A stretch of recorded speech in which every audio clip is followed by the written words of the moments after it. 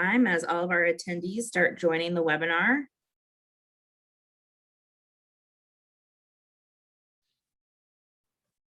Open enrollment charter application mandatory info session. We are really excited to be with you today, and we are excited to share lots of great information and really begin the process of getting to know you as applicants. And really, this is our first interaction with you all as potential charter school leaders as well, too, and board members, too.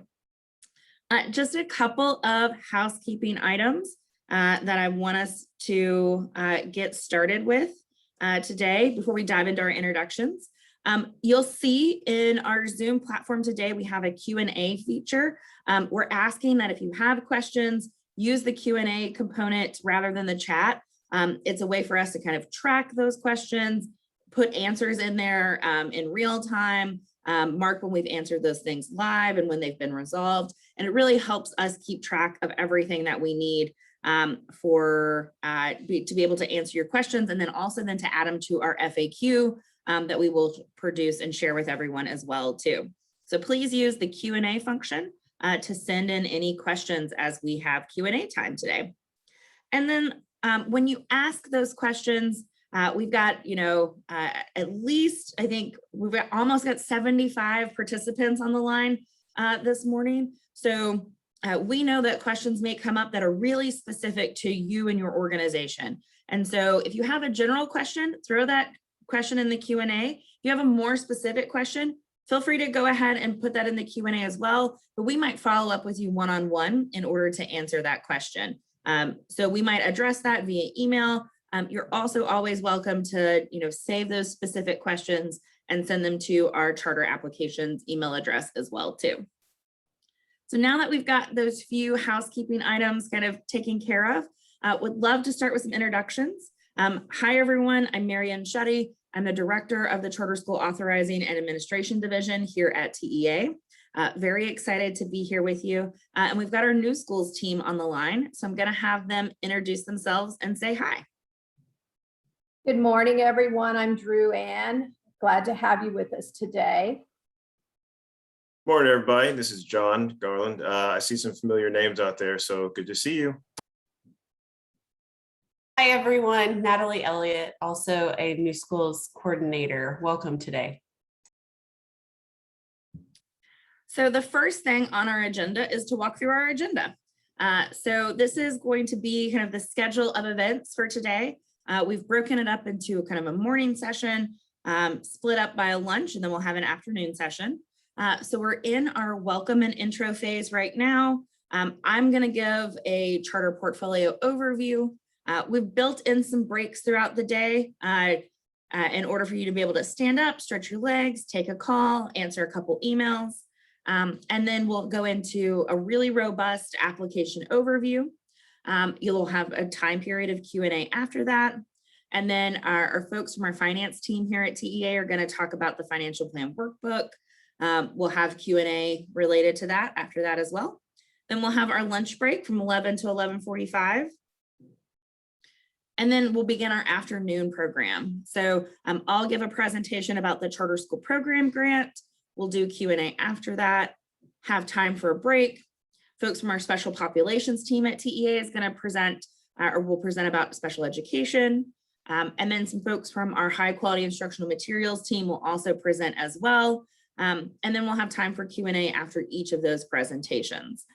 We'll do a brief closing, and then we'll stay on the line for about 20 minutes or so if you have additional questions that you can ask the team as well too. So we are going to go ahead and get started. And so I'm going to go over kind of just the role of kind of charter schools here in Texas and talk about what our office does here at the Texas Education Agency. And so as the Charter School Authorizing Division, we authorize and with the commissioner's blessing and with the commissioner, authorize new charter schools in the state of Texas. And so we kind of have these four aims of our office.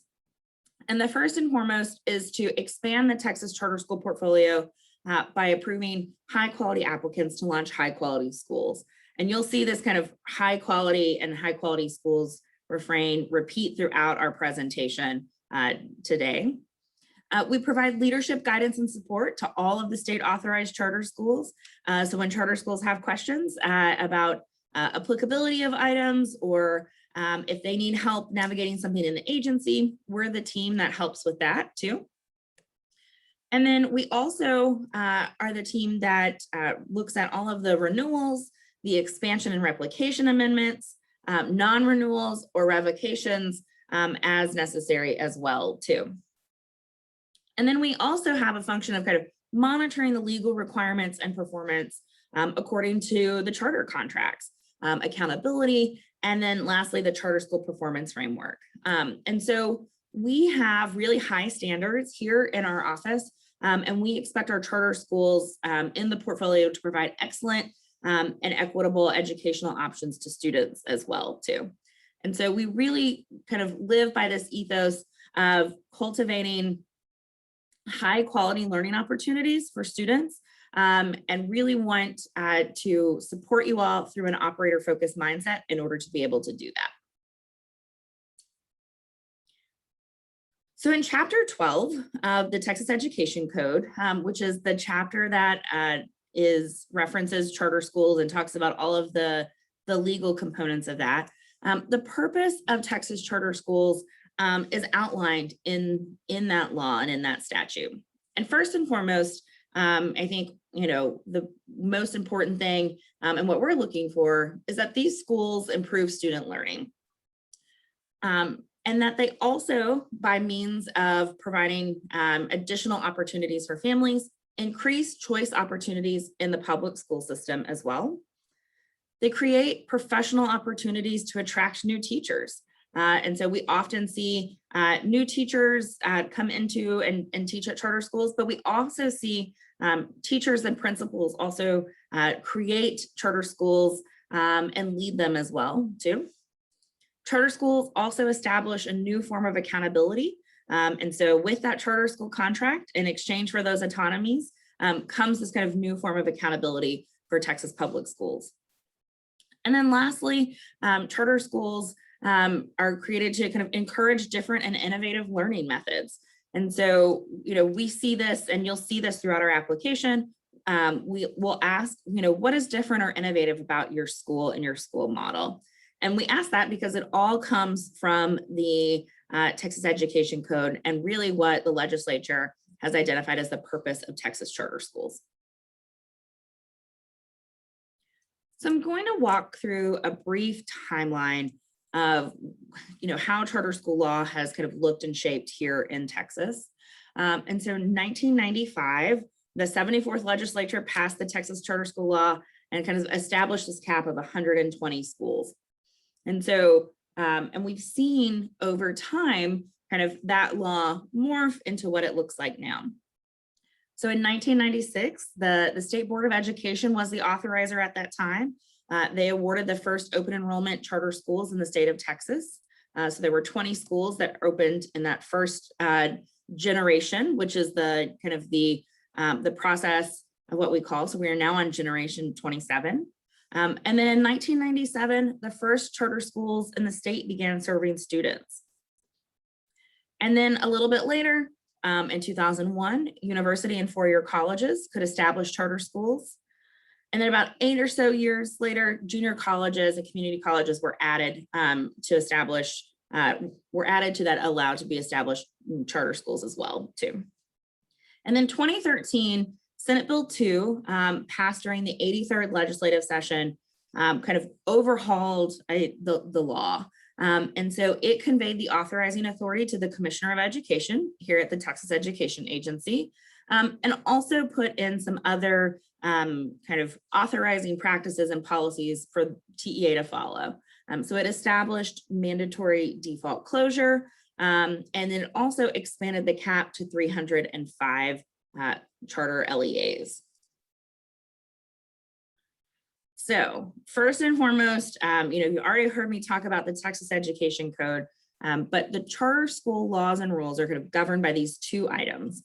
And if you haven't read chapter 12, I would really recommend that you do so. And then we've got some really great reading also in the Texas Administrative Code, Chapter 100, which has all of the commissioner's rules for charter schools as well too. And so in both the statute and the rule here, you'll find all of the law and policy that is applicable to open enrollment charter schools.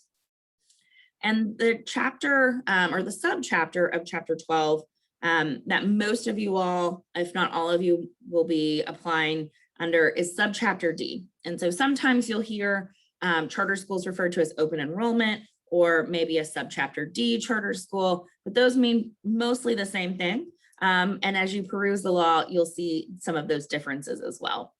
And so as future charter school leaders, it will be really beneficial if you read both of these, the statute and the rule, and start to kind of get a really good grasp of the law and policy that's applicable to you as a school leader. So let's talk a little bit about charter schools in Texas. What do they look like? Who do they serve? So we have, of those subchapter D open enrollment schools, we have 175 charter LEAs. And so, our cap is at 305, so we have plenty of room to grow underneath that cap. Those charter LEAs or charter school districts have 795 campuses, and they serve 361,000 students. So that's almost 7% of Texas public school students choosing to attend charter schools in the state of Texas.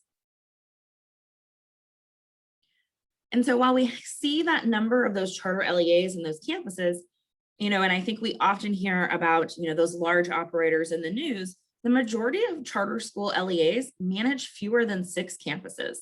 So you'll see that here, we've got 154 are either standalone or small operators. So they're managing, a single campus or up to 5 campuses. And then we have, 14 or so medium operators managing 6 to 9. And then we've got 11 large operators that are managing 10 or more campuses.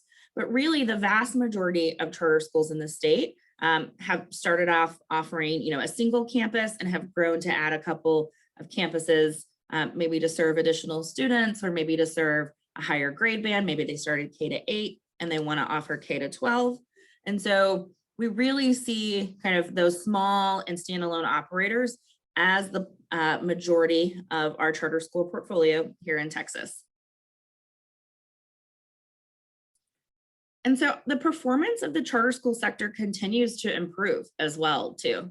And so you'll see 2019 is the last year from which we have ratings, but you'll see this kind of steadily increase over time, not only in the increase in the number of A and B rated campuses, which are the dark green and the light green there, but also a reduction in the number of D and F rated campuses too, which are the orange and kind of like that deep orange or red at the bottom there below the line. And so we're really proud of this.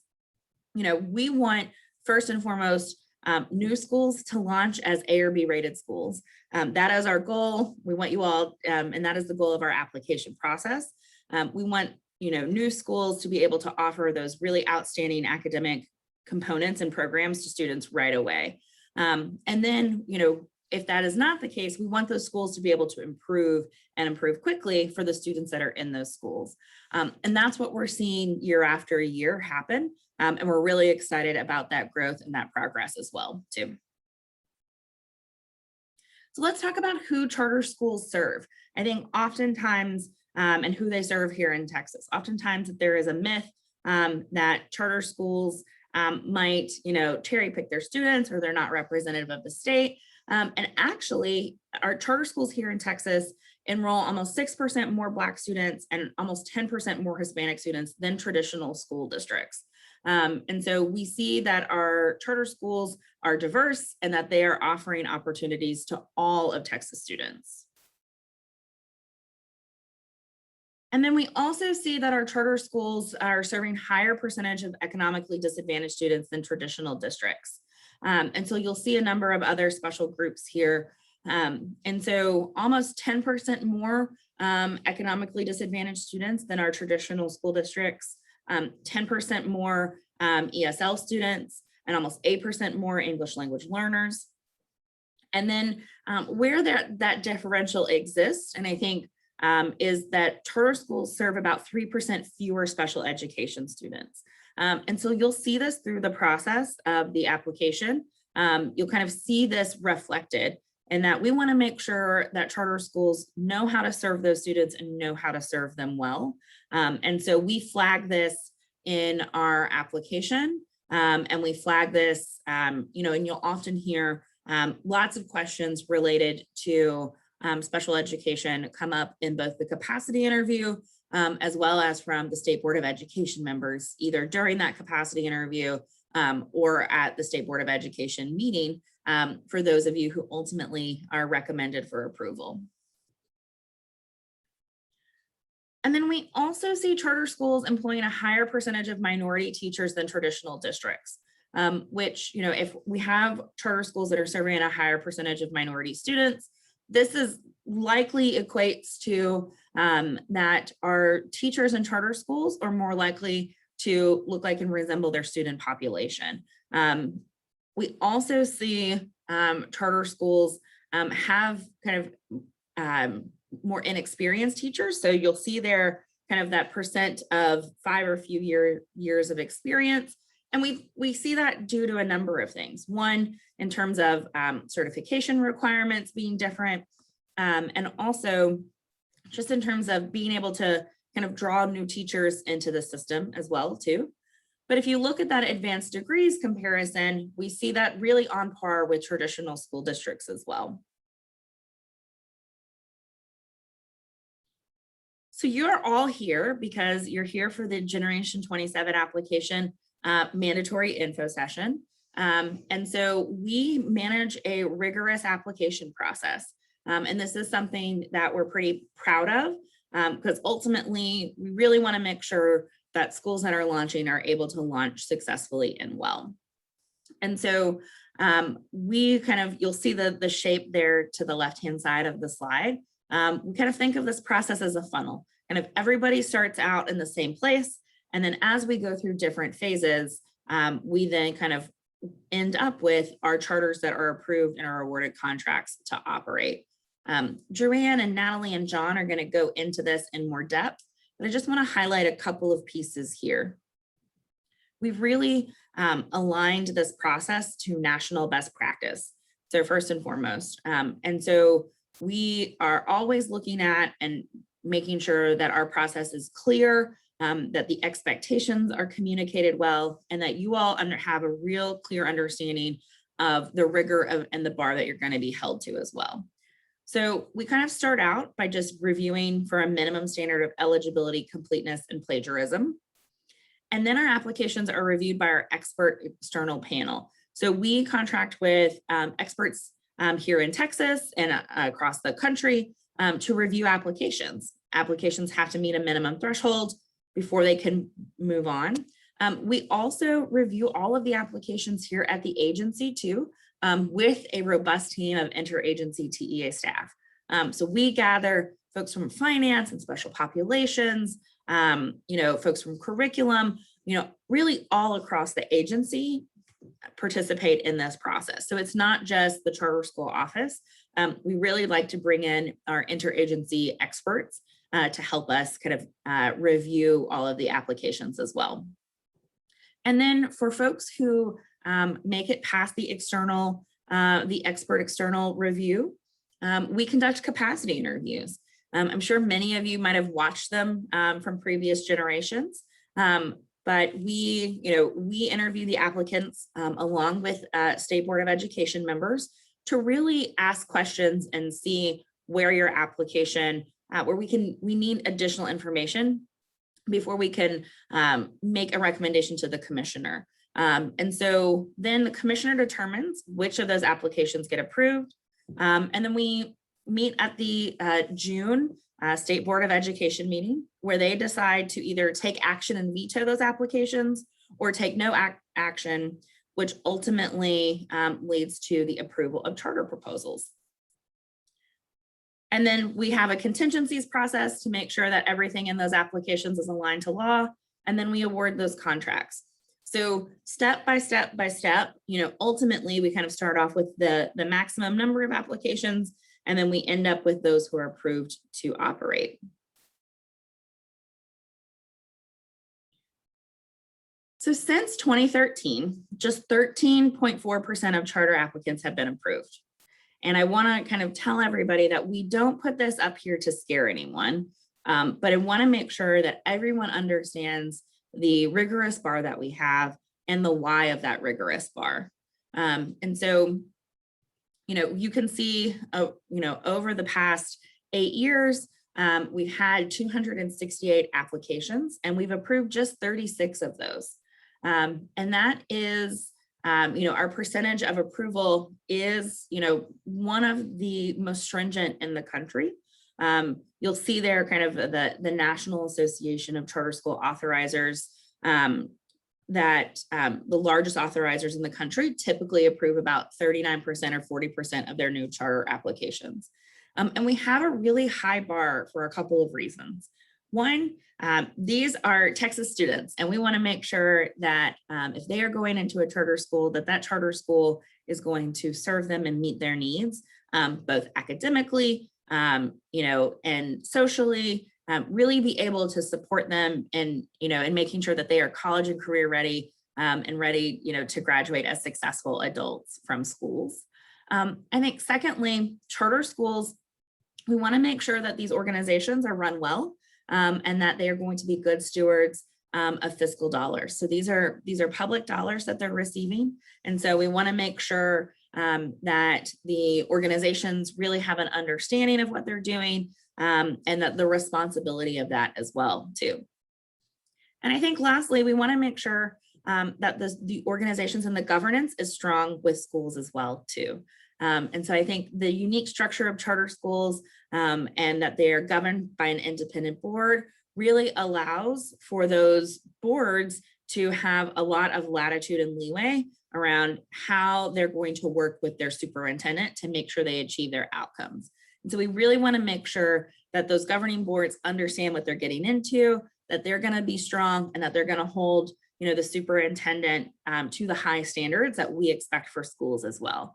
So we're looking at these schools holistically, and we want to make sure that, that everybody is going to launch as an A or B rated school, that you're going to be good stewards of fiscal dollars, and that you're going to be well run as well too.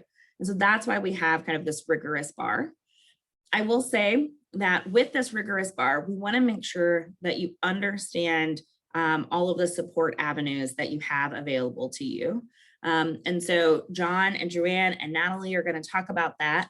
But one of the things that we're adding this year that I want to give time for John and Natalie to make a plug about is, we have our mandatory info session today, but we're also going to have optional support seminars. So I'm going to let John and Natalie kind of take and kind of give a chance to plug our optional support seminars that are coming up.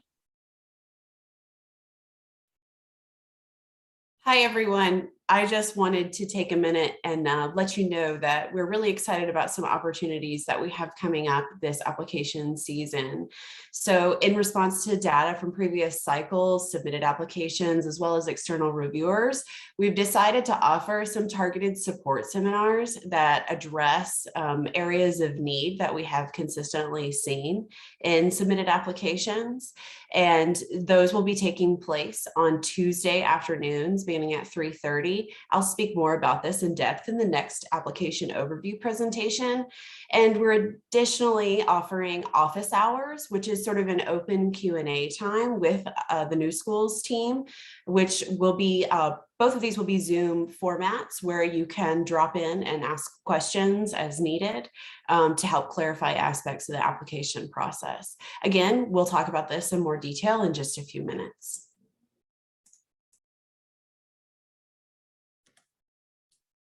Thanks, Natalie. So we are going to take a brief break. We're a little bit ahead of schedule, give you a chance to get some coffee, get prepared for your day. Make sure you've got a notebook so that you can jot down kind of anything that you need to take notes on. And we will come back at 9:35 And Drew Ann and John and Natalie are going to dive into a really robust application overview.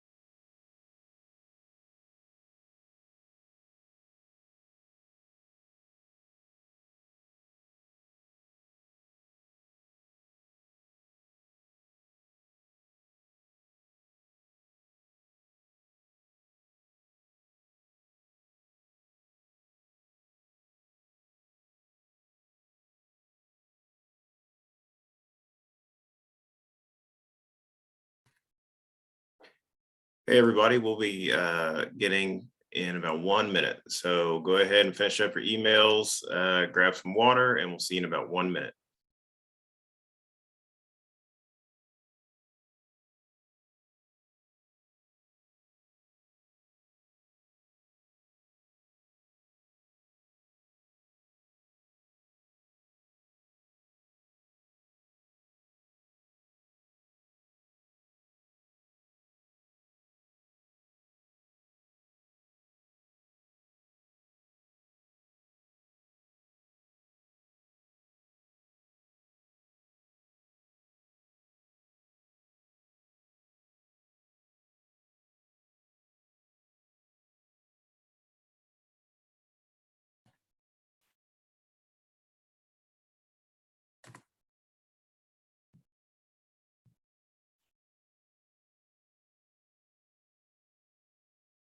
All right, everybody, welcome back. Welcome back. We're going to go ahead and get started. John, just a quick second. A couple of questions came in through the chat during Marion's presentation. And I just wanted to take a quick opportunity and ask Marion to respond to them. In particular, there was the question about the State Board of Education members vetoing several charter schools and what we can do to change that because it can be disheartening to applicants. Thanks, Natalie. So I think first and foremost, what I always like to do is try to ground information like this in the data. And so while we were at the break, I went and looked since generation 18, which has, which was our since 2013, kind of where we were pulling our numbers from. And so wanted to kind of talk through a little bit of the data here. So we received, so from kind of that applications received, to those moving forward to the external review, our threshold has been around 70% or 68%. So we see a number of applicants. We see a number of applicants who either didn't submit complete applications or things in that way. About 70% of those kind of moving on to that external review since 2013. And then from our external review, we see those ones that are eligible to move to the internal review. We only see about 48% of those moving towards that internal review and capacity interviews process. And that means that about half of our applications that make it to that stage don't actually meet our 85% threshold in order to move forward. And so the way in order to change and ensure that is to make sure that you have a really strong application that is going to address all of the criteria that we are going to walk through here in a little bit. And then from our capacity interviews to commissioner recommendation to SBOE, we see about 54% of applicants making that kind of that threshold from the capacity interview to being recommended. So as we kind of demonstrated with the funnel, at each step of the stage, we're cutting down to somewhere between 30% to 50% of the applications that are in that stage. And then lastly, from the ones that are recommended, that are ultimately have no action taken by SBOE, we see about 48% of those applications kind of really in the same percentage and threshold of our own process of SBOE taking no action on those applications. And I think first and foremost, the thing that we can do and ultimately make sure that we can do to make a good case for that is really have strong applications that are grounded in community need and demand. And so that's why we put a lot of emphasis on those sections. That's why, you'll see lots of State Board of Education members asking about that, being able to really address the need for your school and having a really strong application that is holistically sound and has a great educational, financial, and organizational and operational plan. And that's what we can do. But I wanted to make sure that we kind of look at those data and those numbers and really show that our process also at each step of the stage kind of narrows down applicants as well too. We also saw a question come in as what do we see as kind of like the main reason for disapproval? And I would say the main reason for disapproval is really in that threshold between our applications received in our external review of applications just not meeting the criteria and the threshold. And so we have a really high bar of what we're looking for, but we tell everybody through our criteria what we're looking for. And so John and Natalie and Joanne are going to kind of talk through this, but I would say first and foremost, before you even write anything of your application, is to really read that criteria and get really familiar about what our expectations are for schools. There are a couple more questions in here, but I think they're going to be addressed in some of the next section. So I'm going to hand it back to Natalie and John and Joanne, and we're going to dive into all of the nitty gritty of what the application looks like this year. Thank you, Marian.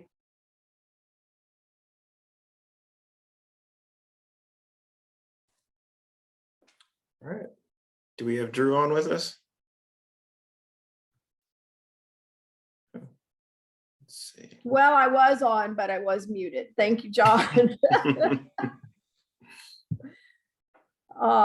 Good morning again. As Marian mentioned, the New Schools team is going to give you a brief overview of the new Generation 27 application and related resources. Let's look at what we'll be covering in our application overview. I'll go over how to access the applications, the available applications, and the various parts of the application. Then John will take us through changes and updates to the application, terms and concepts that you will need to know as you complete the applications. And finally, Natalie will walk us through assembling and submitting the applications, scoring of the application and the review process, and finally, some reminders and key takeaways. So now, let's start the application overview. The natural first step to completing the application is accessing the application on the web page. We have redesigned the Applicant Web Pages, so I'd like to walk you through them and show you where you can access the application components. John, will you take us to the charter school web page, please? Sure thing. Give me 1 second.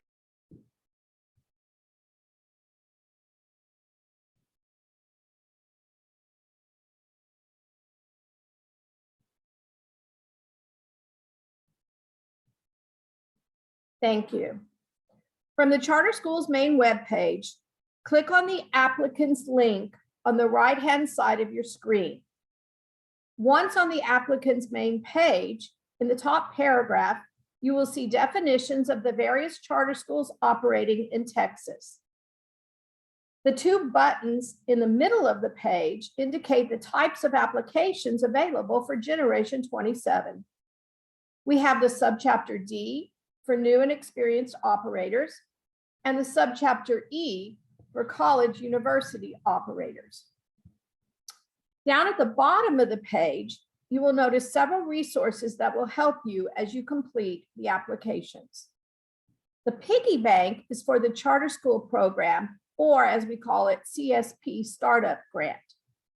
Here you will find helpful information when completing the Generation 27 application, as we have embedded the CSP application within the Gen 27 application.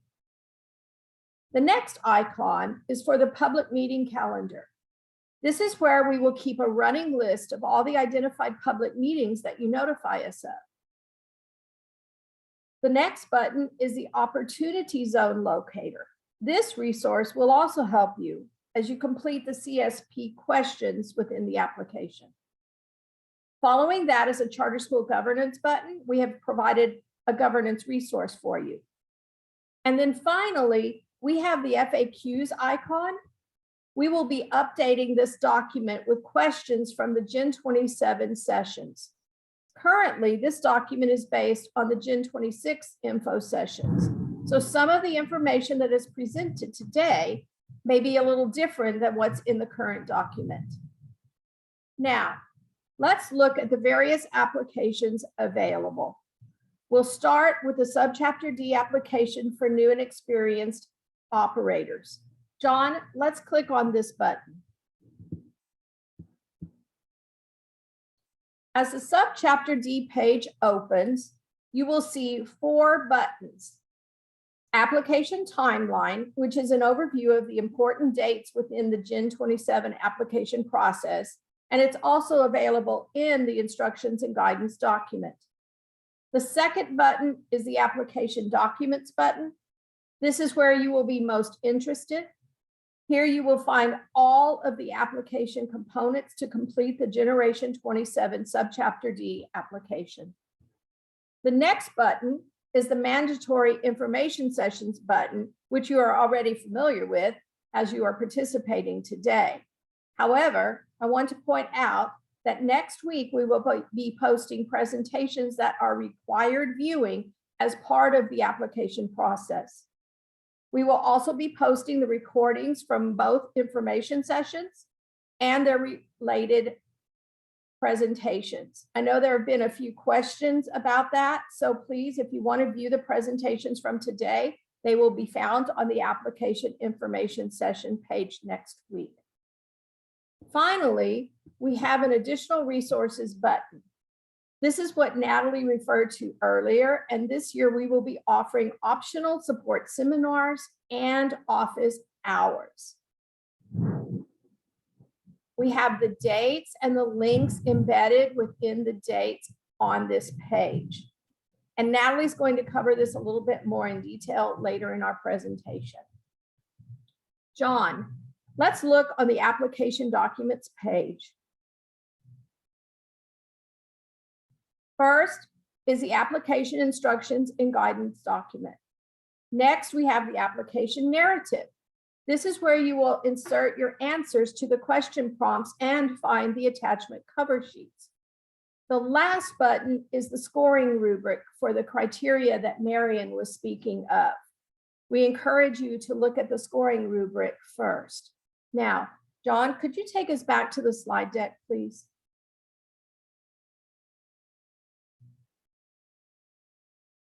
Thank you. Let's quickly review the various parts of the application package. We already saw where to find the instructions and guidance document, which includes key dates and submission instructions. We discussed where to find the narrative document and attachments. This document also includes embedded charter school program grant questions or CSP questions, as well as charter management organization questions and the letter of special assurances. These were all separate documents last year, and now they're embedded within the application narrative document. The attachment cover sheets and forms are found on either the application checklist or as applicable within the narrative portions of the application. John is going to show you how to access the attachments in just a bit. The financial plan workbook is one of the attachments, as is the portfolio overview workbook for those who will be partnering with a charter management organization or CMO. And finally, we have the scoring rubric. Now, John is going to take you through how to navigate the narrative document a little more closely, followed by some important changes and updates to the application, and also important concepts that you will need to understand. John, would you like to begin? Yeah, actually, and before we do that, let's rewind for a second, because I think we'll probably address a common question that we get right now. So let's just do that. So you all should be able to see the actual website. And as Drew just walked you all through, the application narrative is where you put your responses in. It's a PDF this year. We'll get to that in a second. But some of you all have been having trouble accessing it. So I just wanted to show you what that looks like. So if I hit this button, this is what most of you all are probably seeing. This is because the web browser is trying to open the PDF within the browser and it's going, I don't know what to do with this.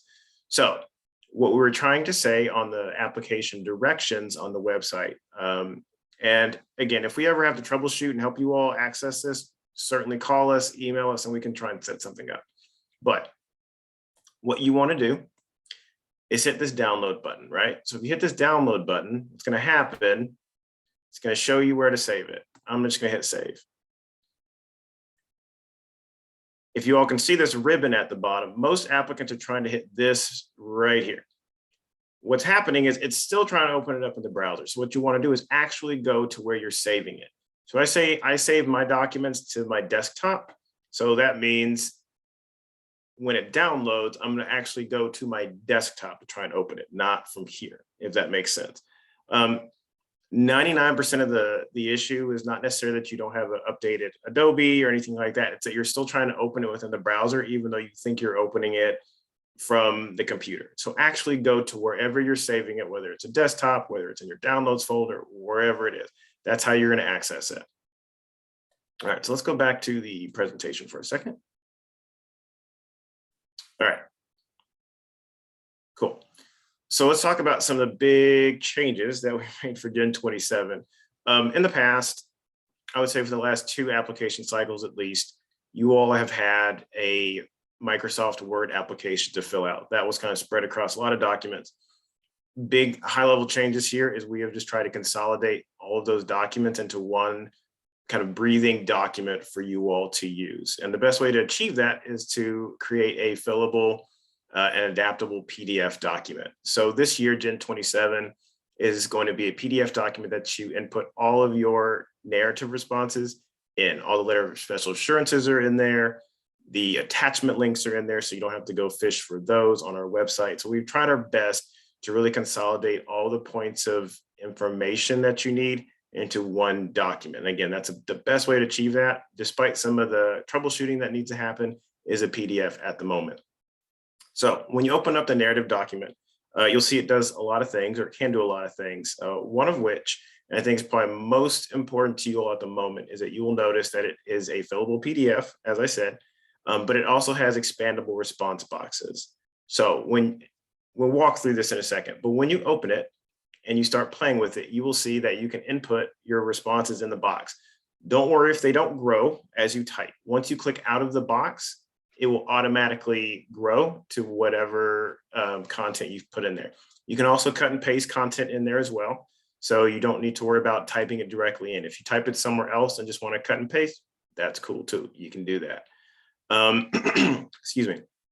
One of the biggest things that we have done is added resource pages. And let's just spend a couple seconds to talk about this and really stress the importance of it, because I think it's going to be a valuable tool for you all as you all really define the quality of your proposal. So I would say we've been working on Gen 27 for quite a while, again, just to be sure that we have really enriched the quality of your experience this year. And one of which is we really want to minimize or fill in some of the knowledge gaps that we think applicants kind of have sometimes, because again, you don't really know what you don't know. So our solution to this at the moment are these resource pages. So when you open the narrative document, you'll see these big gray buttons at the top of the page, and they're called terminology, resources, and evaluation criteria. And what these are, we'll look at in a second. What these are typically going to be applicable laws that we've hyperlinked for you, TEA resources that you will need to, again, really kind of get you on the path of understanding what's out there, what TEA is already kind of researched, best practices, things like that. We've also given you the criteria here as well. So we really tried to, without sending you all to the far reaches of the internet, again, consolidate a lot of this information into one breathable document for you all to be able to use. If you're a returning applicant, you will quickly notice that there are expandable tables and interactive tables this year. Some may see that as kind of guardrailing a little bit. Others, I think, can really see the benefit in it, which is this allows you to really compartmentalize your information. And what it really allows you to do, which is really cool, is you can add rows and delete rows as much as you want. So the application will automatically adapt its length to that, and you don't have to worry about manually making it longer or shorter. So with that said, let's kind of pivot and move to an actual example. Okay. So today, we are going to look at the high quality instructional materials and instruction portion of the narrative document. So the big gray button right here. So if we click it, what's going to happen is it's going to expand the application. It just expanded the application to show you these pages. And these are the resource pages. As you can see, we have some helpful links. And we've also given you the evaluation criteria to which you can quickly look at and see, before I start this response, this is what I'm going to be scored on. If you want to collapse this page and you want to make it go away, you just hit this button and it takes you back where you were. And that page goes away until you open it again. So that's first thing. And then we're just going to kind of work our way down towards the bottom of the page. Second thing you'll notice are the attachments. As Drew said, the attachments can be accessed within the narrative document this year in two places. Number one, the cover sheet, and it's got clear instructions and clear directions. Not cover sheet, excuse me, the checklist. So when you go to the application checklist, and it's up here, there it is. These are hyperlinks. So if you click those, it takes you straight to that application, that attachment cover sheet. And we'll get to attachments here in a little bit. Okay. Next thing you'll notice is that we've also hyperlinked the attachments within the narrative page. So again, if you don't want to scroll back up to the checklist, you can also access it here. Working our way down, as we talked about earlier, there are expandable and interactive tables. All you need to do, if you want to add a table, add a row, you just keep pressing that plus button and they'll just keep adding indefinitely. And if you want to delete them, you just go ahead and hit that minus button and it'll just go ahead and delete them. Now, fillable text boxes. Let's see if we can. All right, we'll just do that. Okay, if I cut and paste, you'll see nothing happens until I click outside of the button or the box, and then boom, it auto expands. If you want to minimize or make it smaller again, you just delete the contents in the box and boom, it automatically shrinks back to its original size. Okay, the last thing I want to touch on is the page count. So in the instructions and guidance document, it outlines that if you're a subchapter D new operator, or even experienced operator, you have a 100-page limit to your narratives. The narratives do not include, and hear me when I say this, do not include the letter of special assurances, doesn't include the attachments, doesn't include any CMO responses. Those have an additional page count as well, page limit. But what I want to focus on is this right here. So the document is going to auto paginate, right? So this is a number you want to pay attention to. Once that gets to page 100, you want to be sure that your narrative responses are not going past page 100. If you hit the letter of special assurances and it says 101, you're great. But page 100 needs to stop at where your responses are. That said, I just want to say there's one last thing about this. Very important to remember. You can expand all of the resource pages that you want. They will not count towards a page limit, as in that page number will not change. We've configured it to where you can open all of them and it will not count towards a page limit. So page 6 is counting only the pages that you have narrative responses on. So you don't need to worry or do the math about how many resource pages are open or not open.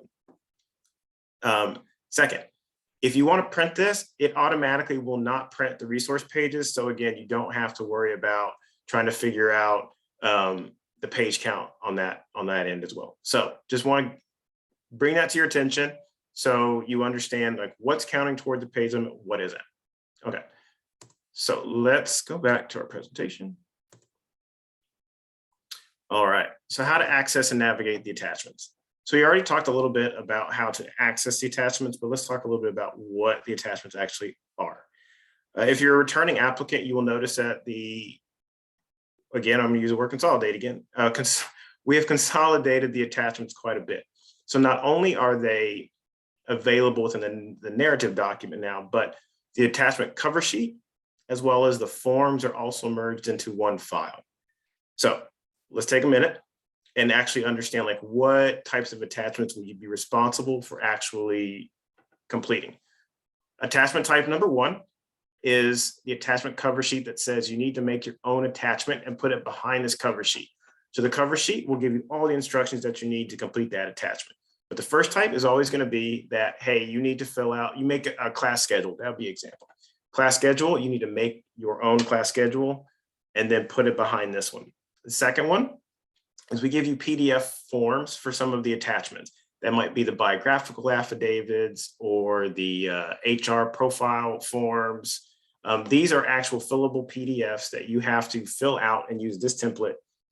And again, the cover sheet will have all that information on it. In the past, that PDF form was somewhere else on our website. It is now in the same file as the cover sheet. So again, as long as you click the link, it will give you everything you need to fill out that attachment. And the third type are workbooks. Some of you all, depending on if you're a new operator or experienced operator, if you're a new operator, you're going to have to fill out the financial plan workbook as an Excel document. You're going to download it as an Excel document. You're going to complete an Excel document. And you're going to submit it as an Excel document. Joe Herrera from Financial Compliance will meet with us today and actually walk you all through what that workbook looks like. If you're an experienced operator, you have an additional step. You'll have to fill out the portfolio overview workbook, which is more or less a summary of the national portfolio that you will be contracting with the CMO for. Lastly, I want to touch on the format requirements. So all of your, with exceptions that I'll talk about in a second, all of your attachments that you create must be completed in 12-point font. You can use Open Sans, Calibri, Arial, but it needs to be single-sided and it needs to be in black ink. With some exceptions, and the exceptions are these: any attachments that have already been created, such as like organizational bylaws, things that you submit to the state or to the IRS, those can be submitted in whatever font they originally either submitted with or returned in. So you don't need to redo any attachments that are already inherent in some other font. Okay. All right, so now let's spend some time talking about terms and concepts that I think applicants can sometimes get hung up on, or maybe we just need to provide some clarity. First one is the big one. So what is a school board and what is a sponsoring entity? Long story short, and not a trick question, they are actually the same. Right now, it's the sponsoring entity. If you are awarded a charter, that sponsoring entity, meaning the board members of the sponsoring entity, then become the school board itself. So the sponsoring entity does not allocate another board. It doesn't make another school board. So if Malik, Abdul, Tom, whoever are the board members, then if you get a charter, now they're the school board. They don't designate those roles to another subsidiary board. So you cannot have a secondary board, but I do want to say that you can have advisory boards, and this has been used by applicants in the past. So the board itself can create an advisory board where they might be parents, they might be scholars, whoever. The key difference between the board and the advisory board is the advisory board do not have voting. They're not voting status. So it's just very important to keep that in mind. And our application has, I think, done a good job this year to really give you the option to designate whether they're a voting member or an advisory member.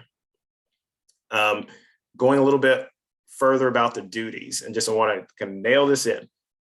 The school board cannot delegate certain duties, and those duties are outlined if you go to the website and look in the mandatory application information session folder. You will see a PowerPoint next week that says charter school law. Within that PowerPoint, that slide deck, you will notice that we have outlined the non-delegable duties that the school board cannot assign to anyone else. These are the legal responsibilities of the board. And then I think sometimes the next one can be a deal breaker for some. Others, again, it just depends on where you are. School board members are not compensated. There are certain kind of like refundable things, but by and by, they cannot be like a salaried board member. They cannot be paid to be a board member. For those applicants that are sitting in the webinar today that are like, well, how am I supposed to get paid for what is my idea? Typically, applicants have either started out as board members and shown intent to step down and take employment with a charter school. There are areas in the application that allow you to show that. And then lastly, I just want to show here on the left side, just sort of like the chain of authority here. So the school board hires the superintendent, and then the superintendent then turns around and hires the school staff. The school board also handles the contracting process, whether that be with a CMO, back office, et cetera. And I see people raising their hand and putting questions in. We will certainly try and get to those during our Q&A period. Okay, so are you applying for a school? Or are you applying for a campus? You're applying for a school. I'll say this like 3 times. You're applying for a charter school. You're applying for a charter school. In Texas, unlike other states, the school itself is like an LEA level. You can think of like a district level. In your application, you can designate how many campuses under your school that you want to open. So you'll either say one campus, 2 campus, et cetera. So you will be awarded one charter and the board governs at that level. So you can, like I said, you can propose one or more campuses, but I want to note, and we'll get to this on the next slide, that all the campuses that you propose in your application all exist within the same proposed geographic boundaries. Each campus does not, and I'll repeat this, does not have its own separate geographic boundary. And then really quick to close out this slide, expansion. And it doesn't really affect you right now, but it's important to mention the number of campuses that you put in your application is going to be the number of campuses that you were approved to open within your first 5 years. You will not be eligible to grow geographically or campus-wise until at least year 3. And in year 3, even that consideration is based on accountability rating and performance. So it's very important that you really think about how many campuses that you think is necessary, and I'm gonna use the word necessary, to facilitate your mission and vision. Okay, so geographic boundaries. Charter schools are funded by students, but it's students that live within a proposed and approved geographic boundary. And that boundary, those boundaries are defined by the literal geographic boundary of the school district itself. So, excuse me, most applicants typically do more of like a basic geographic boundary where they say Dallas ISD, Richardson ISD, Garland ISD, and maybe Plano ISD. These are our geographic boundaries. This is where we're going to enroll students. This means that students that do not live in those school districts will not be eligible to apply or enroll in that charter school. Other applicants who more or less have wanted to really hone in on the community, like a very isolated community impact, have chosen to designate a primary and secondary geographic boundary kind of model. Within that, you would identify a zip code, a school district, a street, highway configuration, whatever, to say that we are going to enroll students, going back to Dallas ISD example, we want to enroll students within the South Dallas community. So you would pick zip codes for that community. That means you would enroll those students first. After that, you would enroll students that live within the rest of your approved geographic boundary. Okay, I'm trying to speed things up a little bit, sorry. So statement of impact package. So this is both an opportunity as well as a requirement that you have to alert, excuse me, the individuals that are outlined in attachment E4. Okay, and in E4 will outline who you need to send this to and what you need to send. So when you click on that attachment E4 link, it will show you a cover letter and a statement of impact form. You need to send those two things, plus in the narrative document, the application profile page. Some of you all returning may know it as like the cover sheet. It's the first page that you sign. It's page 1 of the narrative document that says page 1 on the bottom. You send these 3 documents certified mail.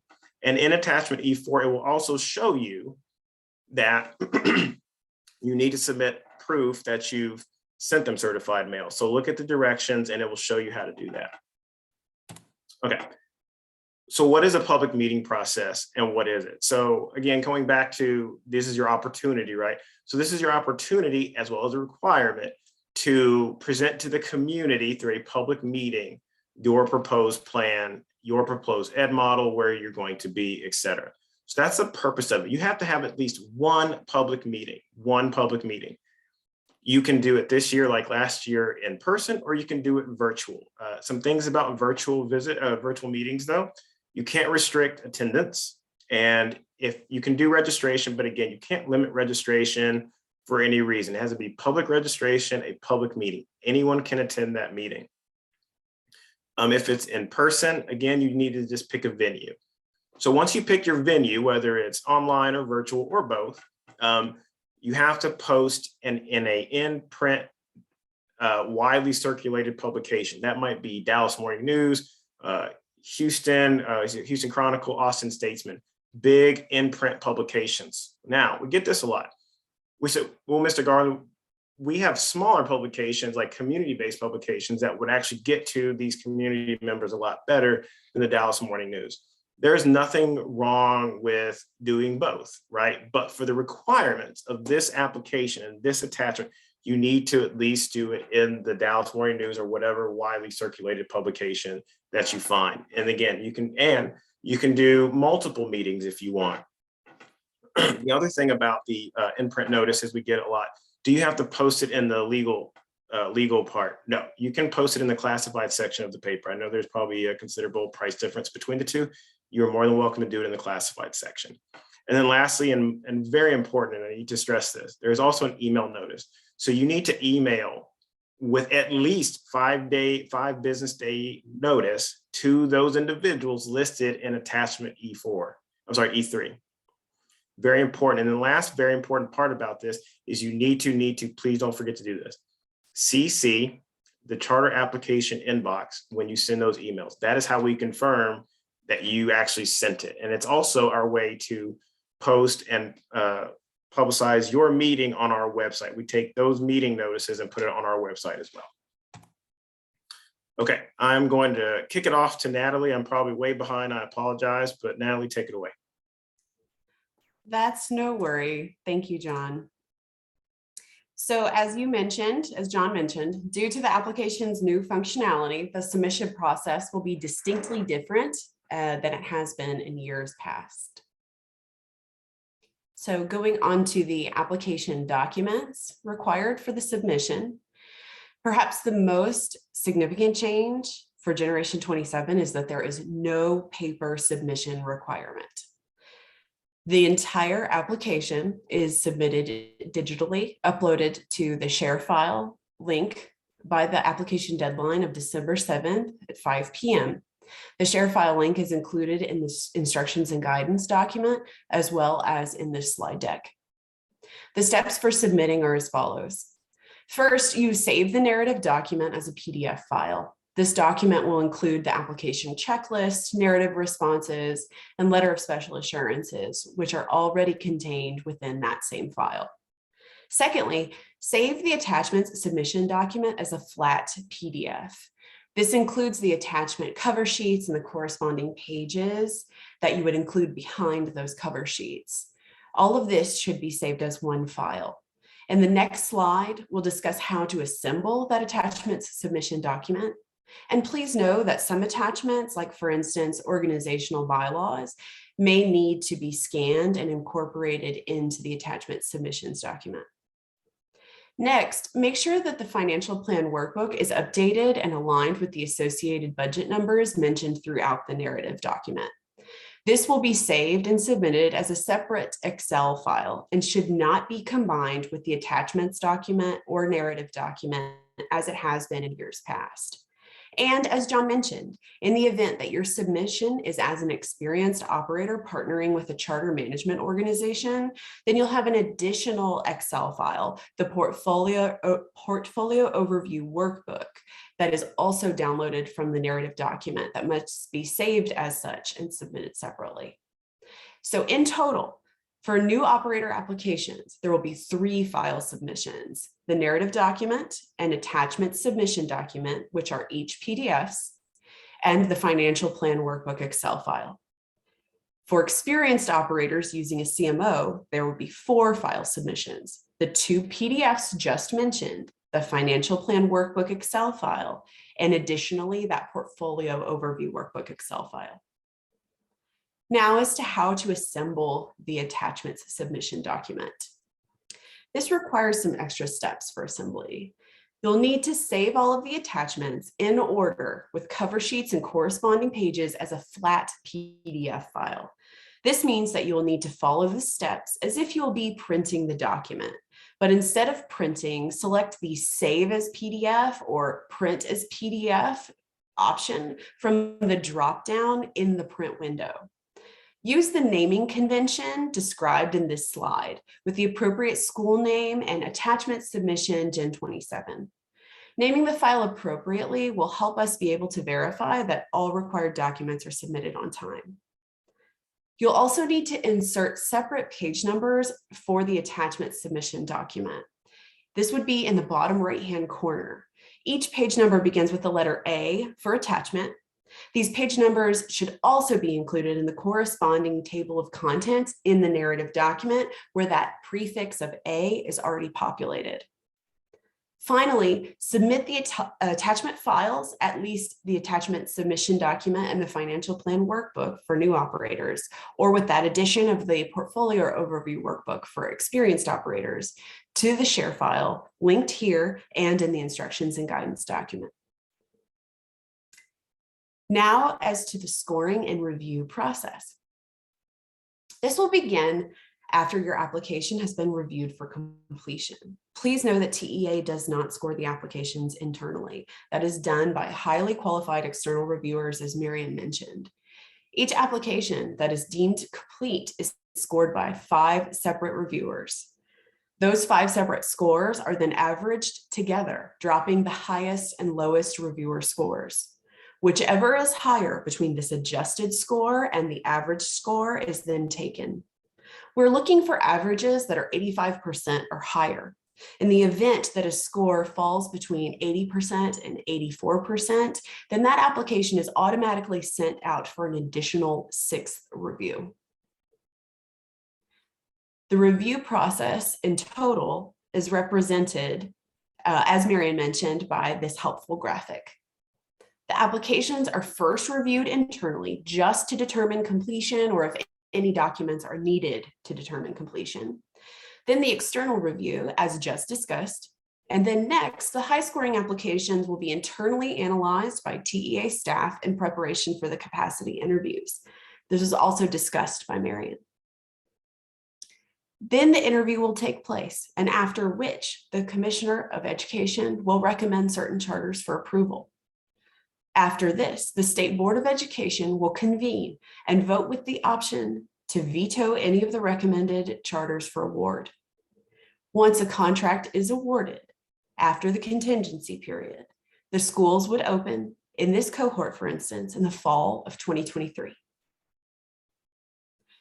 Now, as mentioned at the top, we have additional supports offered this year in our application cycle.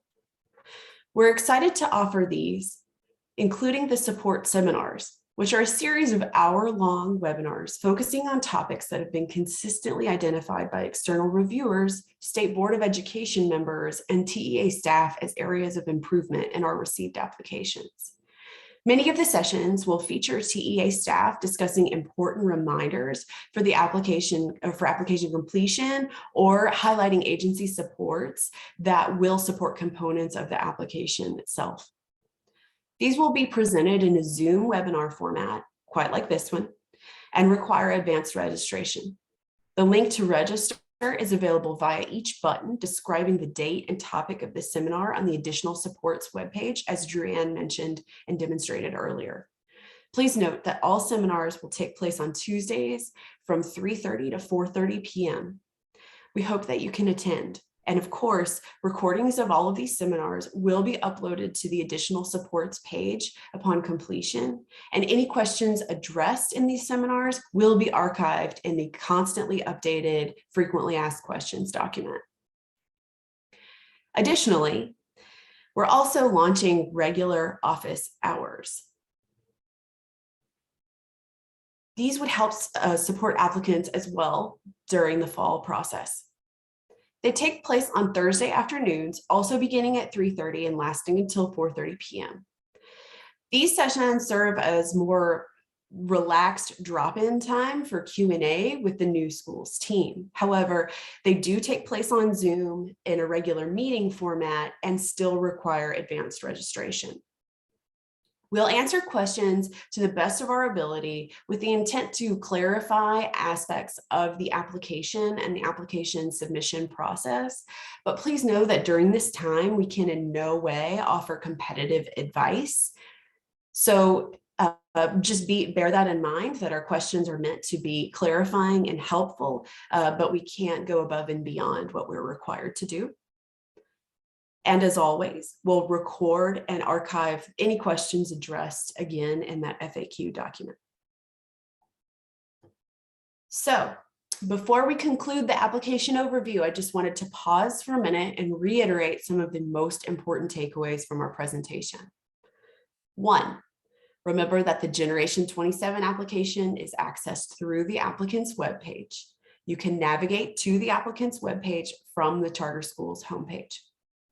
2, remember also that this application is entirely digital. It's an adaptable PDF file that should be downloaded and saved to your computer. All required information and narratives are entered directly into the document.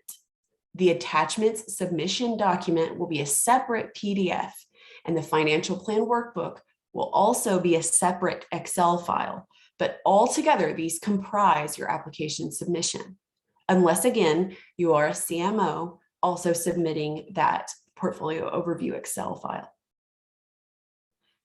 3, remember that the application is due December 7th by 5 p.m.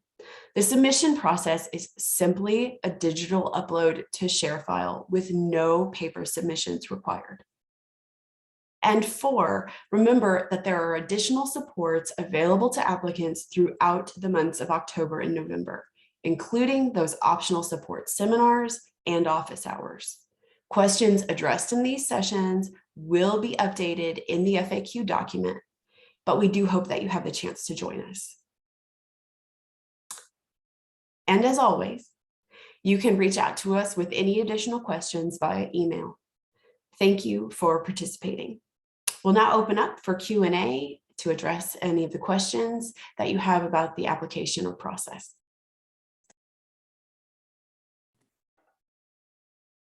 I'm ready to answer some questions, y'all. Let's do it. What we got? Well, I think that, John, I'm not sure if you saw this first one, but the rationale behind changing the community engagement letters of support requirements, do you want to address that? Yeah, so I was a little puzzled by this question, and maybe this person could maybe provide some context, but I'm not really aware that the requirements necessarily changed. I think Gen 27 just reshuffled where the applicant really speaks to the level of community engagement and what was what happened and what transpired between application launch and application submission. So again, maybe this person can provide some more context, but applicants still have to outline community engagement and can still offer letters of support within that. I did want to cut someone off at the pass. I think I saw another question there somewhere that said, did those letters need to be submitted in with the font requirements? Again, that answer is no. If whoever writes it in Times New Roman, that's completely fine too.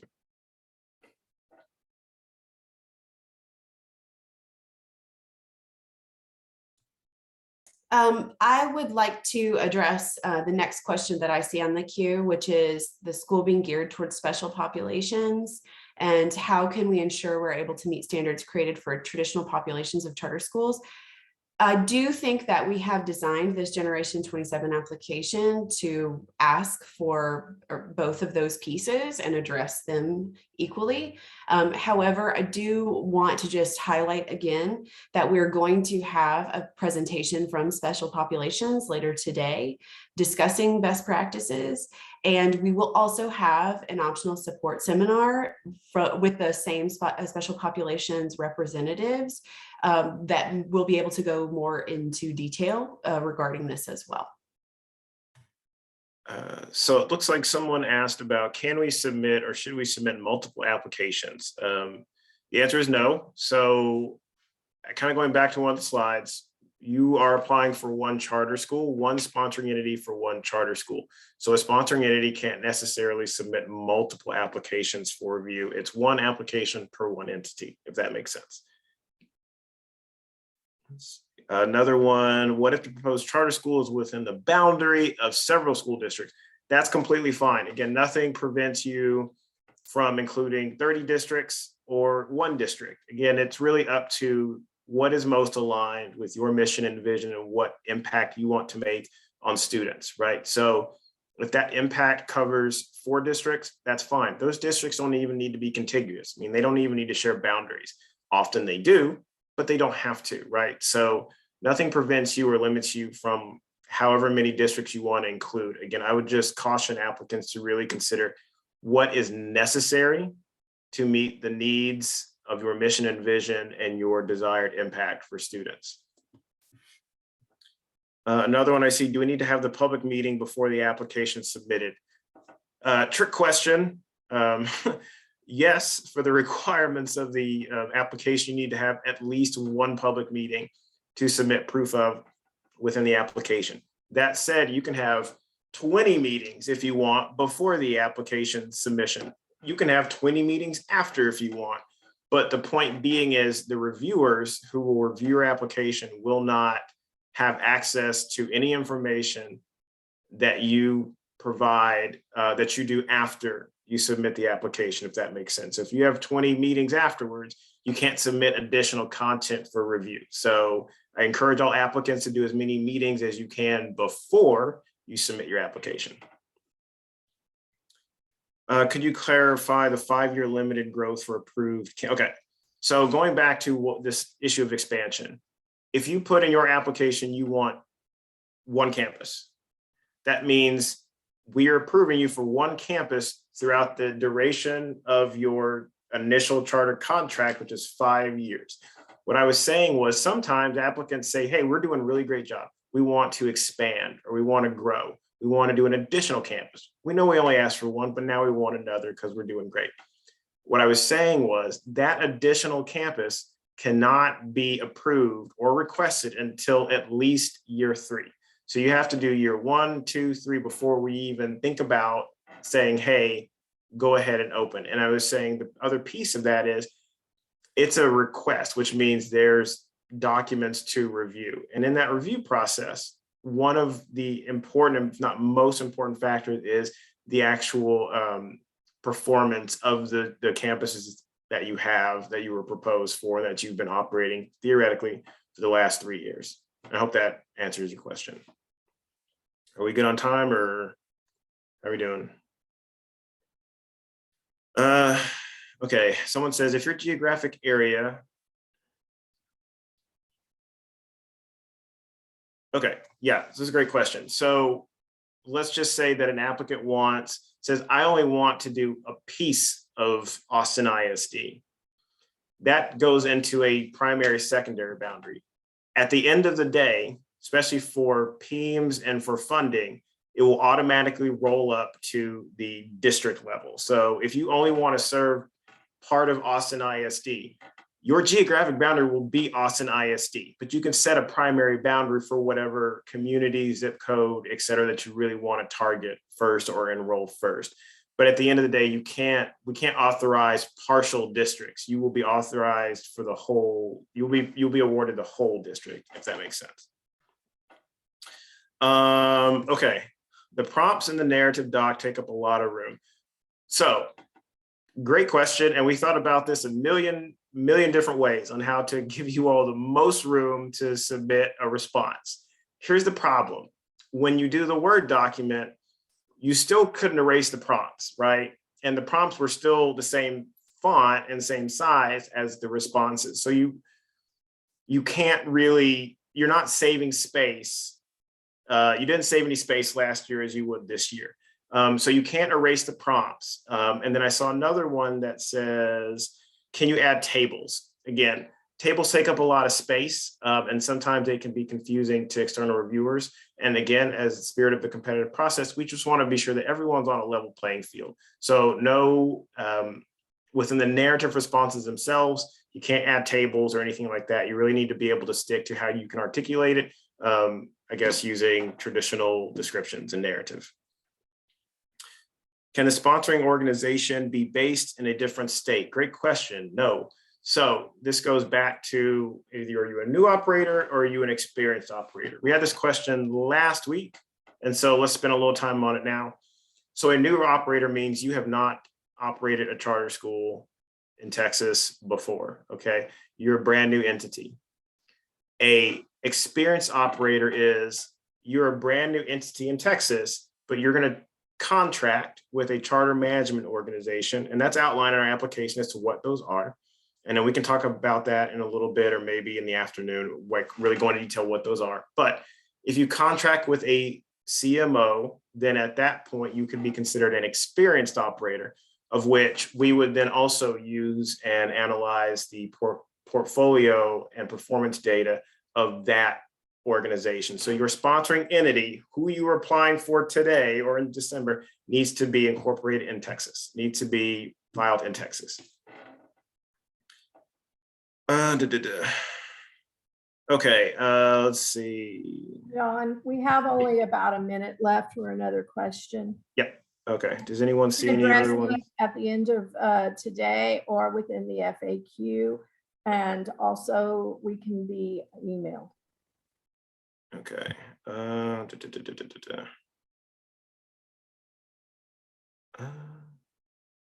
Okay, then last thing. Okay, this is a good question. So for returning applicants, you can use your public meeting so long as they are within 18 months. If you go to the attachment cover sheet, you will see it gives you the date. If it's before that date, you can't use it. If it's after that date, you can totally use that particular, you can use that meeting if you want. And again, I know there's a lot of questions. We'll get to them a little bit later. I don't want to shortchange anybody, but again, for all of the good stuff that's going to come, we need to go ahead and wrap it up and get to our next presentation. All right, let me.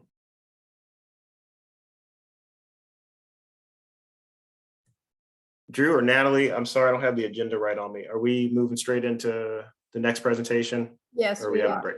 Okay, great. So Joe, if you want to come on camera.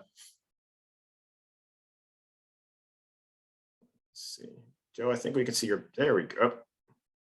There we go. All right. Joe is a new addition to our roster this year. So I'm going to go ahead and let Joe introduce himself while I get his presentation pulled up.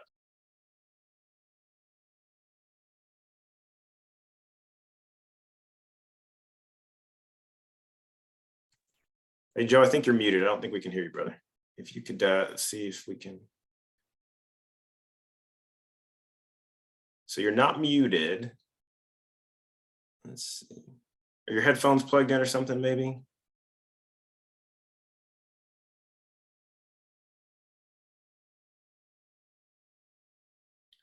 No, still can't hear you. Hold on, let me see. Okay. Sorry, you all, while we go ahead and try and troubleshoot. This is what we're good at. Joe, I think if you go to that mute button down at the bottom, hit that little up arrow, it'll give you some options. I think you want to select speakers that say Real Tech. I think that might be it. Is that clicked? Nope. Is your microphone set to Real Tech audio? Let's try that. Nope, not yet. Let's see. Joe, tell you what, why don't you sign off and try and sign back on, and maybe that'll fix it. And while we're waiting on Joe, I'll go ahead and get his presentation pulled up.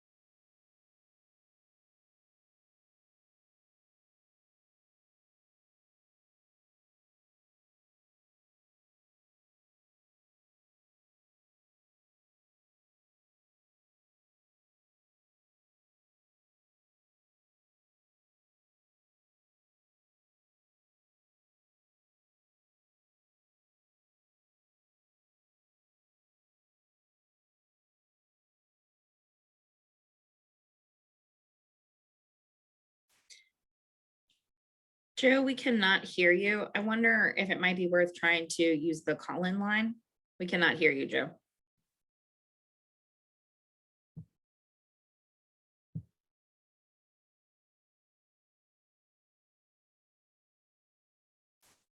Joe, we can't hear you. So I wonder if it might be worth if you called in using your phone rather than using your computer audio.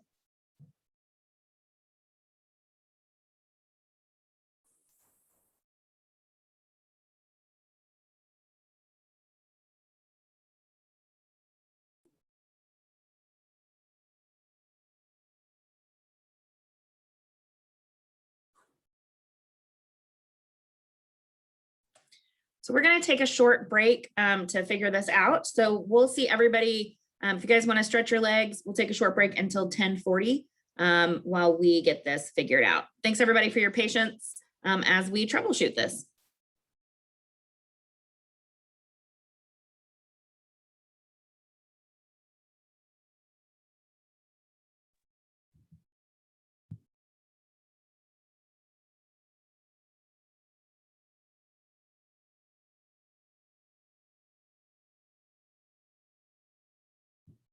Hey, Joe, you can just go ahead and nod your head. Can you hear me? I don't think Joe can hear me.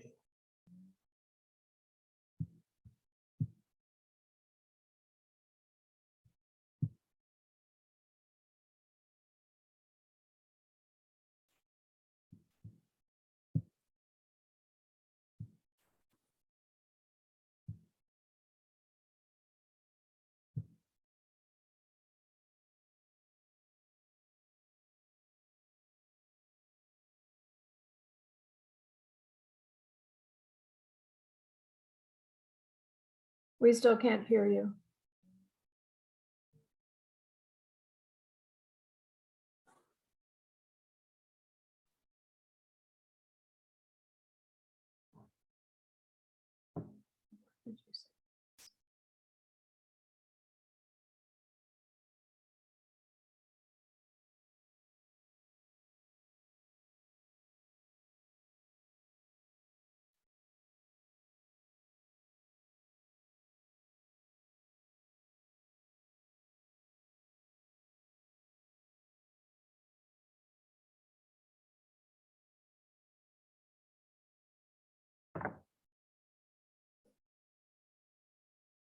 Maybe he should restart the computer, his computer.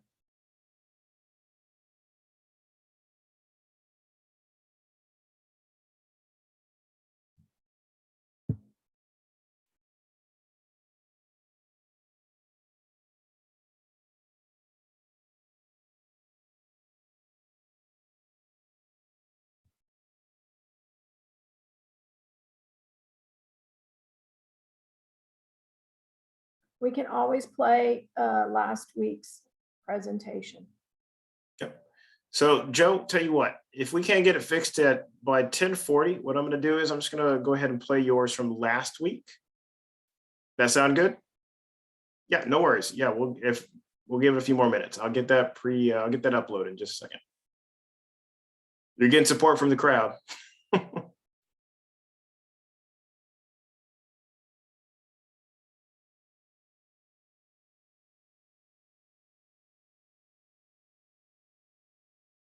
You're muted, Joe, if you need to hit unmute on the Zoom.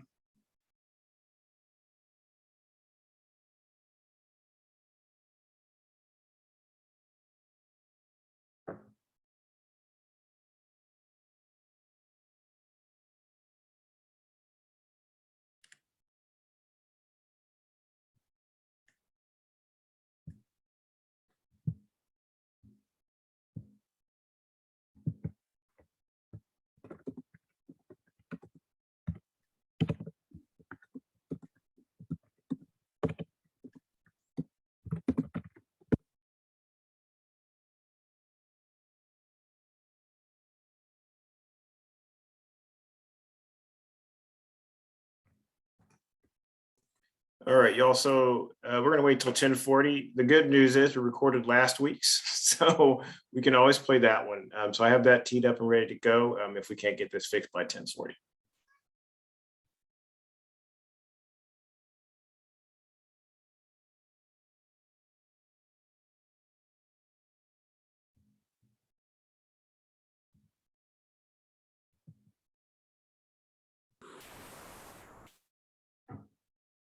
We can't hear you.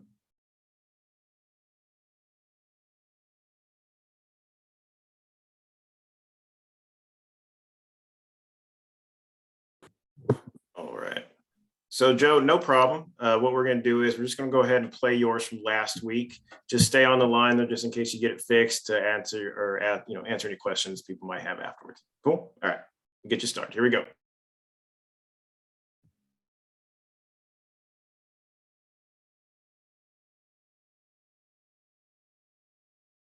Good morning, everybody.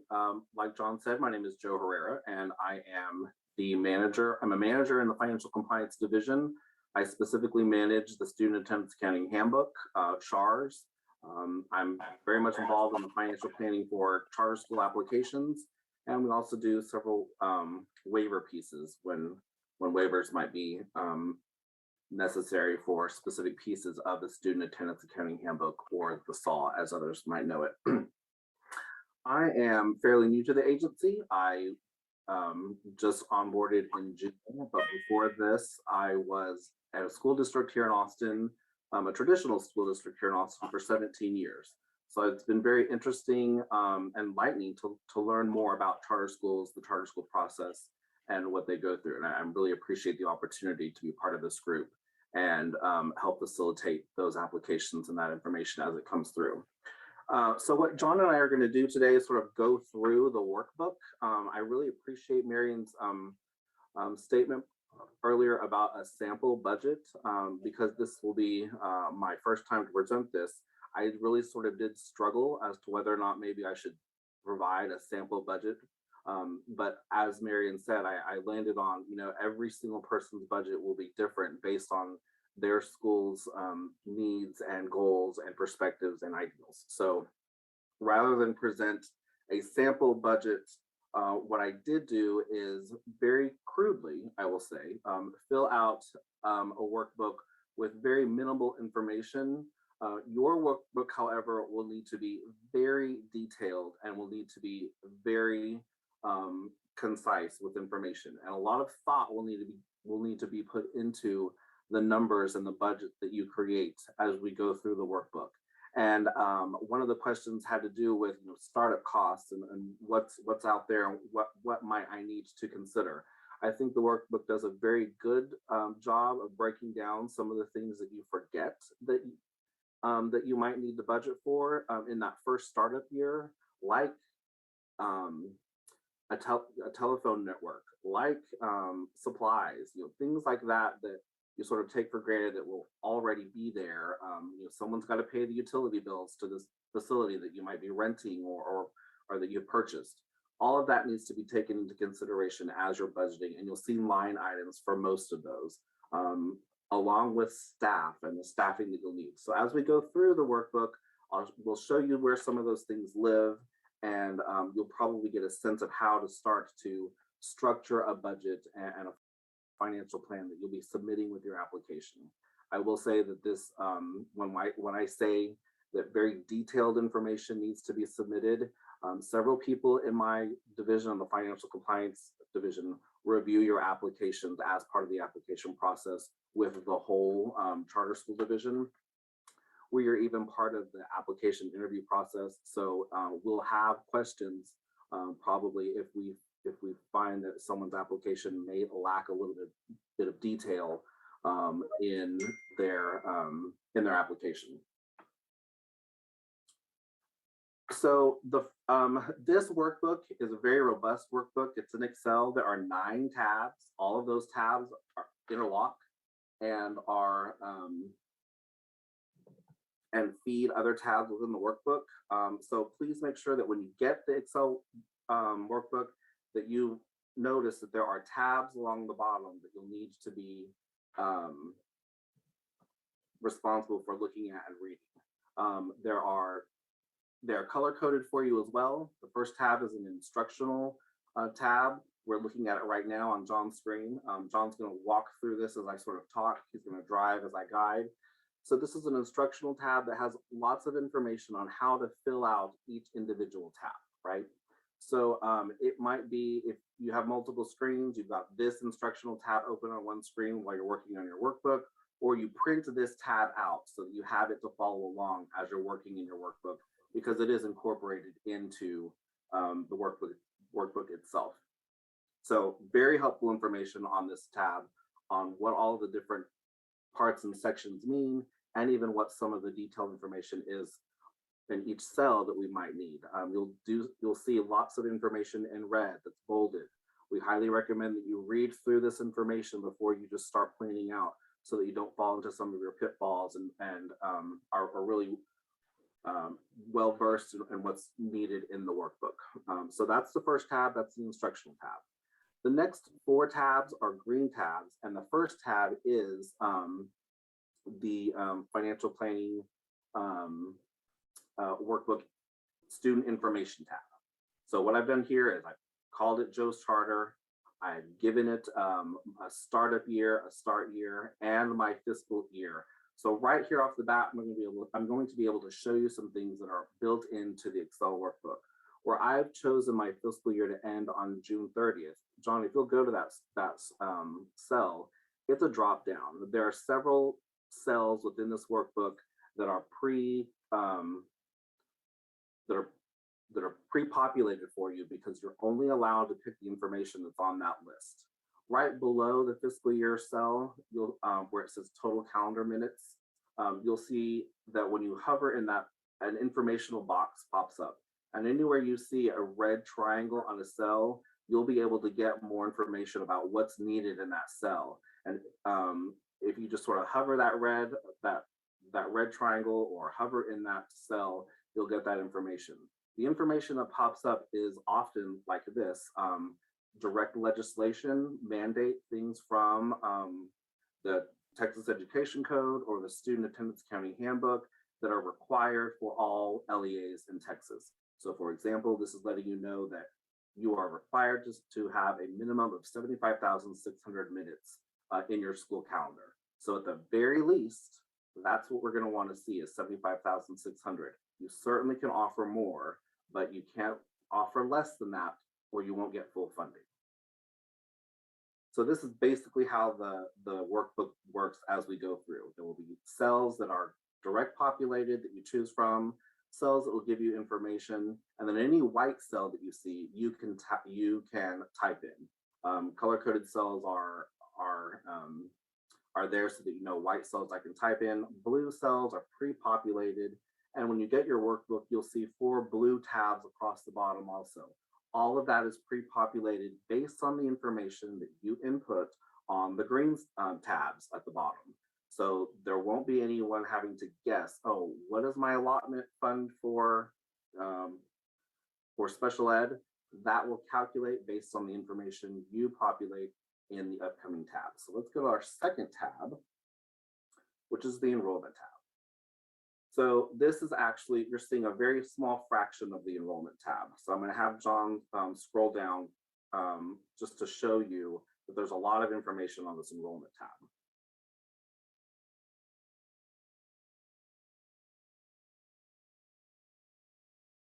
Okay, so now if we go back up to the top, what you're doing is giving us conservative estimates of the enrollment that you predict. And I'm going to emphasize conservative because if you overestimate your enrollment and population, and we'll show you as this presentation goes on where those numbers live and lie, you might find yourself in some financial sort of messiness because you overestimated what your enrollment might be your first few years. So you want to be very conservative about the numbers you put in here. But basically what you're going to do is enter in what you feel or believe the enrollment will be per grade that your charter school is going to serve as it grows. And as you enter in those numbers, you'll see that they'll start to add up at the bottom for total enrollment.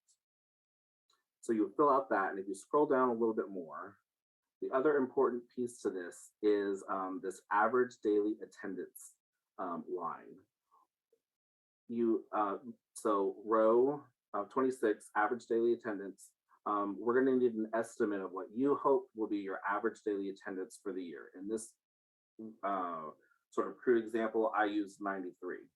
If you do not fill out this line, other numbers going forward in the workbook will not populate. Just filling out your enrollment will not populate the full workbook.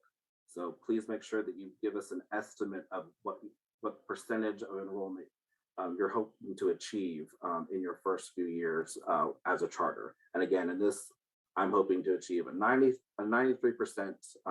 enrollment rating, enrollment average on a day-to-day basis. Something that's definitely well achievable, but it does not overestimate what I think my enrollment will be on an average. As we scroll down, again, you're going to want to estimate the types of special populations that you might be serving throughout the year.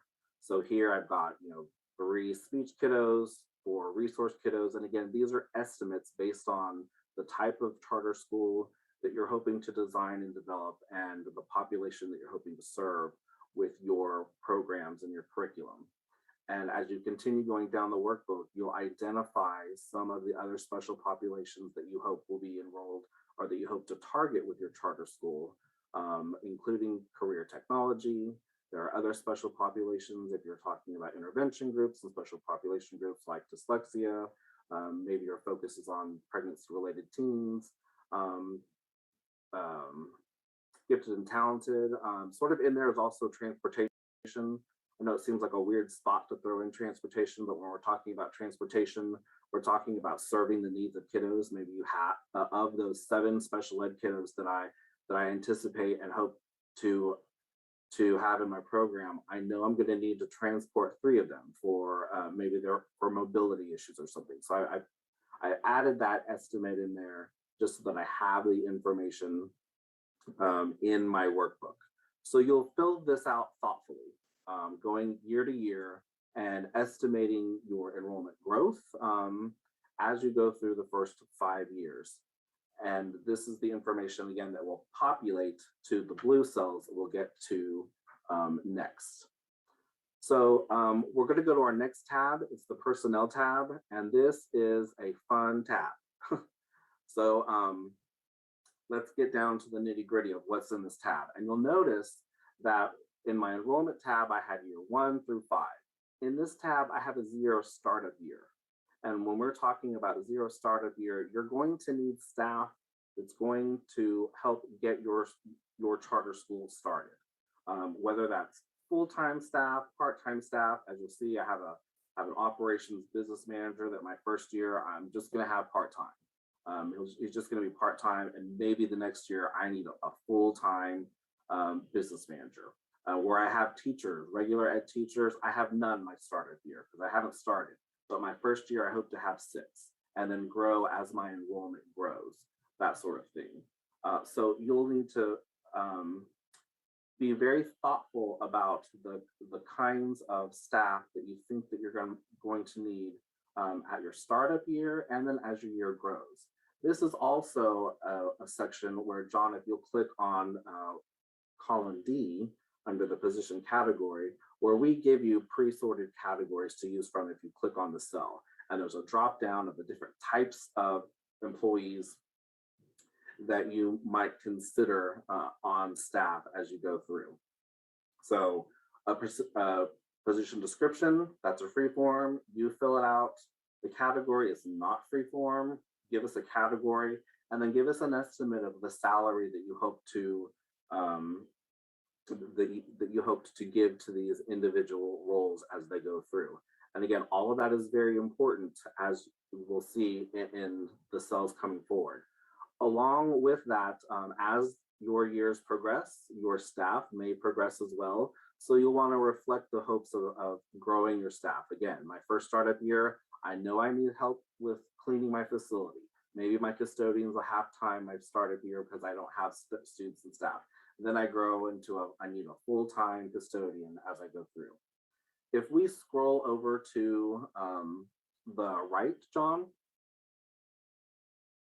this is where you're going to talk to us about increments and raises. What do you hope to do as far as raises are concerned as you go through the year? Maybe you want to see what it looks like if you get a 2% raise to your staff through the year. Again, white cells are cells that you can type in and pre-populate. Blue cells are cells that are populated for you. So as I put in 2%, it populated and gave me an estimate of what my salary growth will be as I go through the day. John, I believe this is a live spreadsheet for you, correct? So if I change that to a 5% increase in salary, you'll see that the numbers also dramatically change as you go through the workbook. So as you start to fill out your information and play with raise percentages and amounts, it will be able to better show you what your budget will look like and how it's going to look. I apologize. I'm appreciate looking at your lovely faces, John and Joanne, but I gotta move my little box here, covering, there we go.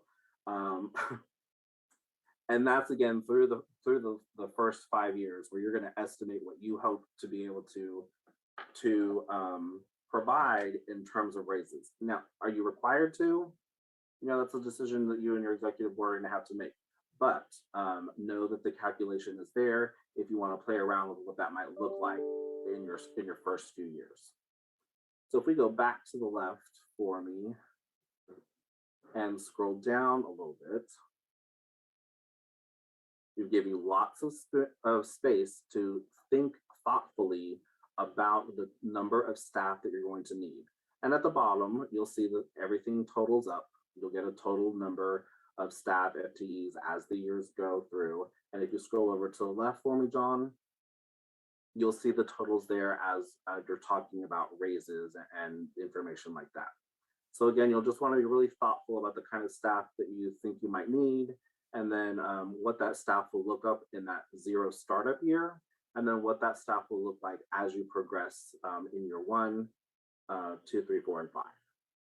So that is the personnel tab. Again, as I was not any sort of a math or science major in college, but I find myself having some fun playing with this as I was starting to think about just budgeting and thinking about what schools go through to budget for the year and for their staff. So that is the personnel staff. We are going to move on to the next tab, which is the startup year and assumptions. And we call them assumptions because you are making a lot of assumptions about the sort of funding and information that you're going to get. So right here, what you'll see at the top when it says revenue, you'll see that there's a total state revenue of $774,217. That number came from the total enrollment that I used in my enrollment tab. So based on the enrollment and my percentage of ADA that I hope to have my first year, that pre-populated with the state revenue that those kiddos would be able to generate for me that first year at a 93% ADA rate. So that's money that I, again, as was stated in the presentation earlier, that's not money that you get until school starts. So that first year where you're actually serving students, so that's the number that you're going to hope to generate based on your enrollment and the ADA percentage that you provided. In that startup 0 year, this is where you're going to hope to get the charter school program grant funds, or even other local grants, loans, philanthropic gifts that you may have received, fundraising that you can put in there. I use 900,000 because I think that's the maximum number that the grant awards. You certainly don't have to use 900,000, but when you're talking about startup costs and information, again, that first year, the only monies I'm getting are either from money that I went out and procured myself, or that the grant awarded me based on my application. And that's why that when you see that 0 startup year in state revenue, it is grayed out for you. Because again, as in the prior presentation, you don't start generating state funds until you start actually serving and educating kiddos.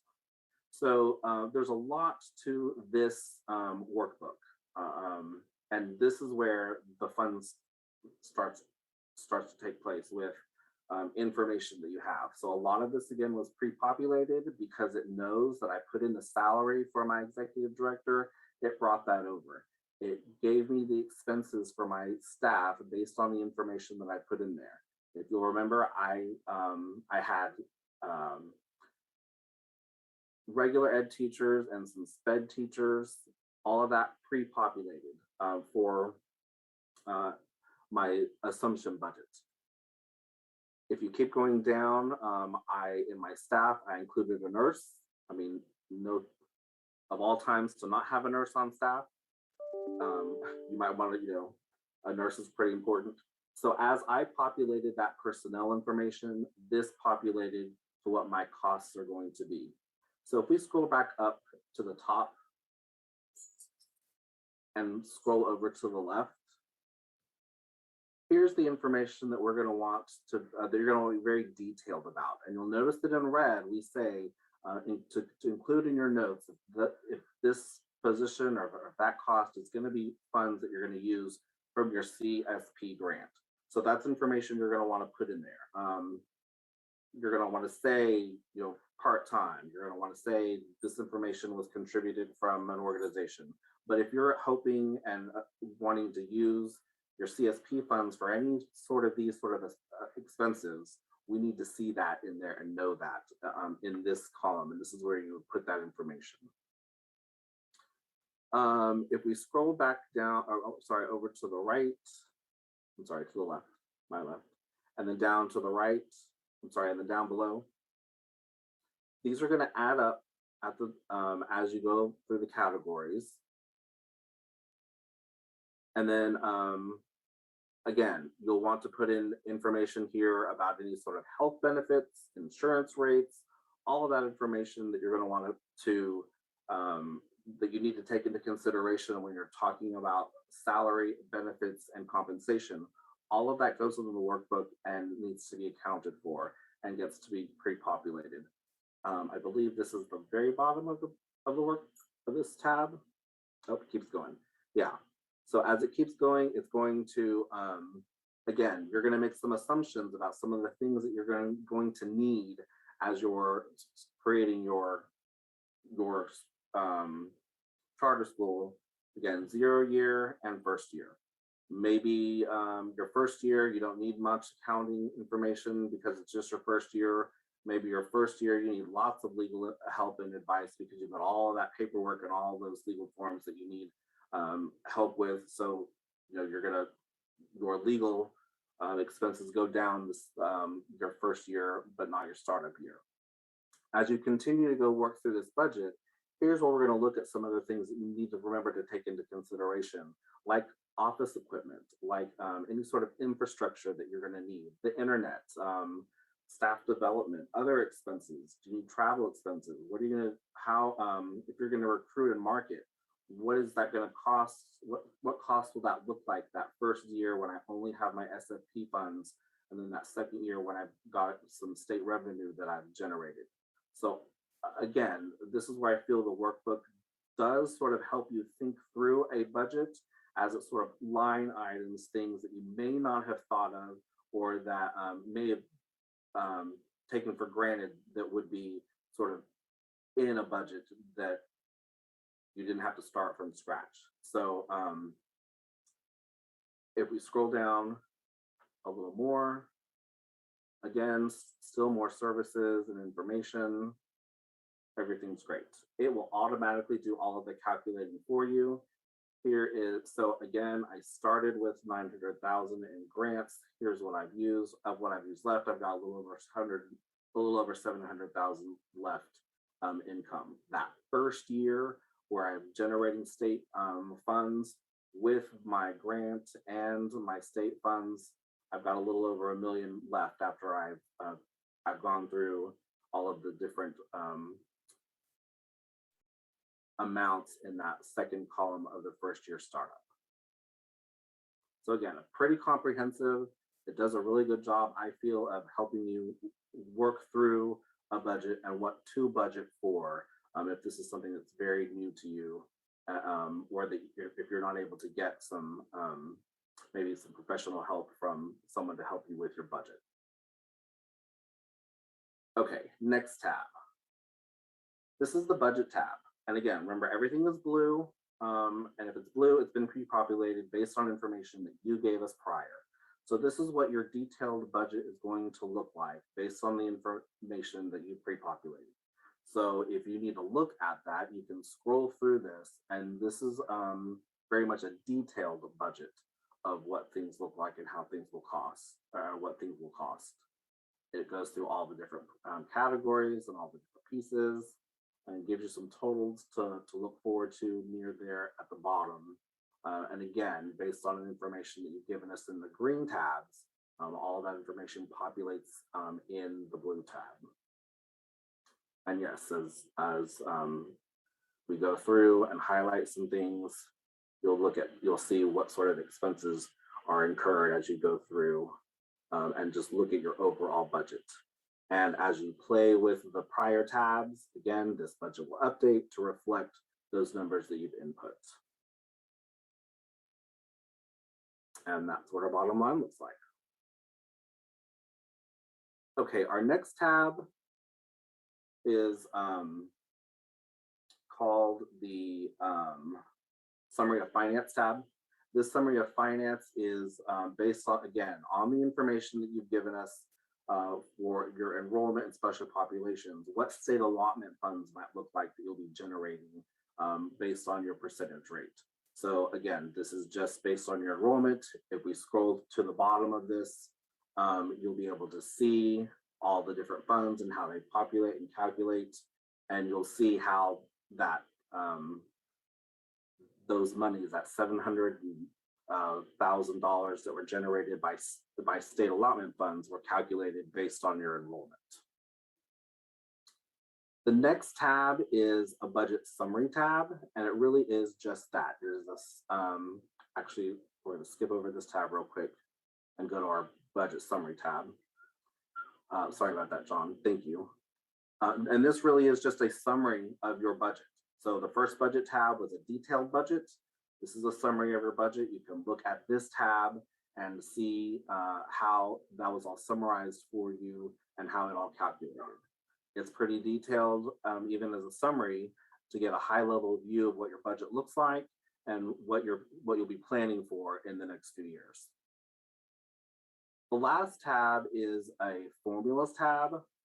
It just sort of lets you see how things are calculated. But again, this tab is just there to show formulas and information. But again, a blue tab that you will not be able to touch and look at, but it does give you information on how things are calculated and how payments go through and are received. So if you scroll down through the bottom of this, again, you'll just see what those monthly payments look like based on the formulas that TEA has. Now, I know that was sort of a quick overview of what the workbook is and how it acts. I do know we have some time for questions. I'm going to use the whole panel to help me with some of these.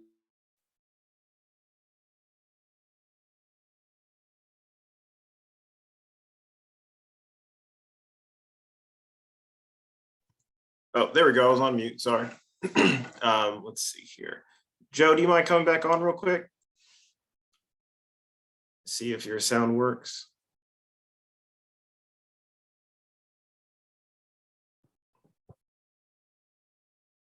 Oh, no, it doesn't. That's okay.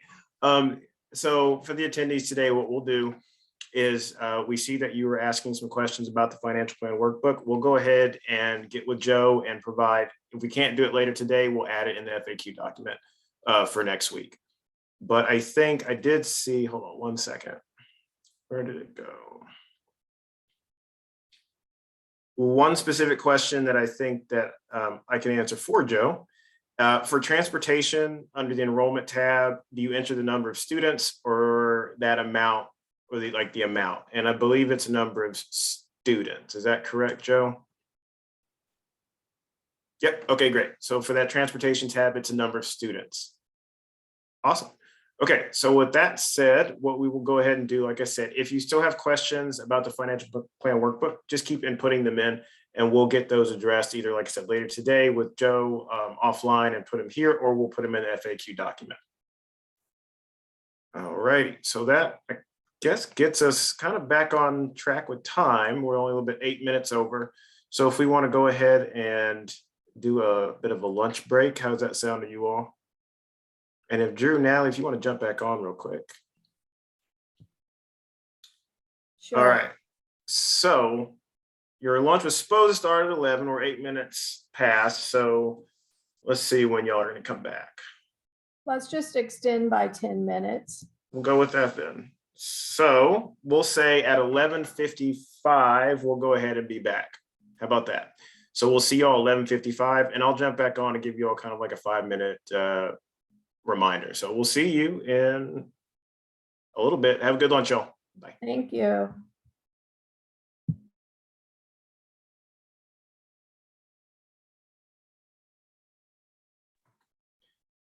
So alrighty, everybody, it's 11:55. Hope you all had a good lunch and got some coffee. We're gonna go ahead and start the afternoon session of this overall session. And so up next, we have a presentation on the Charter School Startup Grant, which is an extremely important part of our application process. However, our original panelist did not or was not able to join us today, but like with Joe, we have the recording from last week. So we're gonna go ahead and play that one. And if you have any questions, again, we'll do Q&A at the end if we can address it. Otherwise, we'll just add that to the FAQ document. All right, so let me go on and get that queued up.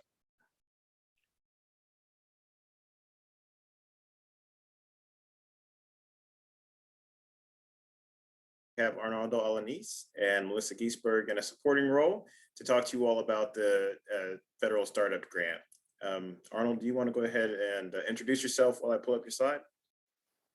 Yes, good morning. It's still it's 5 minutes till noon. So good morning and welcome to the applicant information session. We're going to talk about the CSP grant. My name is Arnoldo Alanis. Go by Arnold just because it's even easier for me to say Arnold than it is Arnoldo.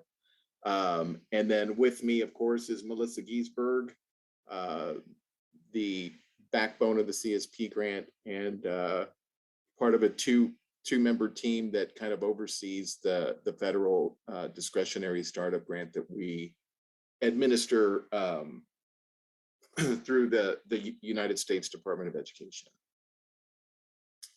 So it looks like John's got my presentation loaded. And I guess we'll get started. We're ready. In a good spot. And John's going to be driving the bus. So he's going to be driving the slides for me today because I just kind of find it a little bit easier that way. But yeah, let's go ahead and get started. So we're just going to give an overview of the CSP grant. And currently the CSP startup grant contacts at TEA are Marion Shetty, whom you've already met. She's the director of our division, the Charter School Authorizing Administration Division. I am the assistant director and the CSP grant project director. Melissa Giesberg is the senior research specialist that works most closely with data associated with the CSP grant and reporting requirements to the Department of Ed and that sort of thing. And then on the grant manager side, we have a couple of folks in the Division of Grant Administration with whom we work. Paul Michaels has been our grant manager for the last couple of years now. And then Eleanor Blyce we're also working with her, I think more, with the grants associated with the application for charters. So Eleanor is kind of somebody that we've worked with on different projects in the past, but she's kind of getting pulled into the CSP grant piece too. So Paul Michaels and Eleanor Blyce are the grant managers with whom we work most closely in the Division of Grants Administration. Next slide, please. What we're hoping to go over and the information that we're hoping to share with you in today's presentation are these 5 bullets. We want to talk about the purpose of the Federal Charter Schools Program. We want to talk about who's eligible for the CSP grant, right? And we want to also get into allowable uses of these funds should you be awarded a grant, and then also unallowable uses of funds. And then at the very end, we'll kind of go over the pieces that are the CSP startup grant items that are, specifically referenced in the application, in the Gen 27 application. So let's go into the purpose of the charter school program. And of course, this is kind of at the federal level. So, the purpose of the charter school program, as it is referenced in the federal statute, is to expand opportunities for all students, particularly those who have traditionally been underserved, and to attend public charter schools and meet challenging state academic standards. The second piece and purpose of the grant is to provide, or of the charter school program, is to provide that financial assistance for the planning, program design, and initial implementation of the charter schools. And then finally, the third piece of the purposes is to increase the number of high quality charter schools available to students across the United States. So again, this is kind of more, this is tied directly to purposes at the federal level, but the purpose of the Texas charter school program is pretty much the same, except as it applies to the state of Texas. Next slide, please. So who is eligible to receive charter school program grant funds? An eligible applicant, and again, this is totally tied back to federal statute. An eligible applicant means a developer that has applied to an authorized public chartering authority, that would be Texas Education Agency, to operate a charter school, right? And then also provided adequate and timely notice to that authority that they're going to be operating a charter school. So essentially, a sponsoring entity becomes eligible to apply for the CSP grant by submitting the Generation 27 application for charter by the application deadline, right? So there's very specific application process that TEA administers for authorizing charter schools. And an applicant or a sponsoring entity that applies for that Gen 27 charter school would be eligible, eligible applicants for the charter school program grant, provided that they fill out the application and they submit it by the deadline. A sponsoring entity only becomes eligible for award if the charter is authorized by the commissioner and if it's not vetoed by the State Board of Education. And additionally, all contingencies must be resolved and a contract must be executed prior to receiving CSP grant funds. But in essence, if you apply for the charter, right, you're submitting that Gen 27 application, you've kind of met the federal burden of being an eligible applicant. Next slide, please. So now we're getting into the issue of a charter management organization. We're going to get into this a little bit later as well, but essentially a charter management organization is defined as a nonprofit organization that operates or manages a network of charter schools linked by a centralized support, operations, and oversight. So while we don't see a lot of CMOs applying for charters, annually in Texas, we do see some, and we are aware that there could be CMOs in the audience right now or individuals affiliated with charter management organizations. So at some point, TEA needs to verify if a sponsoring entity of a proposed charter school is affiliated with a charter management organization. So it could be that the applicant is not affiliated with nor proposing to contract with a CMO in any way. And it could be that the applicant is affiliated with or proposing to contract with the CMO in the future if they're authorized.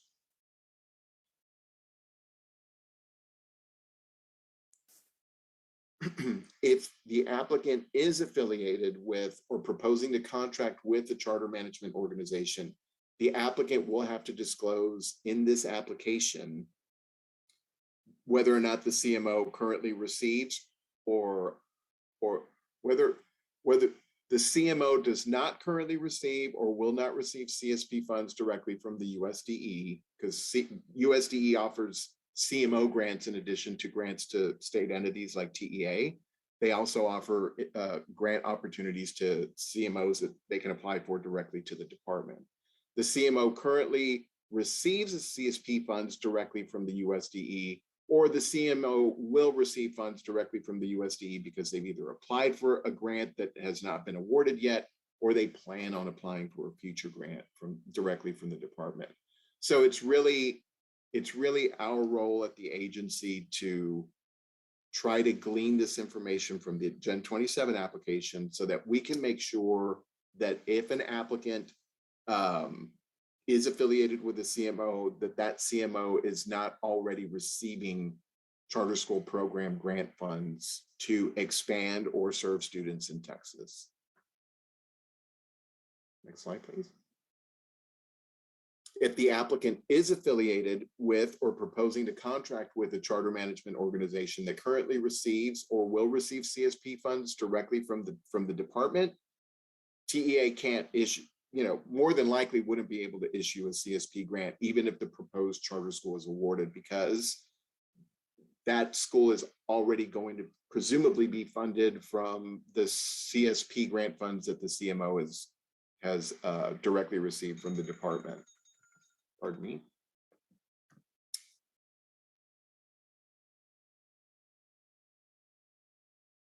Okay, so now we're going to get into allowable uses of funds. We seem to be doing good on our time.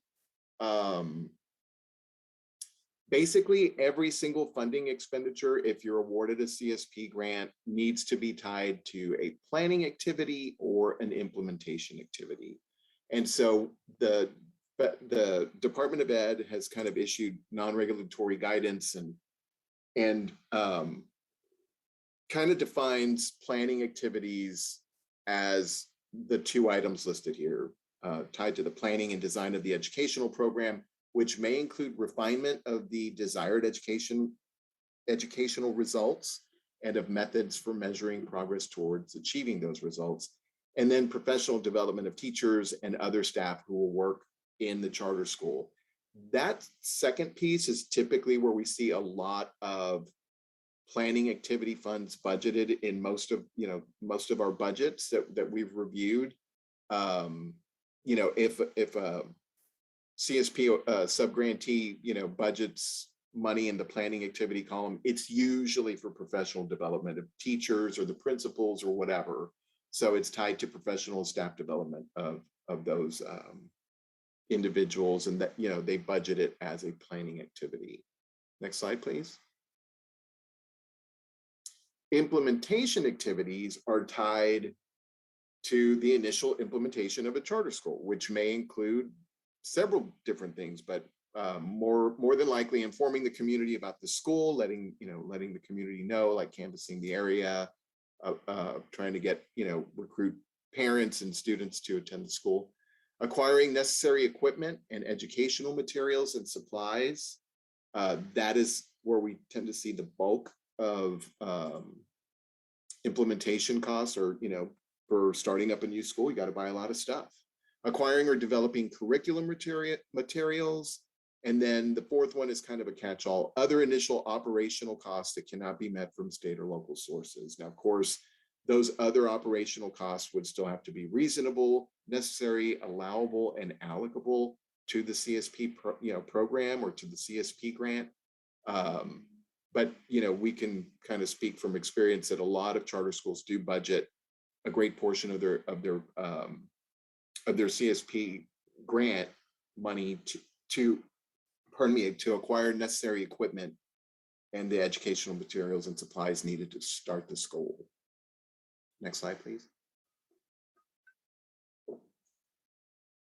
So again, when you're thinking about the startup grant components of the Gen 27 application and you get to the budget piece, you're going to have to kind of budget your funds and based on the type of activities that you're planning to offer. So it's either going to be something that think of it that it can either be a planning activity, like we're going to set up staff development for all of our first year teachers, before the school year starts, we're going to set up these trainings or whatever. That would be a planning activity, and those costs would be budgeted in planning activity column, and then anything else for like supplies, materials, curriculum development, that sort of thing would be budgeted as an implementation activity. But always think about it in terms of like, is this expenditure tied to a planning activity or is it tied to an implementation activity?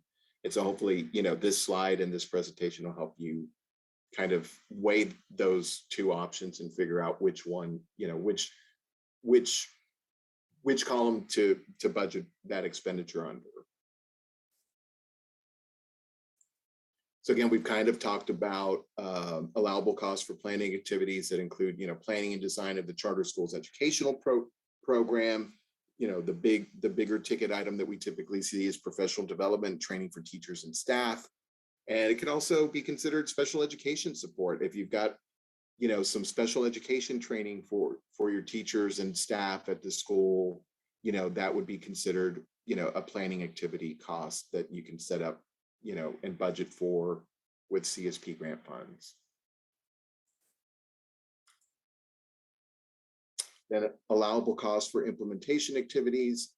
Again, we've kind of gone over some of these, but it's one-time startup equipment purchases necessary to implement a charter school, which may include, but are not necessarily limited to, desks, chairs, computers, technology equipment, PE equipment, art, playground equipment. We've even had, charter schools that, purchase like walkie-talkies and traffic cones and stuff to use for their drop off and pickup. If you can justify the expense as a one-time startup equipment purchase that's really needed for your school, it's something that more than likely the CSP grant can pay for. Next slide, please. Can the implementation costs can also include textbooks, library books, reading materials, teaching materials, so long as they are non-consumable. So if you wouldn't be able to purchase, say, student workbooks that are going to be given to each individual student that they would get to write on throughout the year and then get to keep at the end of the school year. Those would be considered consumable items, and those are unallowable costs with the CSP. But if you're buying like just textbooks, library books to kind of, build your library at the school and that sort of thing, CSP funds can be used for those because they're non-consumable items and supplies.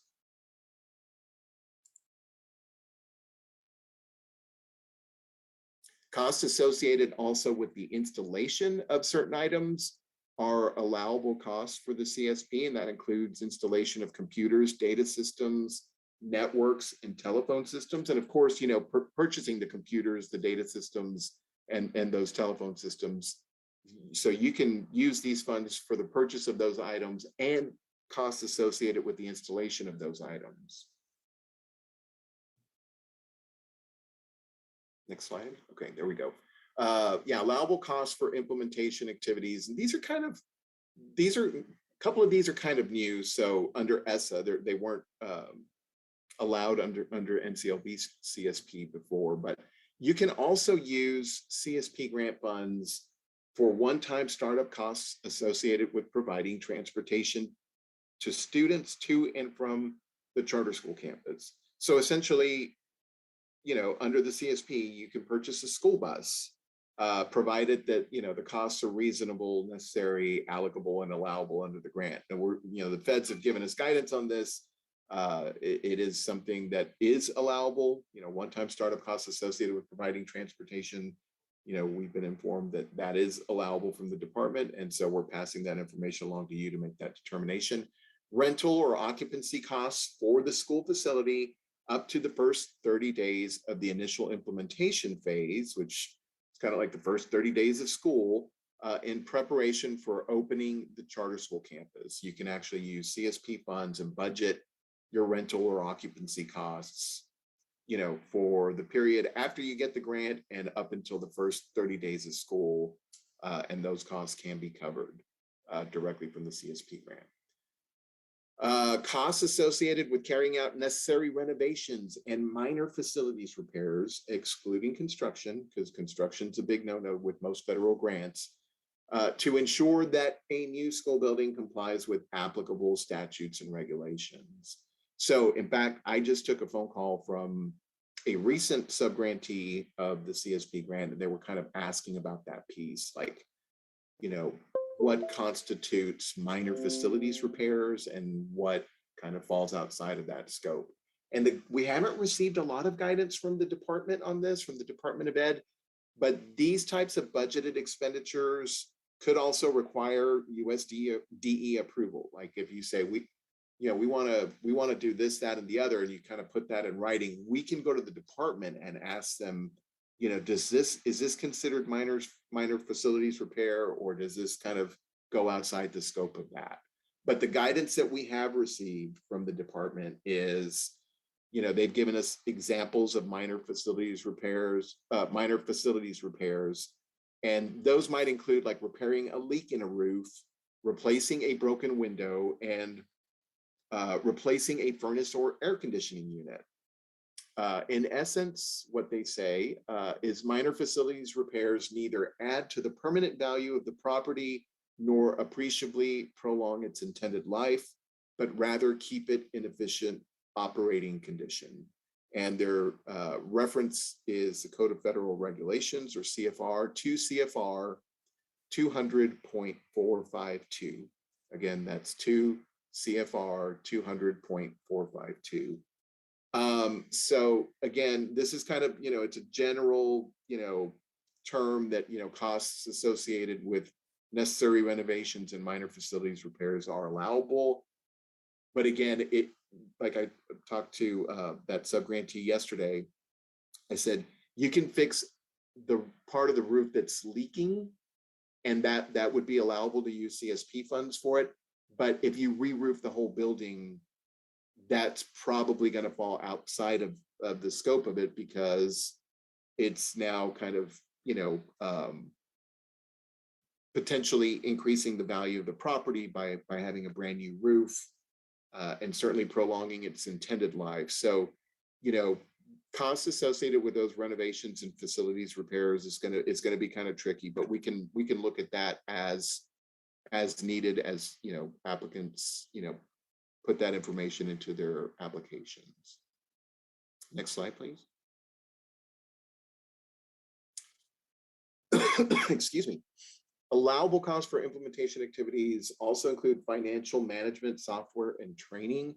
And for brand new LEAs, that's a really big deal for us. If you are awarded a charter, you are authorized by the commissioner, and you go through this process, you're going to need to be able to have financial management software in order for, reporting back information to TEA and that sort of thing. So we will look specifically to make sure that you include this financial management software purchase in your application somewhere, either in the narrative portion of it or in the budget directly, or in both, because it's something that you're going to need as a brand new local educational agency.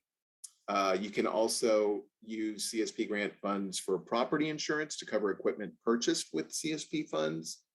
And you can also use CSP funds on other appropriate non-sustained costs that cannot be supported from other sources. Again, that's kind of the catch-all. So this is kind of another big ticket item for payroll. You can use CSP grant funds, or CSP grant funds can be used to fund positions, right, through payroll. You can pay for salaries for teachers, school leaders, specialized instructional support personnel salaries, limited during the planning phase, pardon me, during the planning phase and up to the first 30 days of the initial implementation phase, which, as I referenced earlier, is when the school actually begins operating. So from the time that you're awarded the grant through the first 30 days of school, you theoretically can use CSP grant funds for personnel salaries associated with teachers, school leaders, and specialized instructional support personnel. That's, I believe, taken directly from the federal statute. So ESSA, which is the federal law, that Every Student Succeeds Act, it's very clear, on, well, I say it's clear, it's very specific on who can be funded with CSP grant funds in terms of personnel.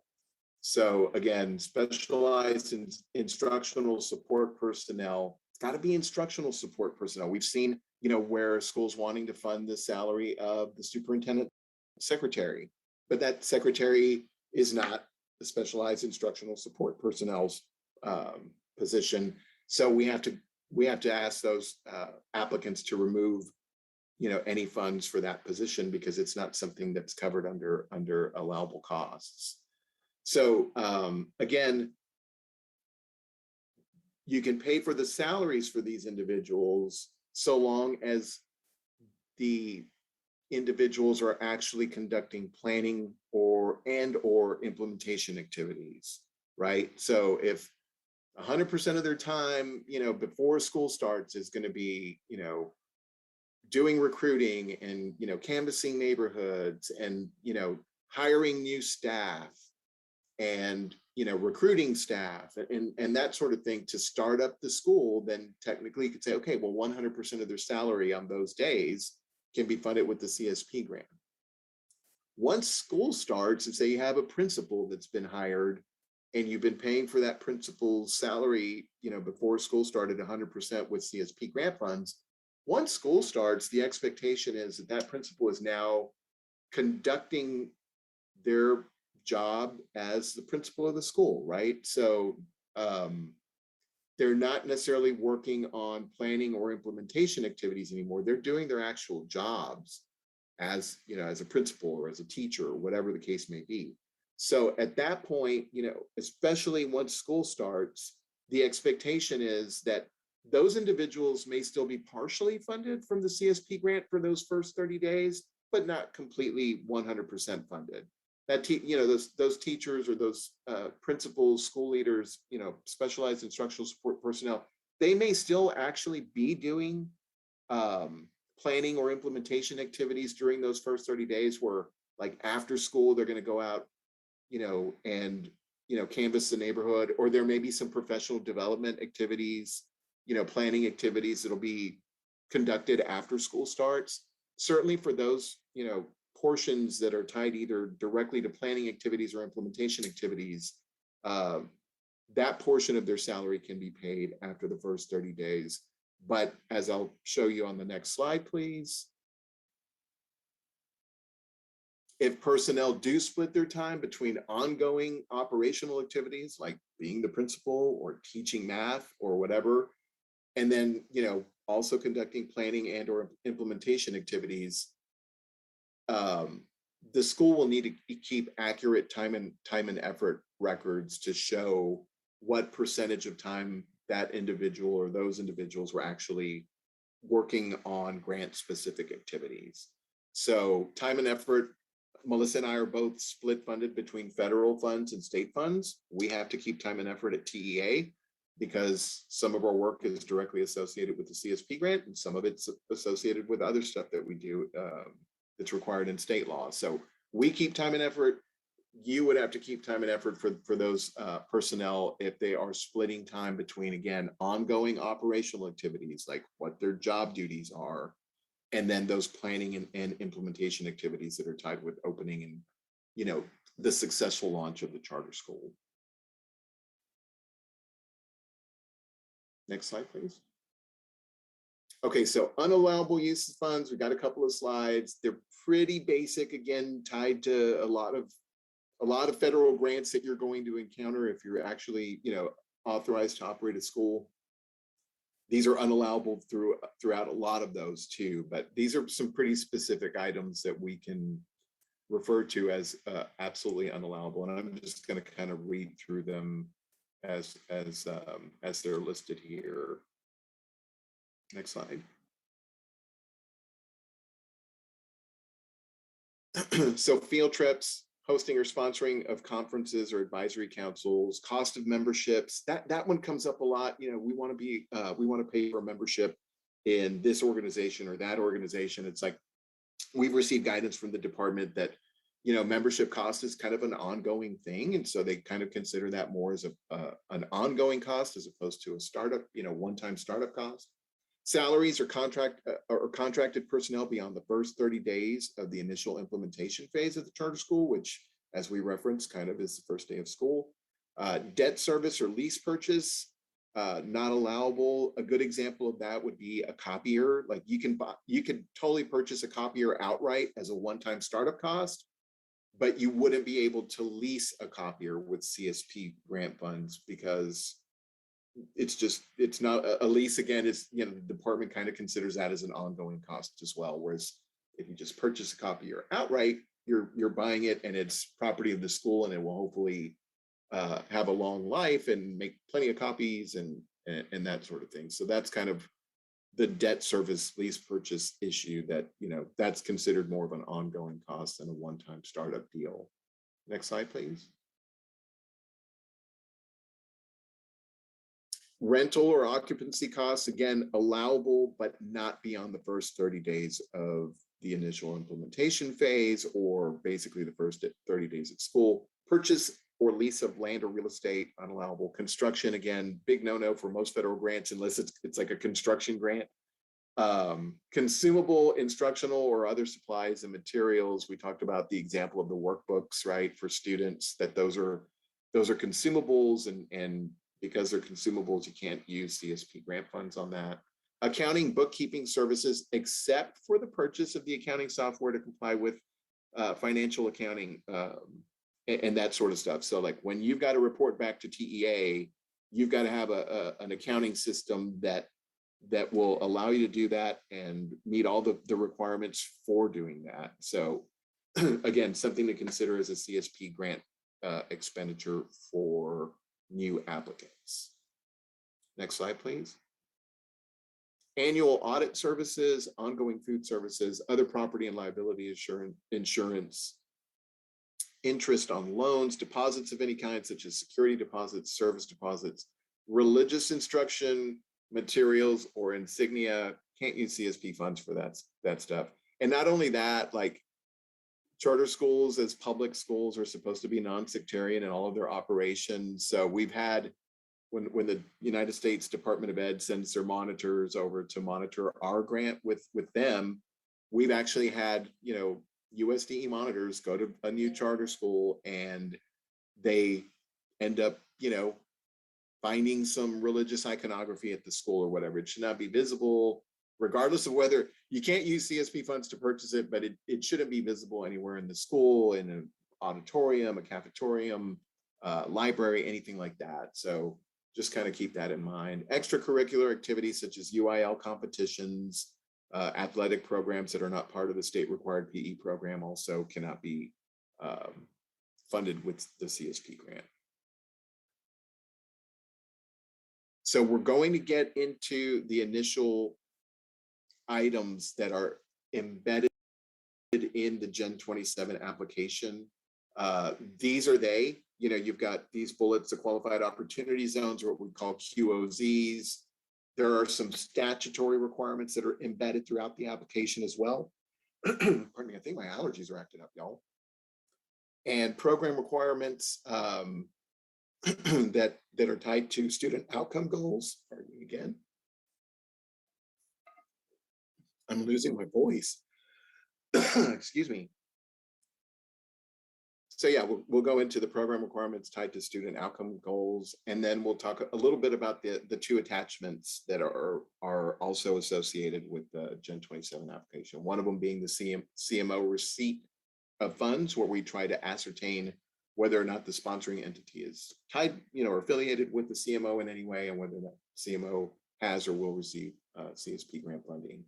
And then there's an equitable access and participation attachment that applies pretty much to a lot of the federal grants that are administered by the agency.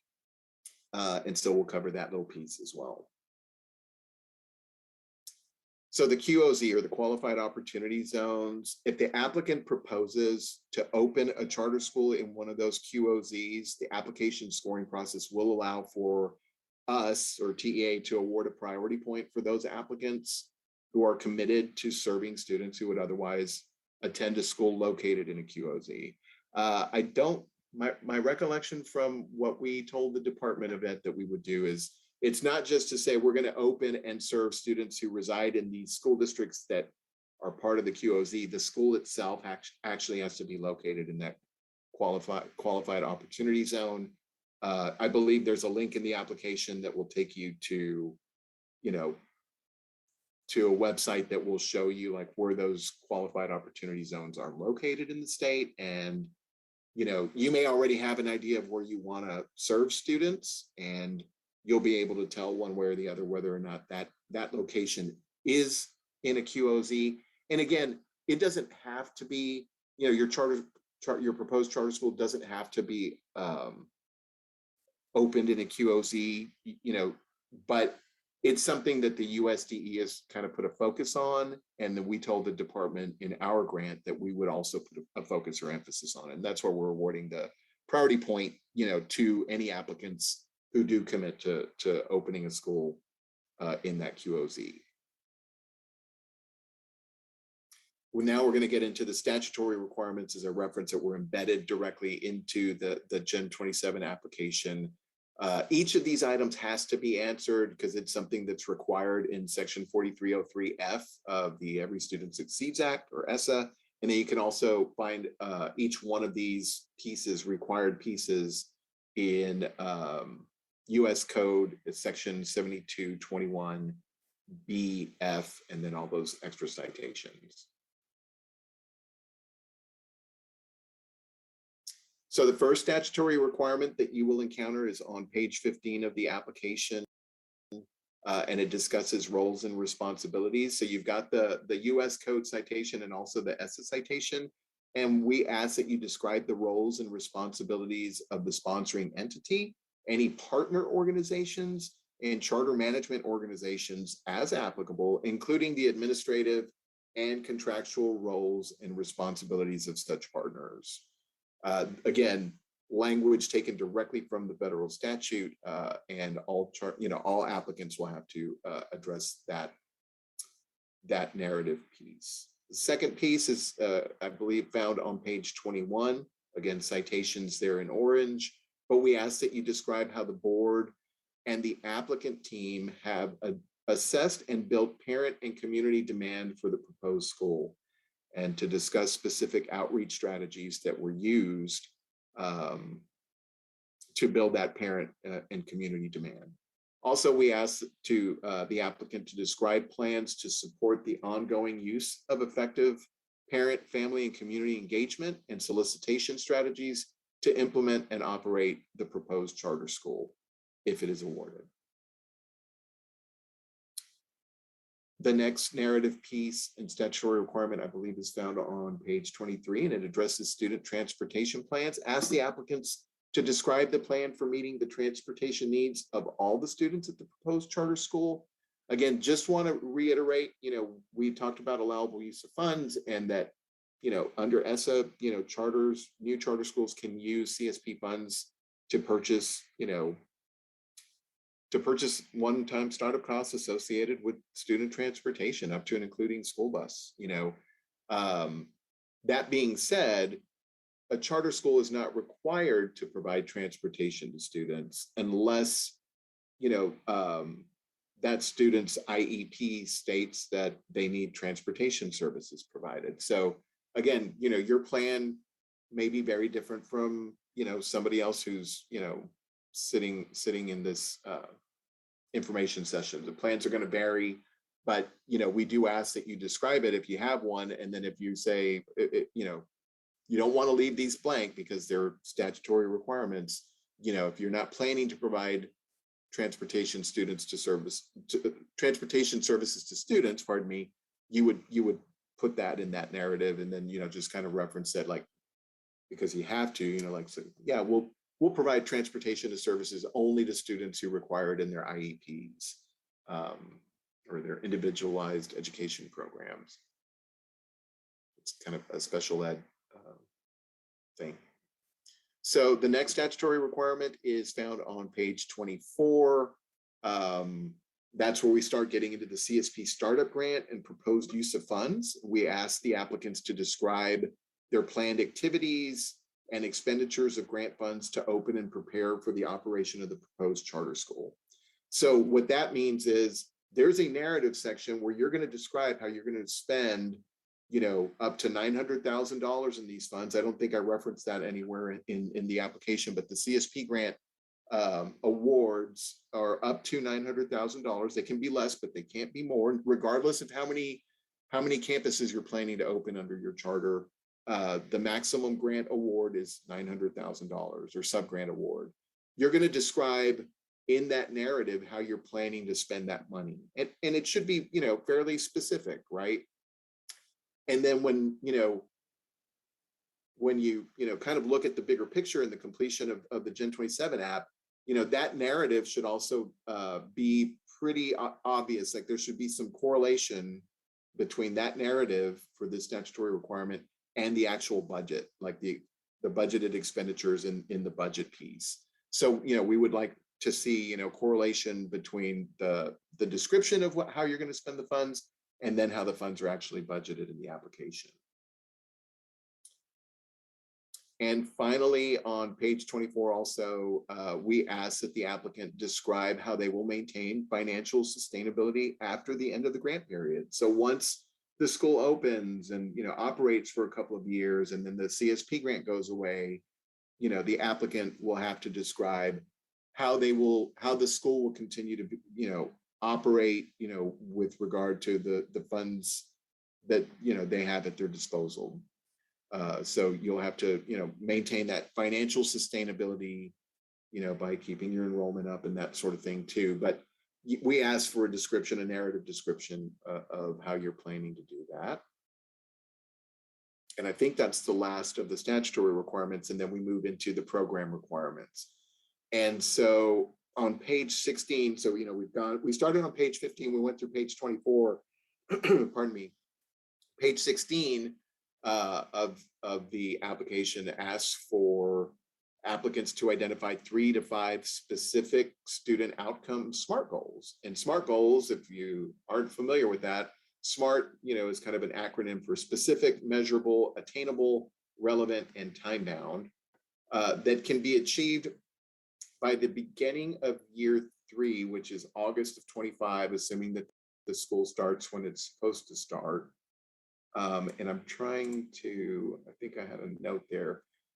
To be more specific, all SMART goals should pretty much be attainable by the end of the CSP grant project period, which more than likely will be July 31st, 2025. So you have to be able to accomplish these goals before the end of the grant project period. So you don't want to have goals that are so far out that you won't be able to report on them for your final reports to us. It'll be something that you'll want to occur during the grant period, more than likely towards the end of the grant period, but certainly can occur before.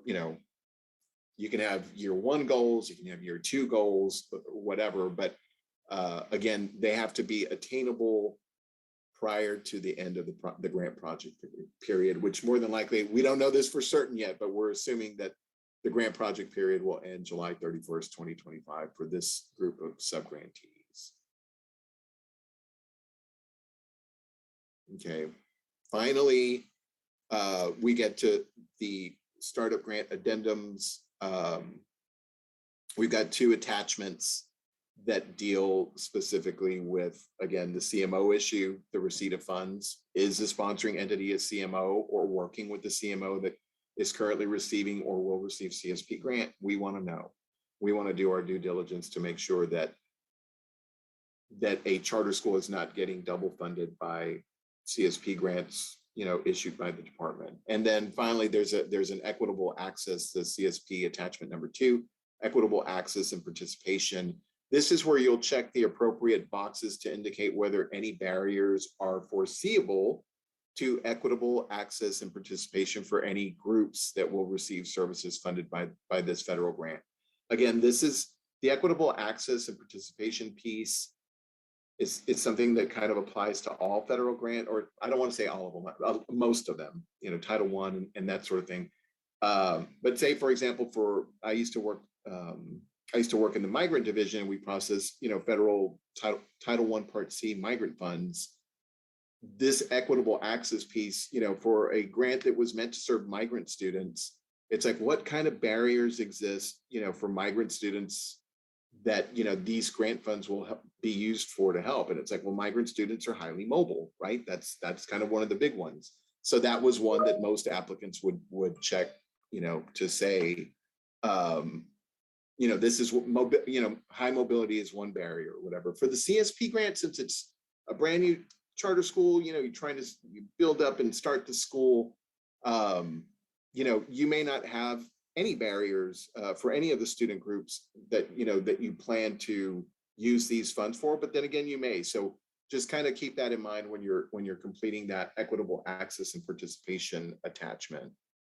And I think that's pretty much it. And I don't know, I think we're good on time.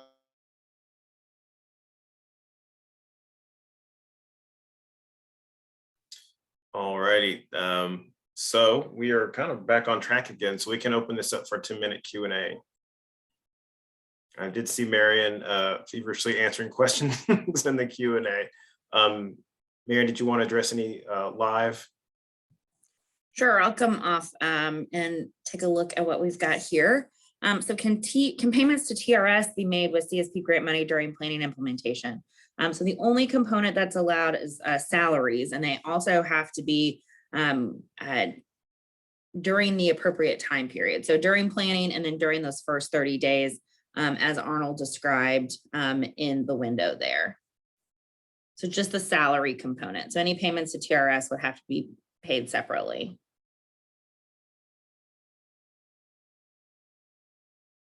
Let's see.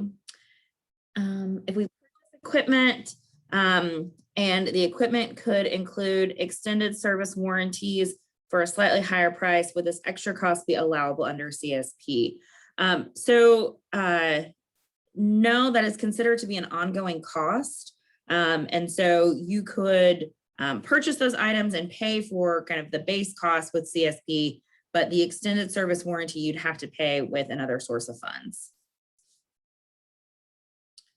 See the next question that says, so no contracting with accountants through CSP. That is correct. You could have someone on your staff and pay their payroll, but in that planning period and then that first 30 days of the implementation window, but contracting with accountants is not an allowable cost. You can purchase that financial software, as Arnold mentioned, but I believe that no contracting with accountants is one of those items that are in that lovely red font on the unallowable cost slides.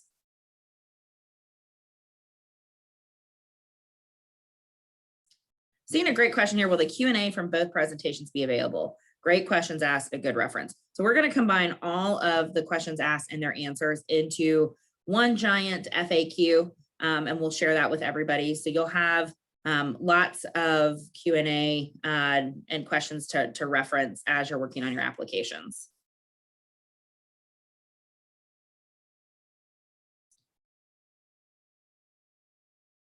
Looking at any other CSP related questions right now.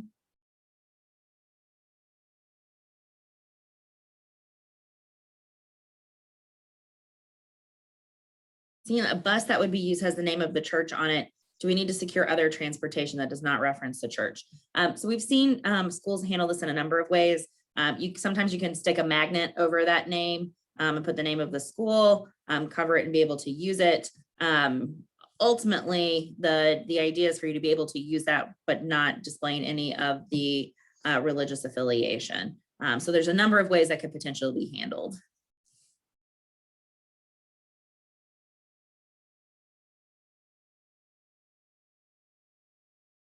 Any other CSP related questions?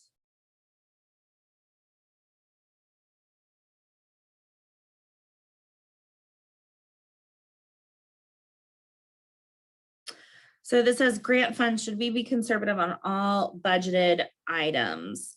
So I'm not sure what we're referring to here. So I think ultimately we want you to be good stewards of taxpayer dollars and to federal dollars as well too. So I know that Joe referenced being conservative related to your enrollment, and we address that because we don't want you to over project your enrollment and then therefore have a revenue expectation that is unlikely that you're planning the school around.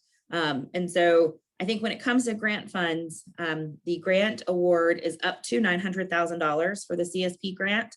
That is not dictated by your enrollment size.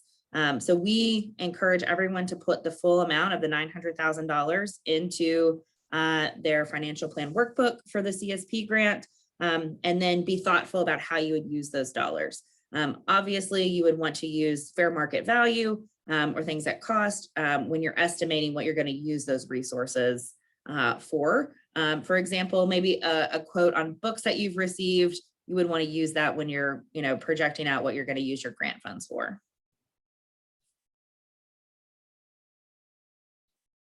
For clarification, the CSP can be used for facilities payment or salaries. It's only at really specific times. For salaries, it's during the planning window and for the first 30 days of implementation. And then for facilities, it's only during that specific window as well. So take a look at the slides and the recording, and there's those are really spelled out in the allowable and unallowable cost in writing. We open a campus in year 1 and another in year 3. How would that work with CSP? So there's one award. It's $900,000. So it's up to you to choose how you would like to do that. Planning activities are limited to 18 months though of planning activities. The implementation activities don't have a time bound except for the time bound of the grant, which is through July of 2025. Are we using the up to $900,000 for funding over 5 years? Yes. However, there is a timing limitation to those planning funds, which is 18 months. And one thing that I want to reiterate, and I think Arnold did this well in the presentation, is that all of the allowable and unallowable costs, as well as kind of the time periods for these funds, are all dictated by the U.S. Department of Education and their grant program. So they get to say what we can and what charters can and can't use the funds for. This is not something that we've set. This is what their guidance to us has been as part of our grant program. For the QOZ, if you plan to open multiple campuses, but the first one is not in the QOZ, but the second is, can you still get the priority point? Yes, we'll evaluate that as your application in total.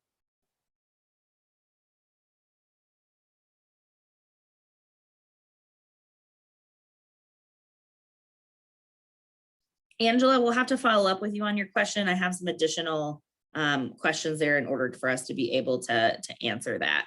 So we'll follow up with you one-off.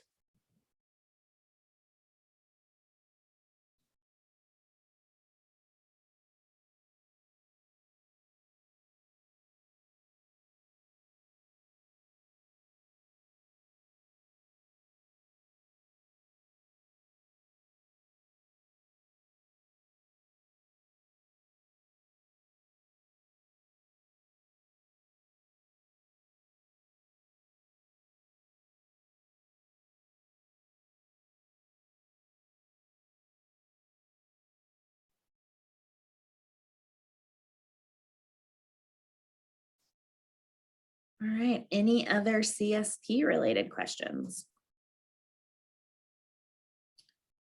So one thing that we're really excited about, and we started this last year, is that applicants who go through the application, the Generation 27 application process, receive a recommendation to the for approval to the State Board of Education by the commissioner, and then have their applications make it through the State Board of Education as well, are eligible to receive the CSP grant.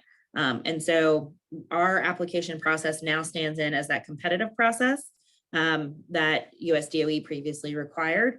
So that's why we're asking you to go ahead and put the CSP grant in your financial plan workbook, put that $900,000 in there.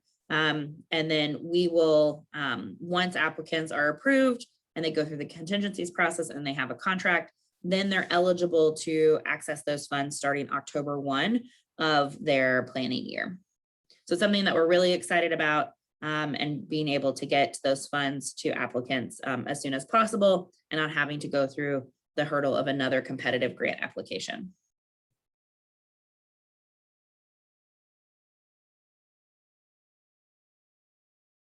So seeing another question come in. Is the $900,000 the only funding we receive after approval? So you'll receive your FSP funding when school starts and when students start to attend your school. But before that, the $900,000 is the only grant funding that we award to applicants prior to school starting.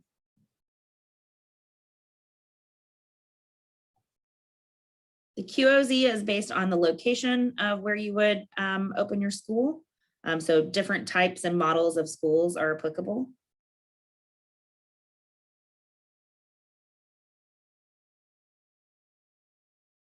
For Generation 27, October 1 of planning, is 2022, correct? The State Board of Education for Generation 27 will consider those applications in June of 2022. So we're anticipating those schools would open in August of 2023. So that October 1, that 2022-2023 school year, we would consider to be the planning year.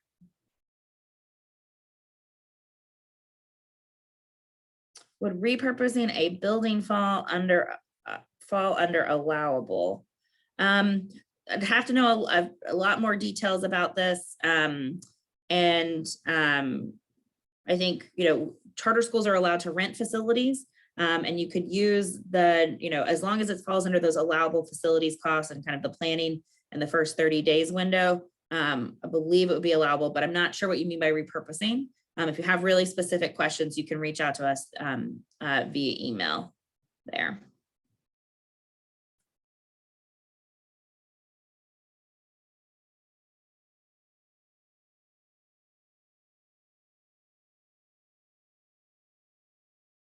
Just want to reiterate that this is a non-construction grant like most federal grants. So it is not, you cannot use it to build a facility. Are startup funds provided during the planning year? So the CSP grant is startup funds. That's what it's used for. And so those funds, the earliest they will begin is October 1 of 2022. But that's all contingent on the charter applicant completing any contingencies and having a contract executed by that time. So the goal is for those funds to be able and to be eligible to use those funds. Like most federal grants, the CSP grant is a reimbursement grant. So you'll have to expend those costs and then receive reimbursement for those funds from TEA.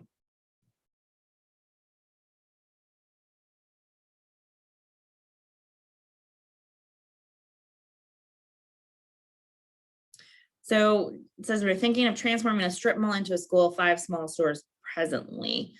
So that type of repurposing would not be allowable for use under the CSP grant. That is going to be significant construction costs that are going to change the value of that building or that facility. So you'd have to use other funds in that way. So I think that there are some minor costs that you can use. And then all of those, oftentimes those types of kind of one-time costs also have to be approved by the U.S. Department of Education as well too. But this looks like it would be drastically changing and increasing the value of that building. Erin, I think we have time for just one more question if there are any. Thanks, John.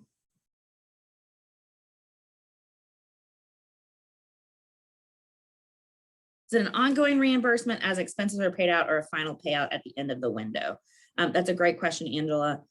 So you can draw down those funds as you expend them from the agency. Their grants administration oversees all of that, and the grants handbook, they'll give you kind of details on all that information once you're awarded the grant too. On that note, I think that's our last question, John. All right, great. It looks like we have a little bit of a break. So we have about a 5-minute break. So we'll come back at about 12:50. Let's go at 12:58. We'll see you back in about 5 minutes, 12:58.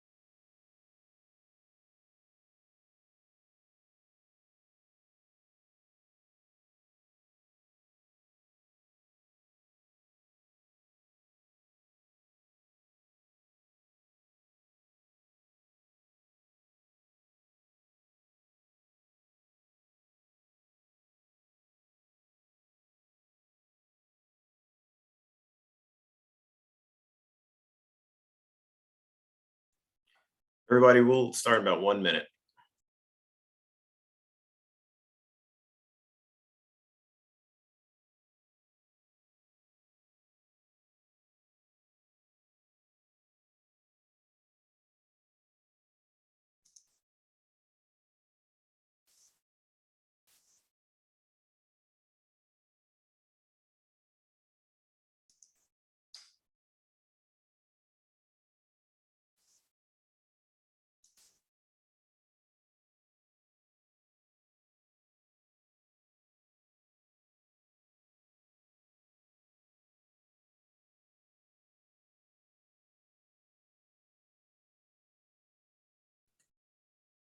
Alrighty, everybody, welcome back. Hope you got your emails answered and some more coffee.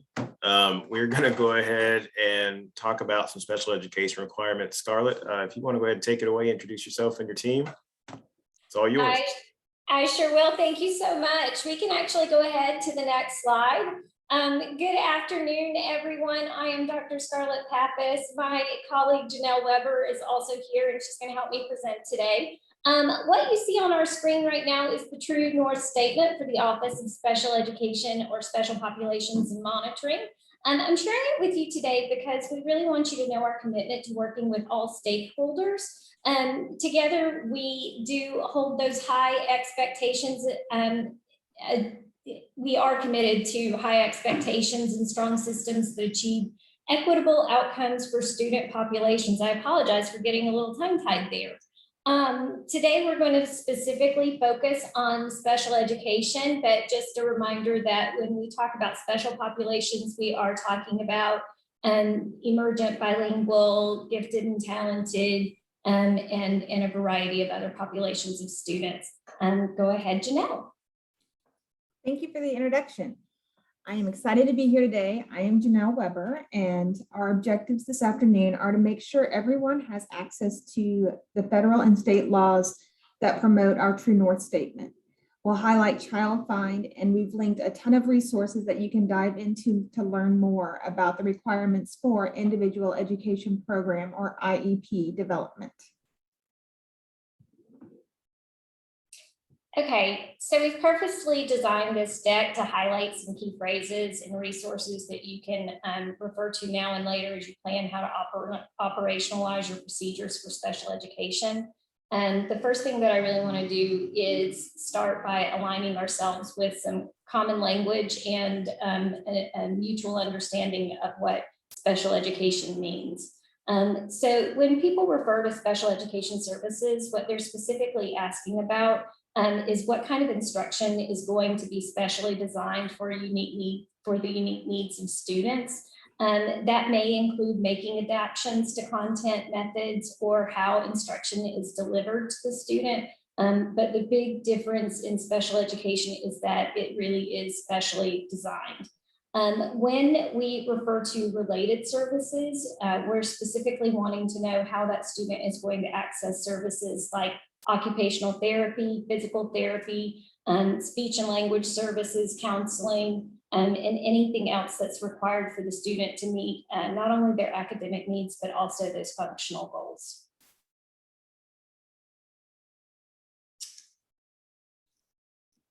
The federal law that governs special education is IDEA. And one of the main purposes of this law is to ensure that children with disabilities have available to them a free, appropriate public education, or FAPE, which emphasizes special education and related services that are designed to meet their unique needs and prepare them for further education, employment, and independent living. Okay. So when we come to this next slide, I kind of want everybody to take a minute and just look at the quotes that we put in here. Child Find is a federal requirement that I want to be sure we cover a little bit on today. And I want to draw your attention specifically to some key phrases that we pulled out of the federal mandate for IDEA and from the Texas Education Code, specifically for full and individual initial evaluations. I think the most important takeaway from these quotes is the middle bullet, which specifically states that an LEA may not take a passive approach and wait for referrals to special education. And this is particularly important to planning how you use and track your data in your curriculum planning. So a big thing to remember is that federal statutes is from these federal statutes is that special education students are typically general education students first, and all LEAs have a responsibility to find them. I'm again, we're getting a little tongue-tied today. Go ahead, Janelle. So in Texas, a child's eligibility for special education services and most major decisions about a child's special education programs are made by an admission review and dismissal, or ARD committee. The term used in federal law is the Individualized Education Program Team, or the IEP team.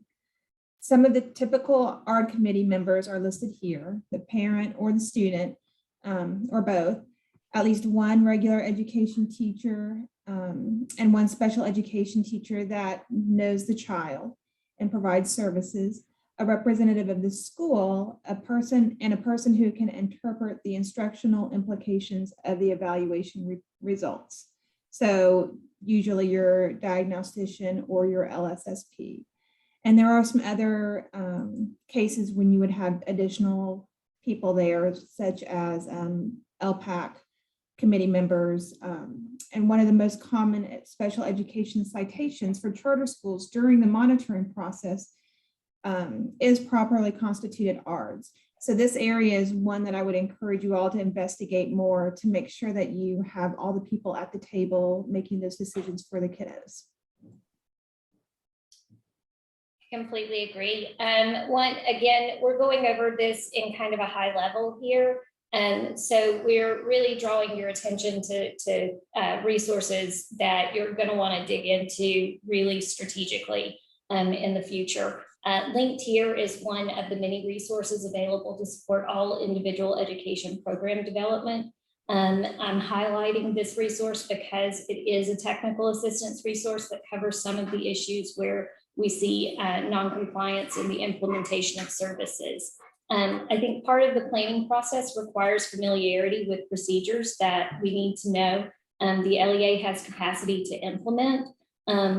You can use the QR code to download it directly to your phone, but I've also provided a link that you can use for your convenience, and I'm sure this presentation will be uploaded for you to access that later. So to circle back around to some of our key ideas, charters have the same legal requirements as any other public school in terms of providing special education and related services to students. And they must ensure that each of its students with an IEP receives all special education services and supports identified in that IEP in the least restrictive environment that the student needs in order to receive FAPE. And they cannot deny admission to students based on a disability or because of a student's need for special education and related services. And you must meet all federal and state requirements related to special education that are found in the links provided throughout the presentation. Okay, so this is another one of our technical assistance resources. It's very useful in planning services and determining what needs to happen if a student is struggling and a disability is suspected. So I used the phrase capacity earlier, and I want to use it again here. When you're preparing your application, we really need to know that the proposed LEA must have the capacity to provide a full array of non-discriminatory evaluation practices, and that includes being able to do it in the student's native language, a full array of special education services, and those that include related services.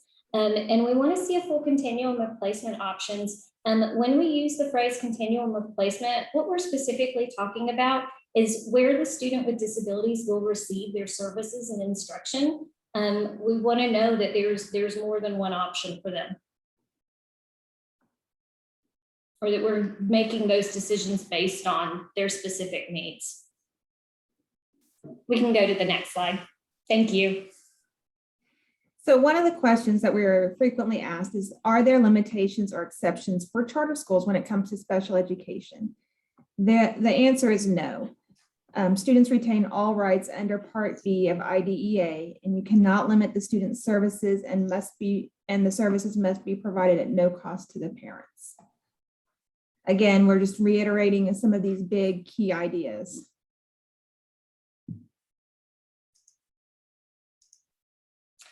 Okay, so let's take a minute to talk about multi-tiered systems of supports or response to intervention. LEAs often implement a multi-tiered instructional framework, often referred to as MTSS or RTI, prior to referring a student to be evaluated under IDEA. This is because if school personnel suspects that the student has a disability, it's critical that the child find process occurs in a timely manner and that no procedures or practices result in delaying or denying identification. And that does include the RTI process. So let's walk through an example. First, please know that a parent may request an initial evaluation at any time to determine if the student does have a disability, and that is regardless of whether the student has participated in that RTI process that the school has implemented. Also know that the LEA may not reject a referral that a parent may request solely because that student has not participated in that MTSS or RTI process as well. Please feel free to ask questions about that later. And we can move to the next slide. So there are a couple of other questions we get asked a lot. And the first one is about transportation. And if a child with a disability requires transportation as a related service, then the LEA is responsible for providing that transportation. And this means travel to and from in between schools, travel in and around school buildings, and specialized equipment like lifts and ramps and adaptive buses. And another big question that we get is about certification. And TEC specifies that all special education and related service personnel must be certified, endorsed, or licensed in the area or areas of assignment in accordance with federal regulations. And then one last question is, what if our school doesn't offer something that is in the student's current IEP? Well, you still have to provide those services, and sometimes you will have to add additional services or personnel to your team in order to support a student at no cost to the parents.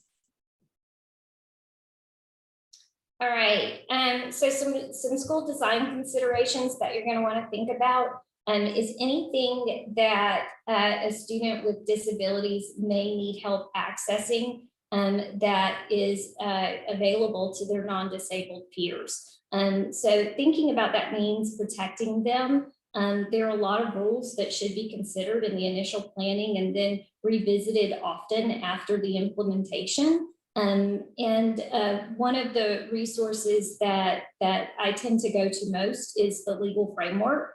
Accessing it will allow you to review the special education federal and state laws side by side and look at those laws by categories and specific to special education topics. I do really encourage you to go directly to this resource. It is particularly encouraged that you look specifically at requirements for evaluations, IEPs, and discipline. So TEA offers multiple processes for resolving disputes in special education. Due process and dispute resolutions are a couple of them, along with facilitated IEP and mediation and a special education complaints process. And all of those are linked on this slide as well. So there are some really good resources on those web pages. All right. A lot of data that we report in special education can be pulled directly from PINGs. However, there is some data that has to be collected and entered directly by the LEAs.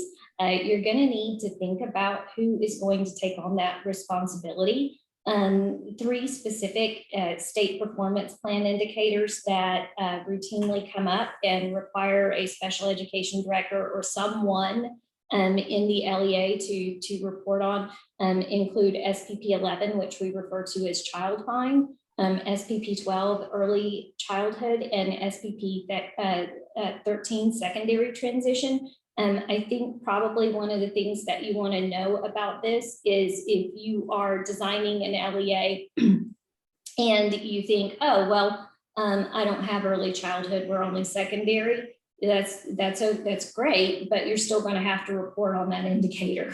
It may be a 0, but you're still going to have to report on it. So I want to bring that to your attention now.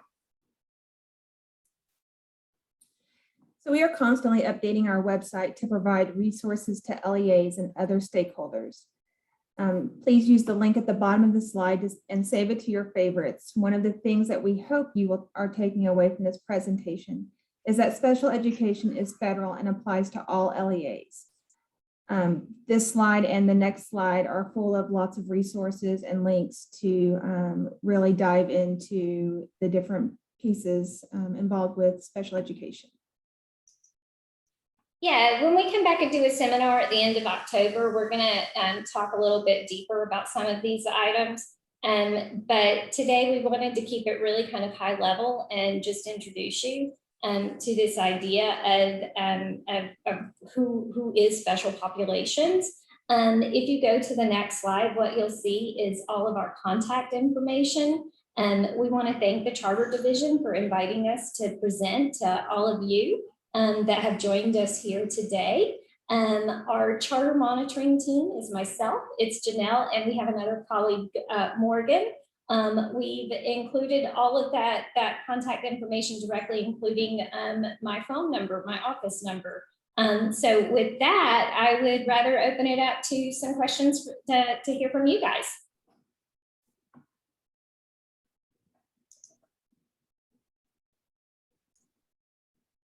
Scarlett and Janelle, we do have one question regarding gifted and talented. Is it considered special education? And does that count as an exceptional ability? Okay, so that is that's a great question, and here's the funny thing about it. That one is one that is different from state to state on special education. So me from Florida, that one I always go, yes, because we call it exceptional student education there, but no, but special education is here in this great state of Texas. And you do have specific laws. They are in the Office of Special Populations. There are requirements for gifted and talented, but we will have to follow up with you on anything specific to gifted and talented.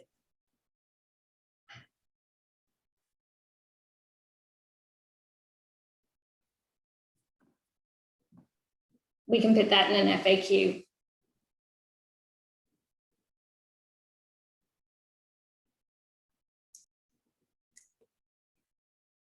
We have a question here about decisions that charters make to provide special education services in-house versus contracting to provide those services. Can you address that?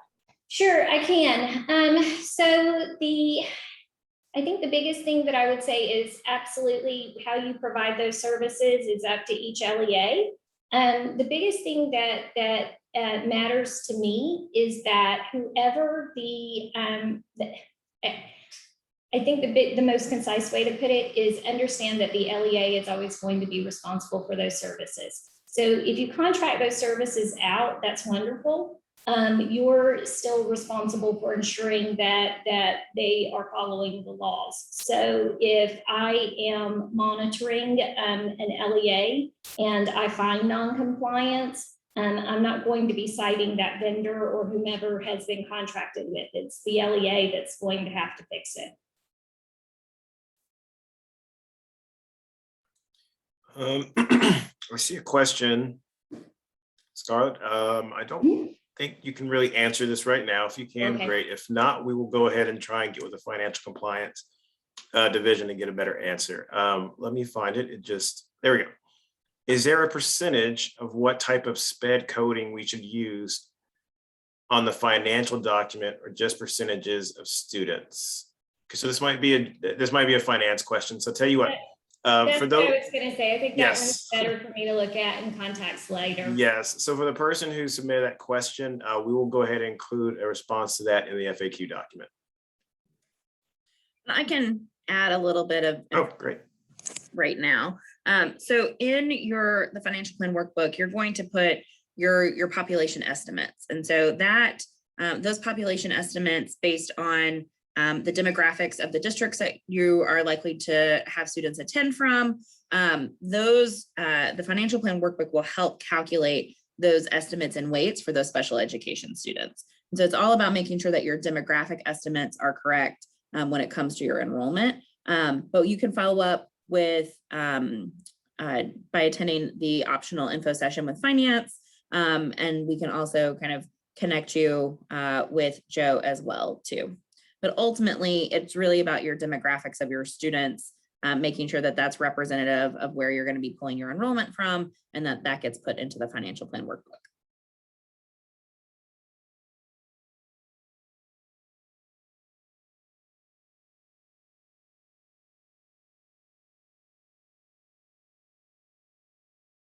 Okay, so we have another question about, do charter schools need to have a diagnostician or LSSP on staff? So again, there's no requirement that says you must have one hired. However, what I would say, I think we're getting back to that question of, can I contract that position out? I would say you must have someone on staff or some way of being able to evaluate your students, whether that is from an LSSP, a diagnostician, what have you, or someone on staff or a vendor. Those are all decisions that you're going to have to make. And I would go back to that legal framework to look specifically at evaluation. And then again, those properly constituted ARDs, because as we put in the slide deck, you are going to have someone at the table who can interpret those results.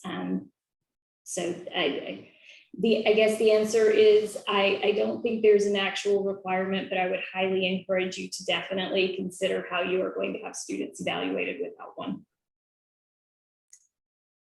Do 504 students count in the numbers for SPED?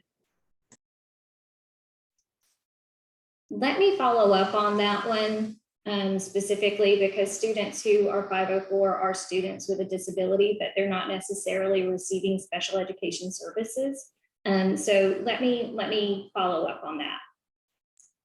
Okay, great. We can include that in the FAQ for sure. Are there any differences for who must be assigned to ARDs from traditional ISDs? Okay, repeat that question for me one more time. Yes, of course. Are there differences for who must be assigned to ARDs from traditional ISDs? No. So that's why I was like, let me think about that. No, so your properly constituted ARD roles are those roles within the LEA.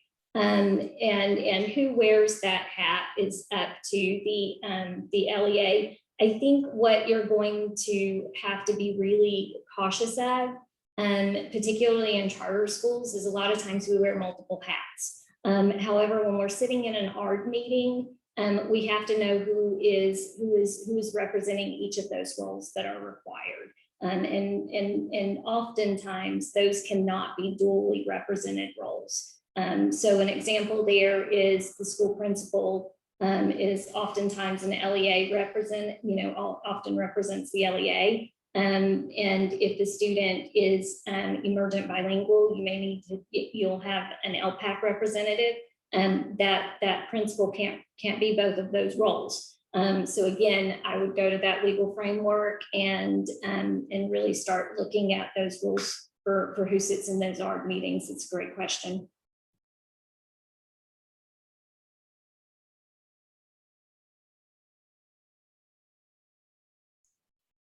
We are currently caught up on our special populations related questions.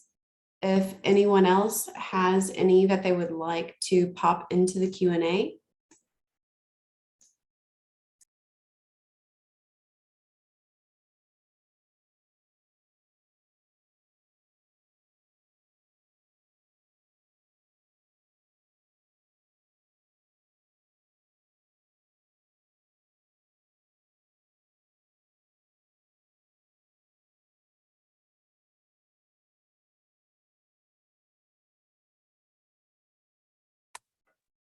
All right, so I'm going to put about a 30-second last call on the special education questions.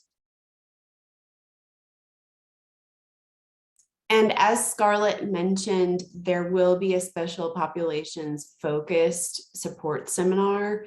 So her team will be present and going into more detail as needed regarding these supports and planning at that time, but we encourage you to attend as well, should questions arise. All right, well, thank you for having us here today. Thank you, Scarlett. All right, so it doesn't look like we have a break right now. It looks like we're rolling into our last presentation on high quality instructional materials. This is a new addition this year, so we're really excited for Leslie to talk with you all. Leslie, are you ready? You're doing your presentation, right? Yeah, I can share. All right, go for it. Oh, it says it's disabled for participants. Uh-oh, let me get And that. grant for me you. access. Yeah. Thanks.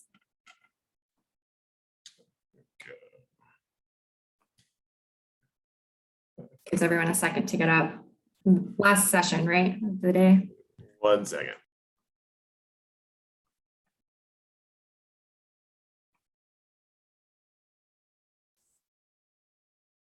Give it a whirl now, see if that works. Perfect. All right. Okay.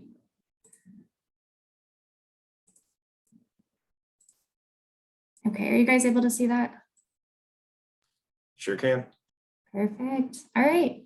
Well, I'm going to go ahead and dive in and thank you guys for joining this afternoon. Like I said, I know it is one of the final sessions of the day on a Friday afternoon, and happy first day of October, which is also exciting to be hopefully getting some cooler weather here in Texas soon.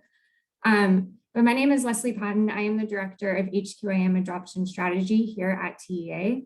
My team sits within the Division of Instructional Materials and Implementation, and really our whole team is really focused on high quality instructional materials and helping schools, districts, and LEAs make better choices and make a shift into higher quality. So I'm excited to talk to you guys more about that today. Okay. So before we jump into a conversation about high quality instructional materials, and you'll really see me mention it as HQIM more because it's a little bit easier to say. It's a mouthful in terms of a term. But I do want to make it clear that just having the right tools does not automatically result in effective instruction. So there really is a combination of strategic factors that when combined promote effective instruction and increase student achievement. So like I mentioned before, today I'm really going to focus in and do a double tap on HQIM specifically, because I really believe that it should be the base of what is provided to all students and educators in Texas. Districts and schools are already spending money on this factor, and we have a lot of research saying that high quality is not necessarily more expensive than low quality. So we want to make sure that people have a good understanding of where they're putting their money and making sure that they're getting that return on investment and actually seeing student outcomes come out of it. So when we talk about HQIM, we're really saying that the resources have a core set of factors. So those factors are listed here on the slide, that they ensure full coverage of the Texas essential knowledge and skills. They cover our TEKS. They're aligned to evidence-based best practices in the relevant content areas. They support all learners, including students with disabilities, English learners, and students identified as gifted and talented. They enable frequent progress monitoring through those embedded and aligned assessments. And then they include implementation support for teachers. So back in 2018, TNTP, which is a vendor that we work with on a lot of different fronts, published a report called The Opportunity Myth. Across their sample of more than 20,000 assignments, they saw that when kids were given a chance to try grade level work, students rose to that higher bar more than half the time. So that's that visual here, just calling out that research takeaway. This was true, they found, across all demographic groups. So looking at students of color, students from low income backgrounds, students with IEPs, students who are learning English. And in all of those groups, they saw that students can and do meet the bar when we give them a chance to. In spite of the fact that kids are often getting low quality assignments, when we just look at the assignments that gave kids a chance to meet the demands of the standards, we saw that all kids can be successful on grade level assignments when we give them a chance to work on them. So it really is important to make sure that we're putting those high quality materials in front of students. We also know that students who get access to grade appropriate assignments, and there's a variety of other resources that this opportunity meth study covered, that they consistently could close gaps year over year if they received that year over year access to strong academic experiences. This means that you guys probably often hear this term, the achievement gap, isn't inevitable, but it's actually baked into a system where we give some students lower quality daily experiences than others.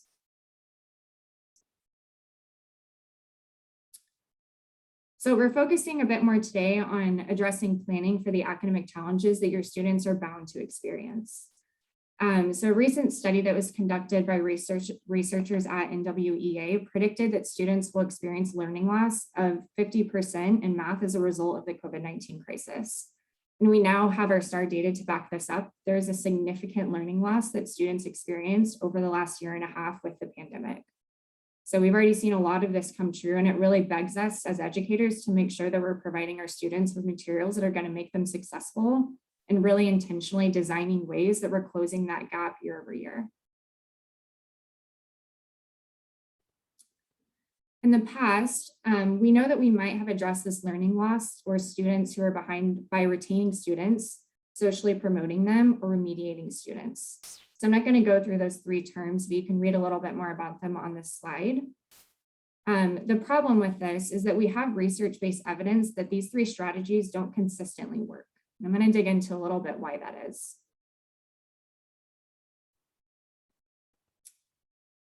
A typical response to learning loss might be to start from where the student stopped in their learning and try and remediate it. But we know from recent history that when there is a significant learning loss, like we're experiencing right now with the COVID-19 pandemic, that remediation is not the solution.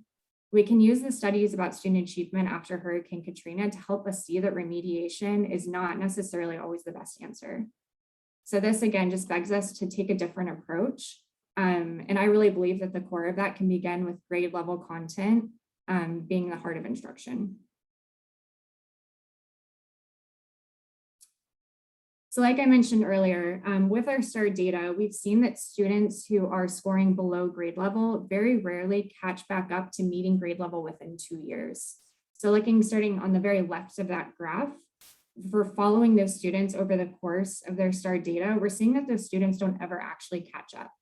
And this is highly concerning to us now because we had such a larger gap this year, and we see this with our most recent STAR data, that there is a much larger gap than we've ever experienced. And if we don't change the processes that we're doing now, that gap is just going to continue to widen, and those students aren't ever going to have the opportunity to catch up to be meeting grade level.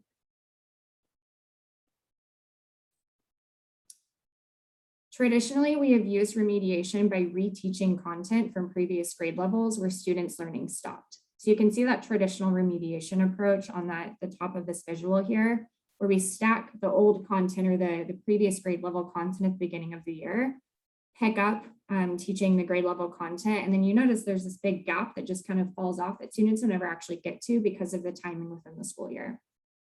This approach, like I just said, causes students to consistently miss grade level instruction year over year. So instead of taking this traditional remediation approach, we should be thinking a little bit more about switching the acceleration approach to just-in-time intervention. Just-in-time intervention actually weaves in the previous grade level content throughout the school year so that no grade level content is missed. So you can see just visually in that bottom image how instead of stacking all of it at the beginning of the year, you intentionally weave in that same content throughout the year So you're able to fit in the full amount of the grade level content while also touching really strategically and specifically on standards that are going to make kids successful.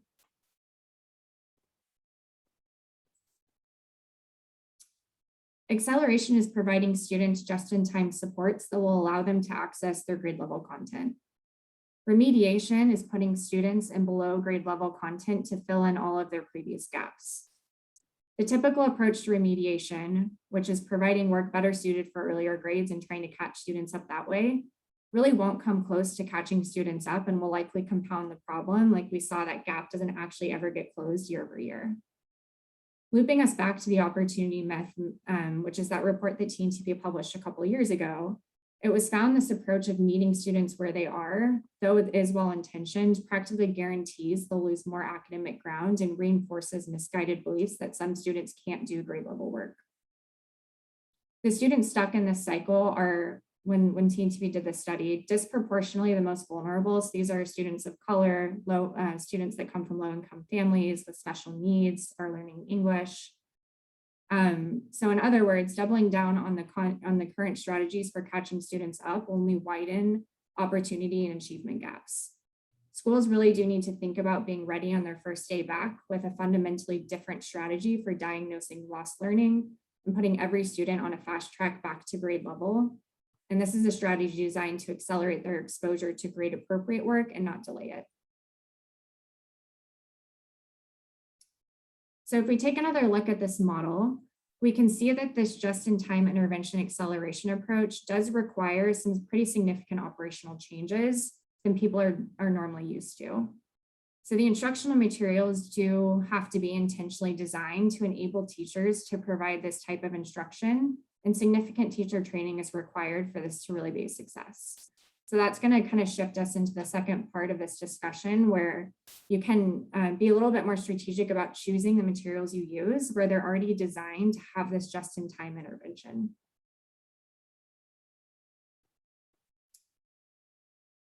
So looking at a little bit more into our Texas home learning materials, and I'm going to get in more to what our THL materials are. But these are a set of materials that were created as a result of the COVID-19 pandemic and are designed to really help solve a lot of problems for teachers.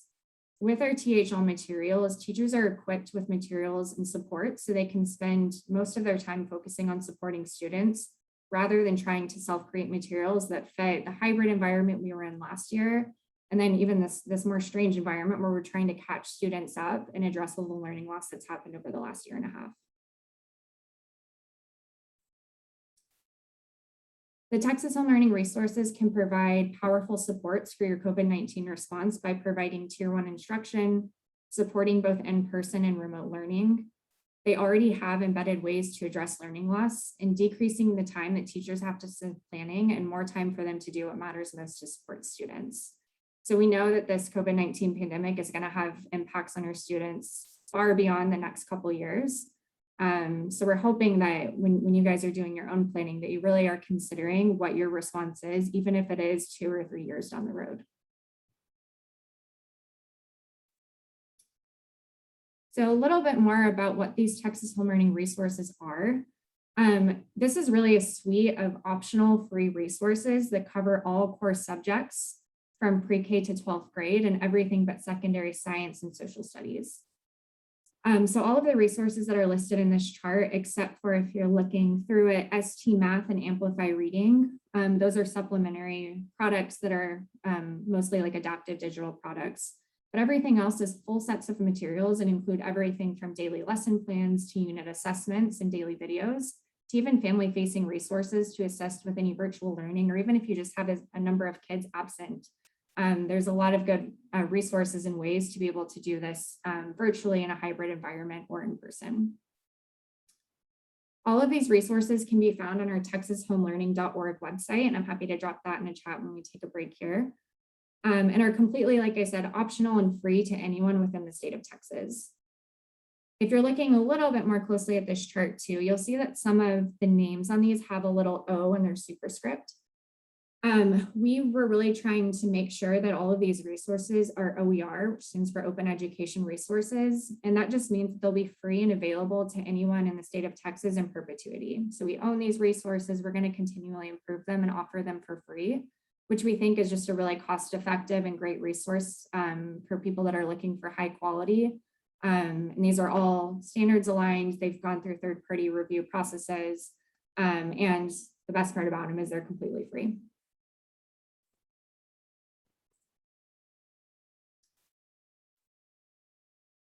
So I'm going to look more specifically at what learning acceleration looks like with a subset of our Texas Home Learning math materials.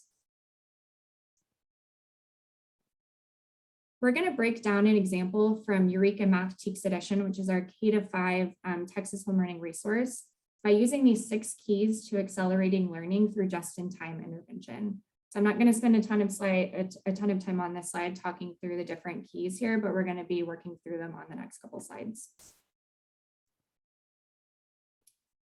So when planning with the Eureka Math materials to prioritize the most critical prerequisite skills and knowledge, you'll see that foundational standards are listed at the onset of each unit. So this really roots back to how are we how are we testing and understanding what students may not have mastered from the previous grade level, and what are those foundational standards that a student should have prior to coming into this unit. So in this example, we're looking at a grade 2 module 2 unit on addition and subtraction of linked units. This unit aligns to the first grade module 3 with the foundational standards for first grade listed in the second grade module. So this goes back to having those instructional materials that are designed to kind of weave in that content throughout the year rather than stacking it at the front of the year. And having these foundational standards called out allows teachers to really quickly identify what the key prerequisite standards are to reinforce tier 1 and tier 2 and 3 instruction.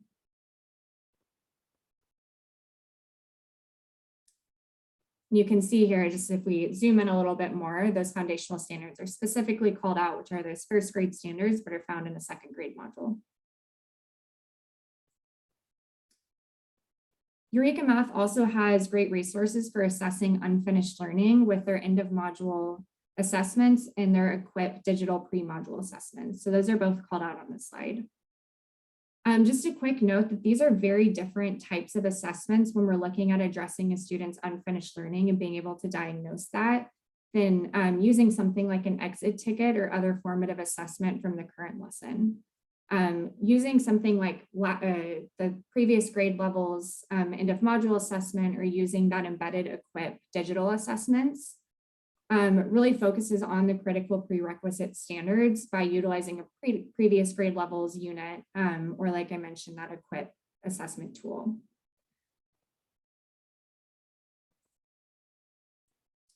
So here's another look at the ways that equip can support diagnosing students' unfinished learning and easily shows results to teachers so that they can act on it and quickly use this data for planning for the module. So in that second key, again, we really want to be sure to give teachers tools where they can quickly identify what students don't know from the previous grade level or what they haven't mastered. So all of our teachable resources have these different ways where you can quickly take that pulse check, not waste a ton of time reteaching a full module from the previous grade level, and then start to weave in those standards throughout the module that you're teaching that is grade level instruction.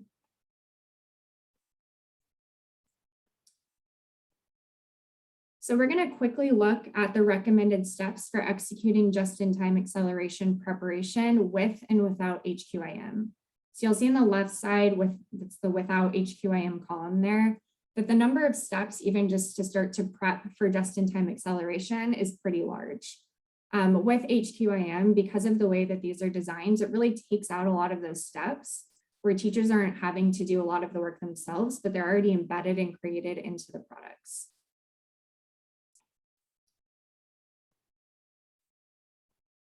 So outside of the normal internalization steps, which are the things that are not circled there, just-in-time acceleration requires the key steps we just reviewed, diagnosing unfinished learning and analyzing those results. So all of that happens prior to beginning of that unit. So again, this is even before a teacher gets to the unit they're supposed to be teaching, that all of these steps in a perfect world would happen.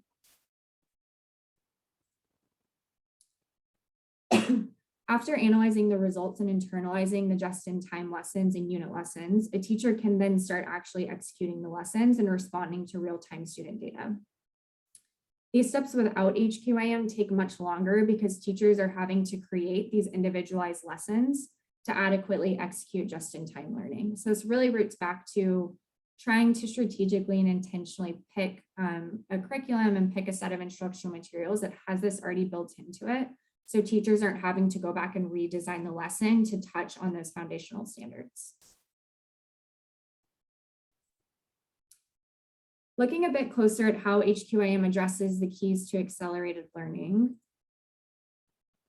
These first 3 steps, so the prioritize the most critical prerequisite skills, diagnosing students' unfinished learning, and integrating the just-in-time lessons. For the rest of the slides, I'm really going to group these into one step and one key, which is adopting quality instructional materials, because this does a lot of the work for educators.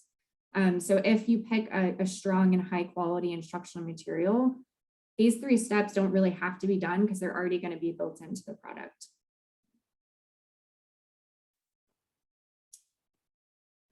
And rather than addressing unfinished learning through that 9 weeks of remediation, which if that takes us back to the visual, we stacked all of the remediation at the beginning of the year, you could look at this a little bit differently. So your steps could be to adopt a high quality product, look at adapting your schedule to ensure there's proper time to support the scope and sequence, knowing that that just-in-time intervention is going to be embedded in that. Train teachers and leaders to execute just-in-time supports. And then obviously monitor your students' progress over time to make sure that you're actually closing the gaps year over year.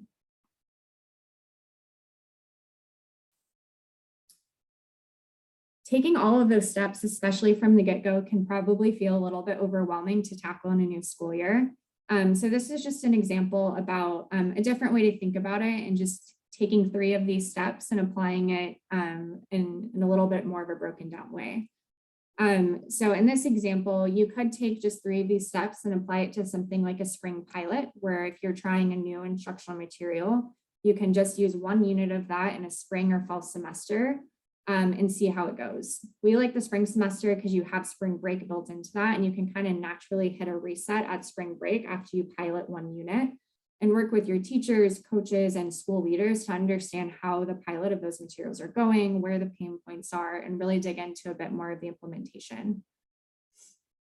After this, you can obviously take kind of your baseline STAR results from that school year, and then use all that information to use summer as a planning period. So figure out what went well, what didn't, and then you can use the next school year to kind of full blown make that shift to high quality instructional materials, or if you're transitioning to something new that teachers haven't seen before.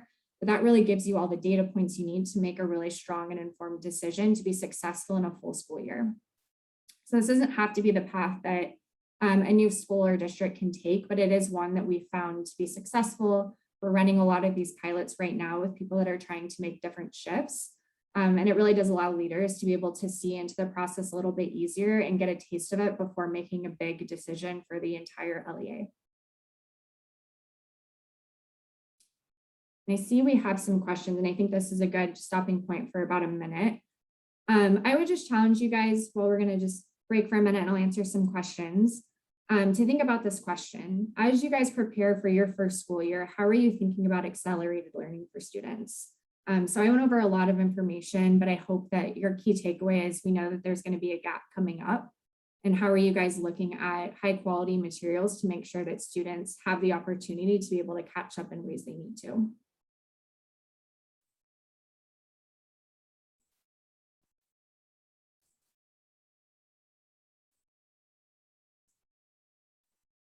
Okay, I'm going to answer the 2 questions I have here and then we'll move on.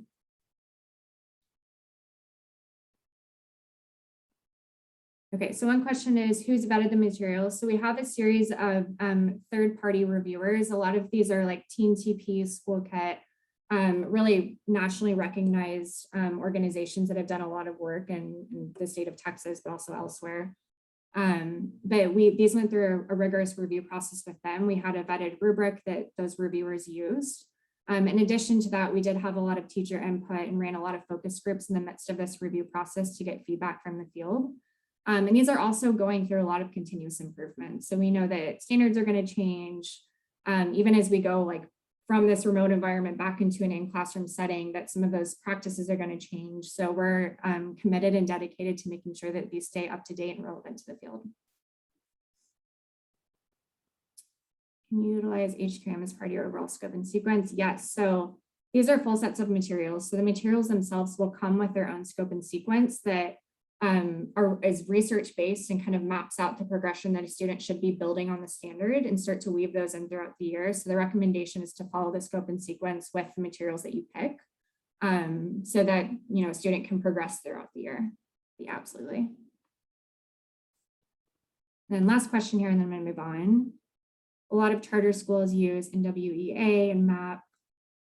Does this work well with HQM for progress monitoring? Yes, it can. I think our recommendation is always to use those embedded assessments because they are intentionally built from what students are learning. With our THL resources, just as an example, so we've done a lot of work with our assessment team in addition to the curriculum team to making sure that those speak well to what students will see, you know, similar question types, if you will, to what they'll see on STAR, but also making sure that they're weaved with the curriculum and so that it's really addressing what students are learning. So it can, but that takes a little bit more thinking. Okay, I'm gonna move on and I'll save some time at the end for questions as well.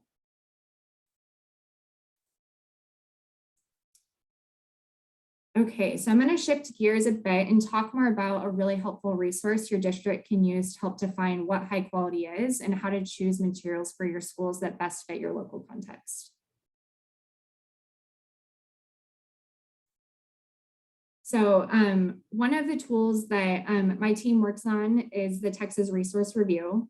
So the TRR's purpose is to help assist districts and LEAs in selecting HQIM through providing comprehensive and easily understood information about the quality of instructional materials. So this visual breaks down what our Texas Resource Review process is. So obviously this is kicked off by instructional materials being submitted for a quality review. Once those are submitted, this goes through a two-prong review. The first is submitting this through, a TEKS or a Texas Pre-K guidelines coverage process where reviewers determine which standards are met. After that, this goes through a quality review process where reviewers are collecting evidence to determine how well the standards are met. All this information is taken and then put into a really clean, transparent, user-friendly report that is published on our Texas Resource Review portal.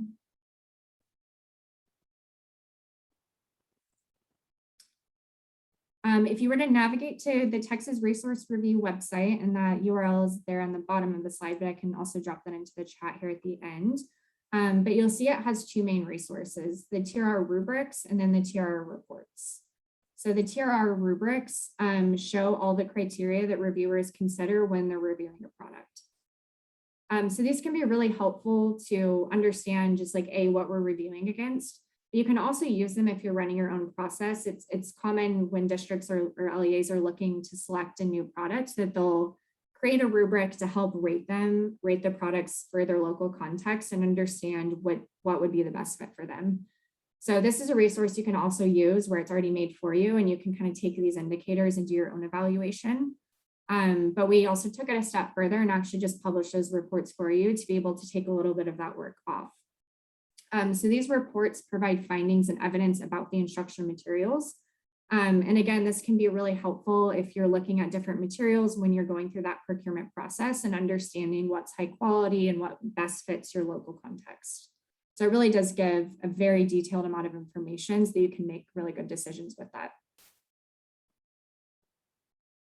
So this is an example of a TRR pre-K rubric. So you can see on here that it clearly outlines all the indicators reviewers check for within the materials. And these are separated into different sections. So this is kind of starting from the highest level, and then we're going to dig in a little bit deeper. These rubrics, if you are on the TRR website, can be downloaded by visiting the website. And then there's this little drop down that's circled there in red that allows you to look at all of the different rubrics. So you can see we've got links out to the current established TR rubrics. This is a list that we will continue to expand. So you can see right now it just covers English, pre-K, math, and SLR, but we'll soon be publishing phonics and then hopefully dipping into some of the science and social studies pieces as well.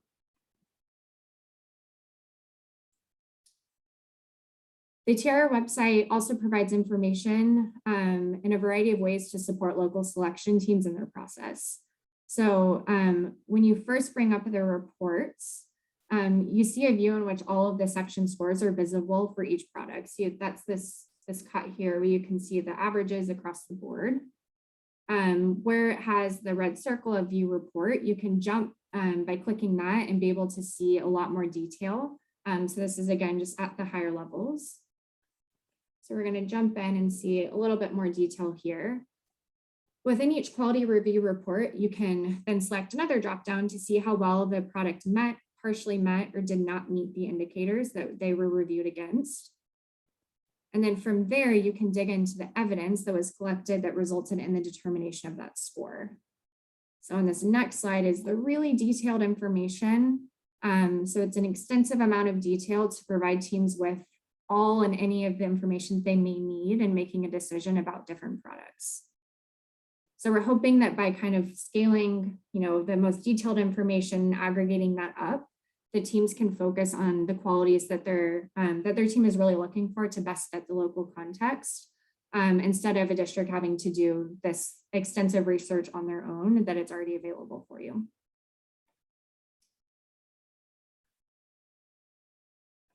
And you can find these reports along with additional information about the Texas Resource Review on that TR website. And I would definitely encourage you guys to take some time on your own and explore it, and reach out to me if you have any other questions about it.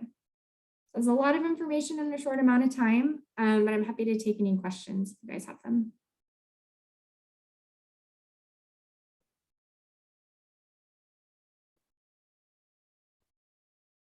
Stop sharing there.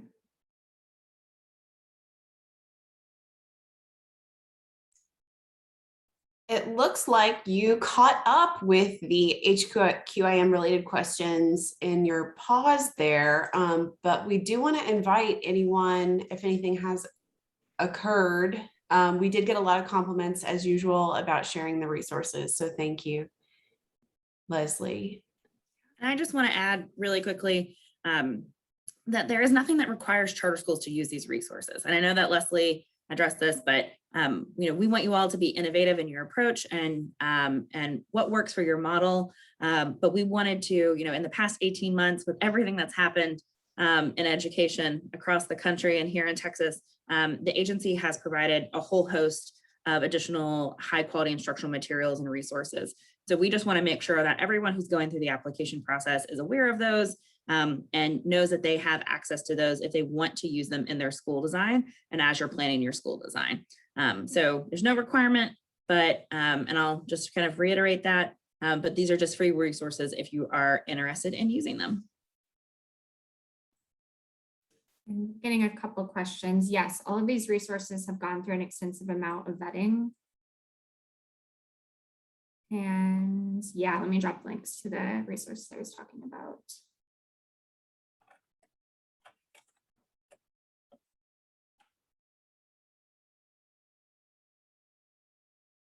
Okay, first link is our Texas Home Writing website, which is that suite of free and completely optional resources.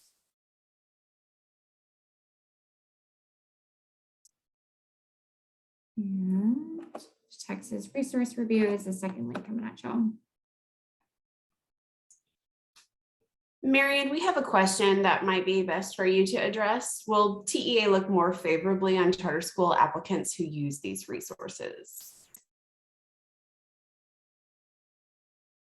That is a great question. And I was pulling up the evaluation criteria because I was going to answer that question by referring to our criteria. So we don't have preference for use of these resources. Our evaluation criteria says that strong applications will identify high quality instructional materials or plans to adopt those materials that are grade level appropriate, aligned to the TEKS and compliant with state law. So that's what we're looking for. and then really a thoughtful analysis of how those instructional materials meet that definition of high quality and either research-based or externally validated. And then how those instructional materials meet the needs of the students that you're trying to serve. And so really it's a holistic kind of picture of all of those things. There is no favoritism or preference for using these materials. We just wanted everybody to know that they exist and that you can use them if that's your choice and if that fits with your school design and model. So we don't want to discourage innovation, right? That is one of our 5 purposes under the Texas Education Code. So we're always looking for innovation, but just wanted everybody to know that these are resources that are out there for folks to use. And I think that partially answers a question that we got here of if they're not in the HQIM process, how can they become included? It's not that we have like an included versus excluded list, but it really is that definition that Marianne just talked about, that there's a variety of HQIM, high quality instructional materials, and we're just defining a subset of those THL ones that we've been working on at the agency, but there's a variety of other ones out there as long as they're meeting those qualities of covering the TEKS, being grade level appropriate, supporting all learners, having those progress monitoring opportunities. So that's really a definition that can fit a variety of different types of resources.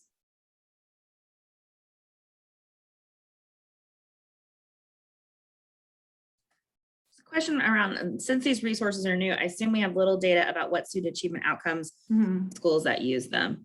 And Leslie, feel free to jump in here, but just because they're kind of new that TEA is offering, they're not necessarily new instructional materials. And so there is research and evidence that they are successful as well. And Leslie might be able to speak to a little bit more about that too. Yeah, no, that's right. These are all very research-backed materials. So while it's, I guess you can call it a new product, it's not a completely new idea at all. And we're excited to be taking the next couple of years to really draw a lot of these to student outcomes and do those studies and publish those. So that's definitely something that's on our horizon as well.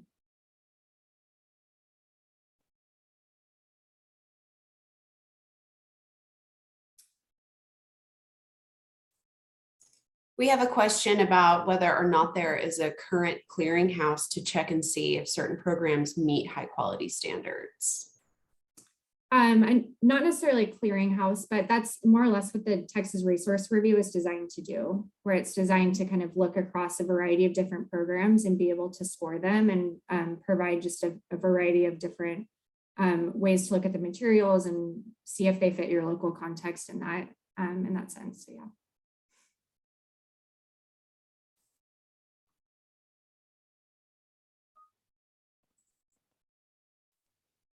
Any other questions?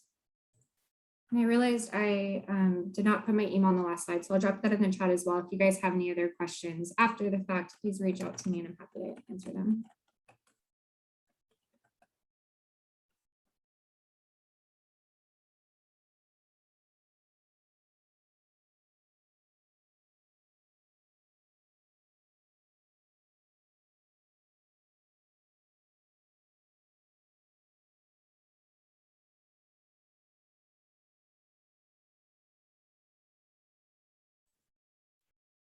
Okay, I have one more question. How can we verify that programs are TEKS based and not Common Core? So to my knowledge, almost every publisher has a Texas version, so it's pretty evident. You'll know if it's not a Texas version because they like to call that out very clearly. I don't know if the charter school team has anything to add to that.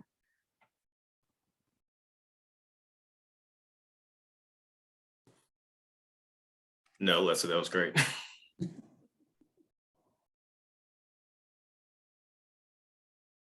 And any other materials, I would say just be thoughtful about where you're acquiring them from.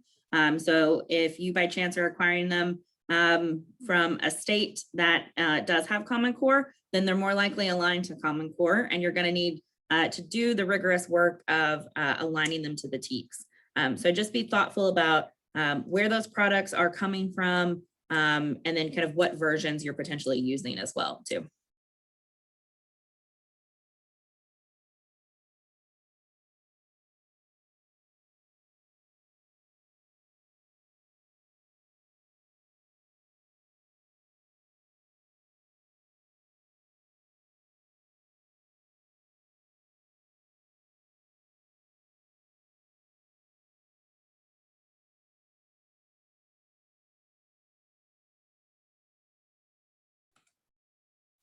go ahead and give a last call for any questions coming in for Leslie related to HQIM.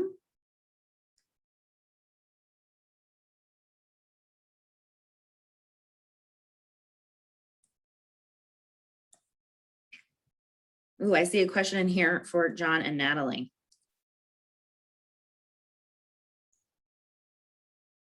So yes, is the answer regarding, so we have a table, and John, please feel free to jump in, but we have in our high quality instructional material section, which I believe John demoed earlier in the application overview, we do ask that you list all subjects for all grade levels and all high quality instructional materials or resources used to develop high quality instructional materials for every single course in every single grade.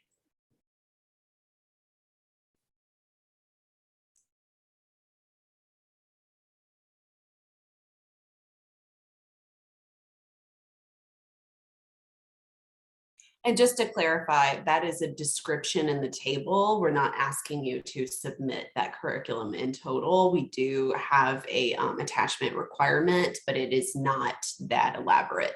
I'm speaking specifically to the table that you fill in.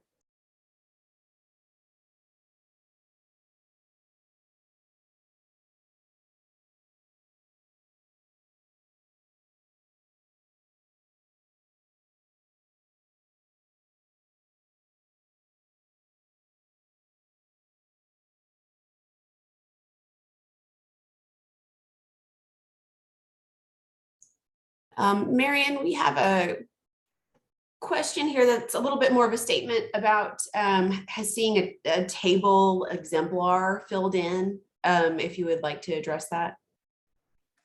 Yeah, so I would say, unfortunately, we're not able to provide an exemplar of that table. If there is a specific question that you have about what should go in each column, we're happy to try to address that. And you can send that to us at our email address. And we're able to kind of answer questions in that way. But we're not able to provide an exemplar table. I would also, when you get a chance, go back and kind of revisit that section of the application overview that John did. So we're looking for, those items and all columns of that table to be addressed. So the grade level, the specific product that you're using, and the subject that it's going to be used for as well too.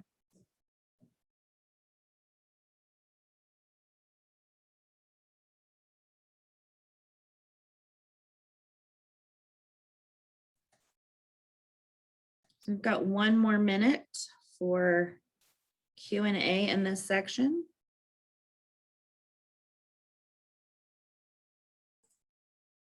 I see one question that I can field, but can you clarify your question for the core and supplemental materials? Maybe in relation to the application. Yes, so we're looking for core and supplemental materials that you're planning to use.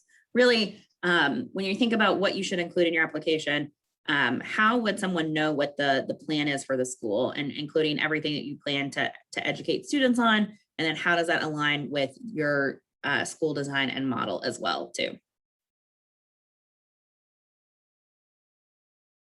And I see a question that says, should we include the curriculum we plan to use before we purchase it? Yes, but know that because you can then use CSP funds to purchase that curriculum in your planning year. But any changes beyond that, once you have an approved application and an executed contract, you would need to submit an amendment for.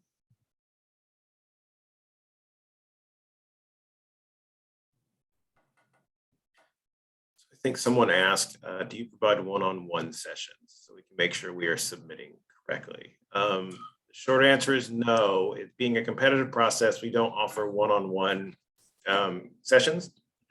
However, we will be offering as one of those support seminars, just kind of like last touches before the application process, where we'll kind of run through, like, this is how you submit, this is how you utilize a checklist to ensure that you have everything, things like that. So We will have a session that kind of helps you all at least compartmentalize, like, do you have everything checked off before you submit?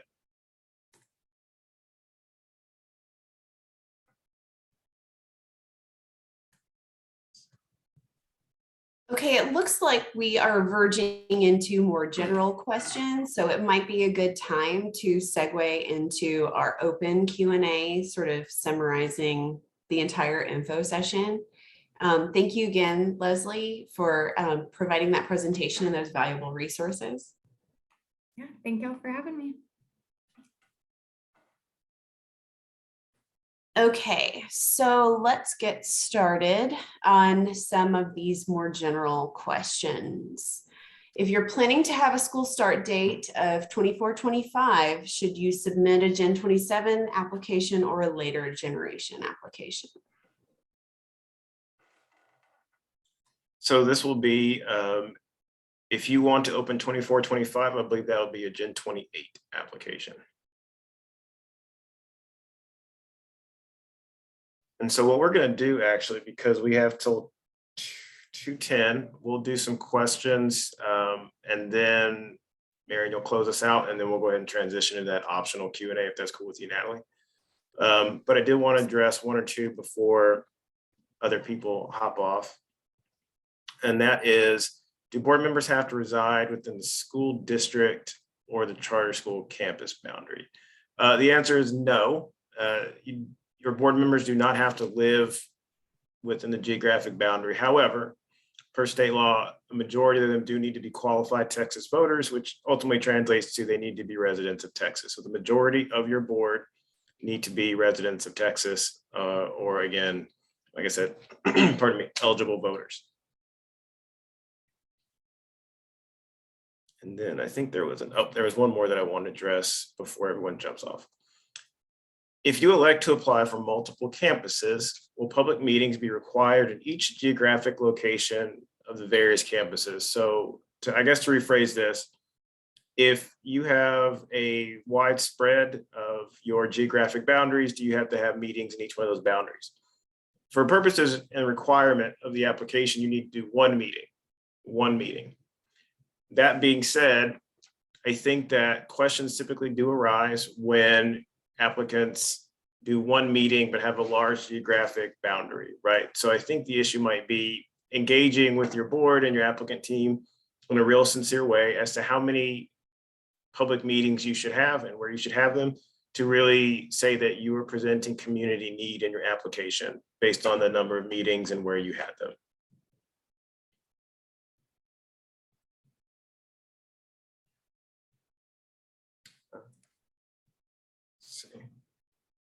Is there a mock application we could see? I think this goes back to Marion's point. We don't necessarily offer pre-populated applications. However, that being said, while Gen 27 does deviate a little bit in terms of form from 26 and 25, you can still go back and look at those applications. The questions typically have remained somewhat the same or similar. So I think you can certainly get a good idea of what other applicants have put in the past and whether they are awarded or not. On that note, John, I'm going to give us a kind of close this out, and then we'll stay on the line and we'll go through all the rest of these questions that we haven't answered yet. And we'll also have time to answer more. So just want to thank everyone for joining us today. Right now we have 80 participants on the line that have hung in there through us talking at you through this screen all day. So thanks for your patience. Thanks for your great questions. Thanks for your flexibility when we had a little bit of a hiccup with Joe's microphone today. We really appreciate you. We were really excited about all of the interest. And we really do think of this as kind of our first way to interact with you as potential future leaders of Texas charter schools. And we look forward to seeing high quality applications from you all. I would say, we start in the criteria, make sure you're reading through all of those before you even start on that application. Make sure you're reviewing kind of the presentations from today. Make sure you're reviewing the FAQ and all the great answers and questions that everybody asked today. And then, come to our optional support seminars, participate in our office hours that we're going to have. We want to have a really high bar because we have a really high bar and expectations for our charter schools here in Texas. But we want to make sure that you understand what that bar is, so that you're able to clearly demonstrate that, so that our external evaluators can score your application. We can see you in a capacity interview, and then hopefully make a recommendation for approval to the State Board of Education. So thanks everybody for joining us. If you want to hop off at this time, you can, but you're also welcome to stay along and see what questions get asked and answered. And we'll include these also in our FAQ, and the recording will stay on as well too. But you're free to go if you've got other great Friday afternoon plans. And thanks everybody for joining us. We really appreciate it. Hey, Marion, before everyone pops off really quick, don't run away just yet. Two things just popped in my brain. Number one, I know that sometimes Zoom can be a little funny with people. So if you attended today, but you attended by phone number, I need you to email the charter application inbox to say that this is who I am and this is the number that I joined from. That way we can connect the two when we do a completion check if you submit the application. On that note as well, I do notice that someone or some people have joined anonymously, and that's fine. However, again, if you do apply, you need to go ahead and just ensure that we know who you are, so we can again confirm that you attended one of these sessions. That's all I had. Also John, want to make a plug to complete our survey that we're also sending out as well. thank you. That's what I was going to say.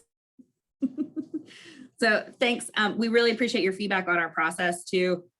We have a spirit of continuous improvement. The only way that we can get better is if you let us know how we can get better. So don't forget to fill out that survey as well.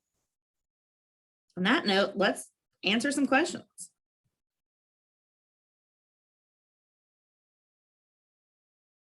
Okay, someone asked, I need more clarification on board members. Are my current financial backers the board members?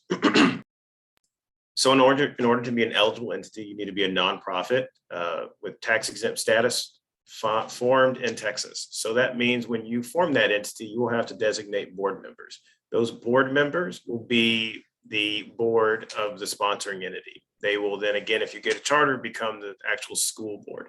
So I don't really know in terms of the financial backers piece of it, but whoever you put, when you file to the state to form that entity, that is who we would consider to be on your board.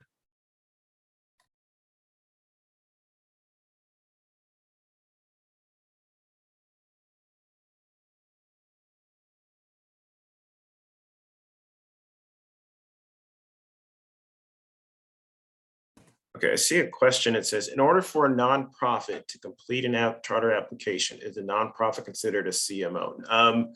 Not necessarily. So I think there might be some confusion. So to be an eligible, and this goes back to what I just said. So to be an eligible applicant, you need to fit into one of three buckets. You either need to be, again, a nonprofit tax exempt organization formed in Texas, or you need to be a governmental entity, or three, you need to be a public university or college. So that being said, a CMO is an organization that you will contract with. You, the entity, are the nonprofit. And again, I think if you are still on, if you want some additional information, just go ahead and maybe rephrase your question.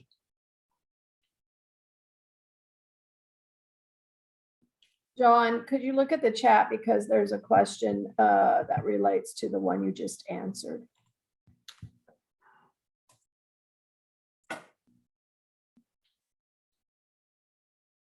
Okay, great question. So the question is, do I need to basically have my board before I apply?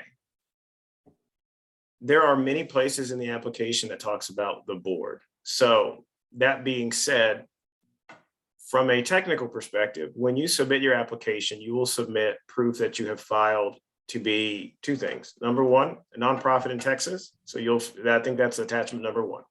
Attachment number two, I believe, is proof that either A, you have tax exempt status, or B, you have submitted for approval to be a tax exempt status.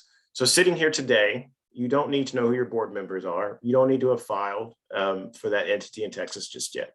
But by the time you submit that application, you would have already submitted to be an entity in Texas, and you would have already submitted to be a tax exempt status in the eyes of the IRS. including you'll have board member affidavits that you'll need to fill out. So we'll see who those board members are, what their credentials are, et cetera. So you don't need to know right now, but you do need to know before you submit the application. Let me see, let me check the Q&A. Okay, so this year there are no certificates for completion. We were just going to go ahead and confirm your attendance here, but you do still need to go ahead and look at those modules online. And if you're a new applicant, you have no idea what I'm talking about, but if you're a returning applicant, last year we did have certificates that you needed to fill out. Is there a specific, wow, they're coming in. Okay, is there a specific number of board members required? Per state law, you need at least 3 members. And I'll go ahead and repeat what I said earlier. Of those 3, the majority of them need to be qualified Texas voters. Hold on.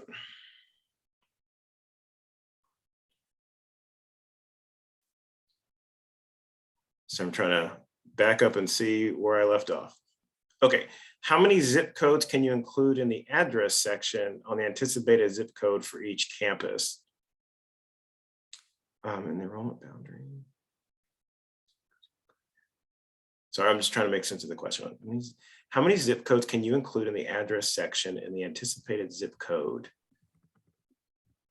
So ideally, we would like you to drill in with as much specificity as possible, right? But if it has to be a collection of zip codes, again, we will accept that. However, as you will probably look at interviews from the past, as well as questions from external reviewers per applicants, the question becomes, we really do want to have some confidence that you have a good idea of where you're going to be. And so again, you don't need to put just one zip code, but we do ask that you engage in some some sincere thought as to where you want to be. And that would also apply both on the cover page, as well as when you discuss facilities and where your kind of like prioritized zip codes, you're going to want to look for facilities. Someone asked, what if I don't have my 501c3, which is a tax exempt status at the time of filing? So when you submit your application, and I touched on this a little bit earlier, when you submit your application, if you don't have that final letter of determination, then what you will give us is proof that you have submitted a request to be approved as a tax exempt status to get that 501c3. If you look at, I believe it's whatever the attachment is, and I don't have it on hand, but in our application, it designates an exact date as to when you will actually have to have that final letter of determination. But I believe it's in April. Another question, can a residential facility be for profit and the school within the facility be a charter school that is nonprofit? So in the past, the sponsoring entity is a sponsoring entity. It is the nonprofit organization. The residential facility itself might be and correct me if I'm wrong, Mary, the landlord or the partner per se, but the actual applicant is going to be the 501c3, is going to be the tax exempt entity. Let's see.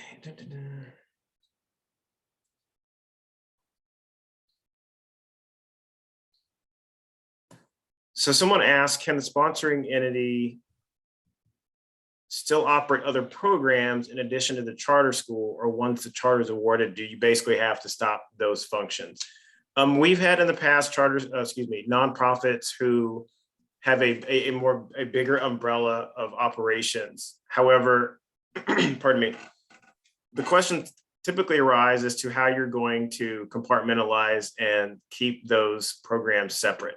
So the rest of the entity does not necessarily have to stop, but there needs to be some deliberate and purposeful articulation in your application. That's how you're going to separate those two in terms of finance, et cetera.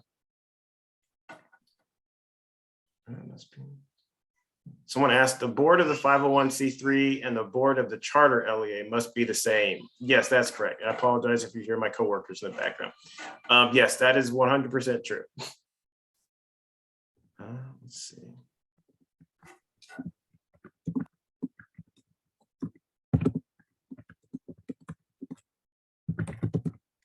There's a question Okay. here. Is the amendment requirement for all changes utilizing the CSP funds or any changes after that point?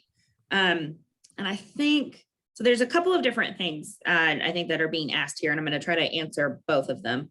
When you have the CSP grant, you'll submit a budget to the grants team that kind of describes what you're planning to use those funds for. And then if you deviate from those categories of funds, sometimes depending on the amount of that deviation, there's an amendment that's required for use of those funds. And then we also have what we call amendments, non-expansion amendments that are required if you're going to change something that's in your charter application, because that application is embedded as part of your charter contract. And so there are certain things that require a non-expansion amendment. And if you were to make changes to those things at that time. And we work with charter schools. We work with charter schools to kind of understand what those expectations are and guide them through the process of submitting those non-expansion amendments too.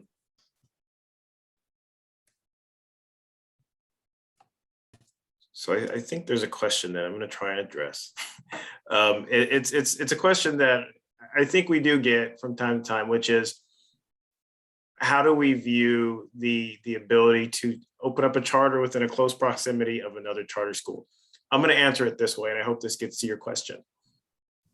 It's about community need, right? It's about trying to fill a need that's driven by community demand, as well as your ability to operate a successful charter school. And that means in terms of enrollment, in terms of educational programs. So there's nowhere in the rubric per se that will dock points for quote unquote opening across the street from another charter school. However, again, there may be questions down the line as to, is there a need? Does the community want this? Was there sincere thought that this is the best location, et cetera? So there's no express line drawn in the sand on that, but I do encourage applicants to really engage in some again, I mean, you keep using this word, but it's true, sincere conversations about if your locations within the proximity of another charter school is both in the best interest of the community, as well as is the community really reinforce the need for that within that community.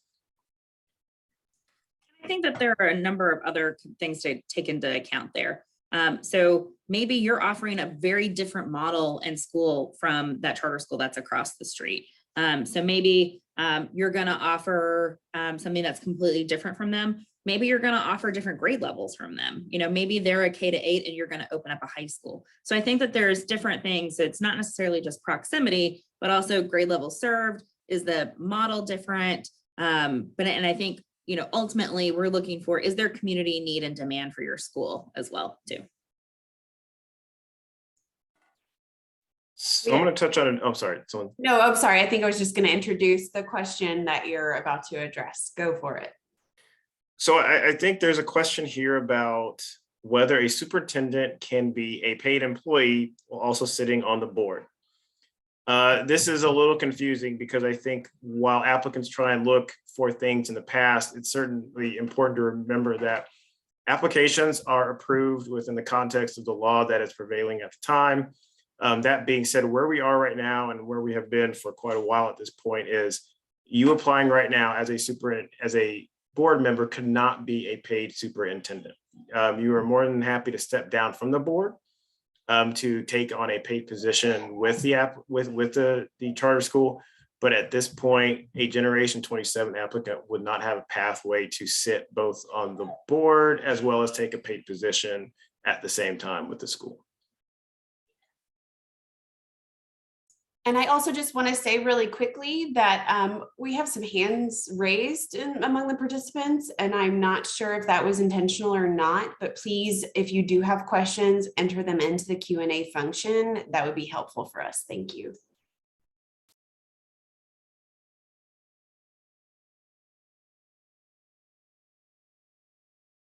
So there's a question here that says, is it crazy to think we could operate simply with the grant monies, or do we need money from outside entities? And so ultimately, I think when you're running your school, depending on your enrollment and your size, really the design is that you're able to run your school on the foundation school program, right? So that you're able to use the dollars that you get from the state of Texas in order to be able to run and operate your school. And I think in the pre-opening year, it's really going to depend on what are the needs that your school has kind of in this moment and now. And so the CSP grant is $900,000, but it's also reimbursement based. So you are going to need some access to capital in order to be able to make those expenditures and then get reimbursed for them. And then we often see charters, reach out to other philanthropic organizations as well and look for support from them. There's a variety of them, both based here in Texas and also nationally.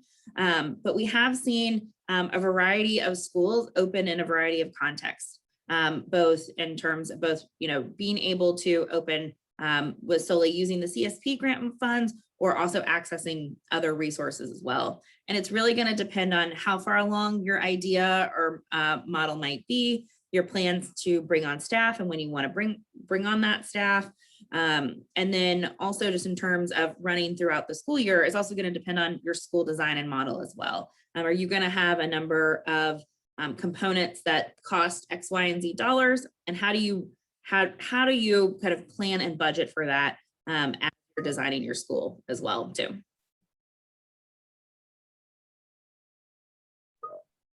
Let's see.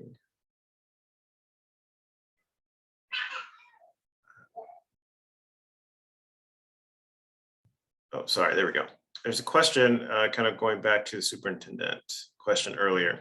If an individual is a superintendent and was noted as being on the board, will there need to be an amendment? I think an applicant, if they know who the superintendent's going to be, needs to submit the application with that particular individual listed as the prospective superintendent and not necessarily be reflected on the board. There's some give and take with this, and I understand that each year we cover this, but there's some trade-off, right? If you're the superintendent, you're a paid employee of the school. If you're on the board, you're a non-compensated individual, but you have more control over the policy and the overall direction of the charter school. So I think the individual really needs to kind of decide, do you want to be a superintendent or do you want to be the board member? If you want to be the superintendent, then you just need to be reflected as such in the application you submit.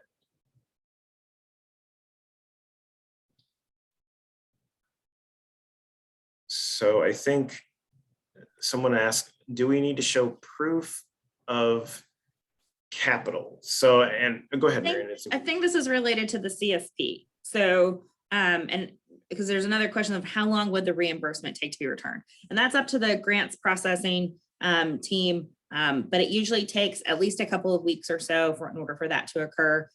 There's verification of the expenditures and then kind of the processing as those come in as well. You don't have to show proof of capital. We don't require that, right? You're granted the CSP grant if you're an approved applicant up to $900,000. And it's up to you to be able to then demonstrate, oh, we expended these funds. You have to basically show kind of receipts, et cetera. And then you're able to then draw down those reimbursements.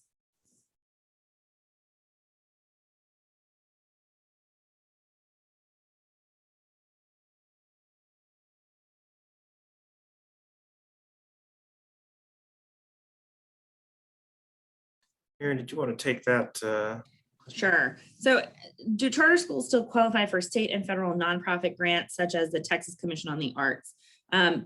Charter schools receive state and federal funds and are able to access state and federal funds in the way that traditional ISDs are. And really it's most of the time dependent on the specifics of the grant program on each of those things. For nonprofit grants, it's up to the criteria of those nonprofits, what their grant, their grant application and process might be. So the Texas Commission on the Arts might have something that says all LEAs, which means local education agencies, and that's open to both charter schools and traditional ISDs, or it might just say traditional school districts or traditional ISDs. And so it's up to each of those nonprofits to determine kind of what their process is and what their application and eligibility criteria are. And then do we need to spend this is a question related to the CSP grant. Do we need to spend the entire $900,000 before reimbursement? No, you do not have to spend the entire amount. So there are guidance that once a school receives the CSP grant award, they're going to receive communication from the grants team that walks you through how to kind of process and receive those reimbursements, but you can submit them over a period of time. You don't have to spend all those funds at once and then receive reimbursement.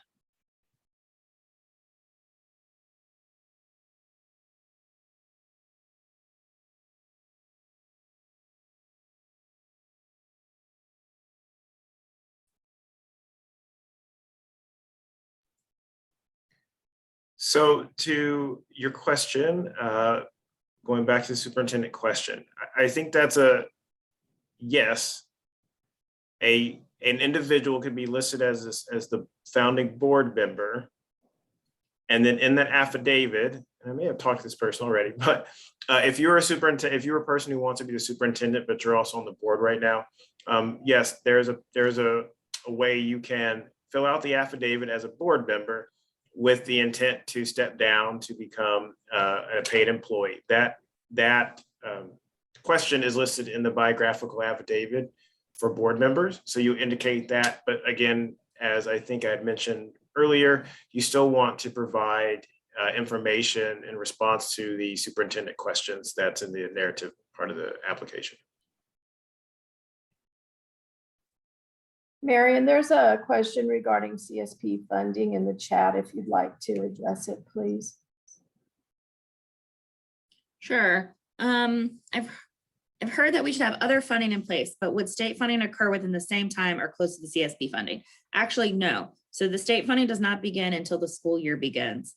And so the only access to any resources, unless you're pursuing other resources yourself, would be the CSP funding. And that, starts, at the earliest October of the year before the school opens.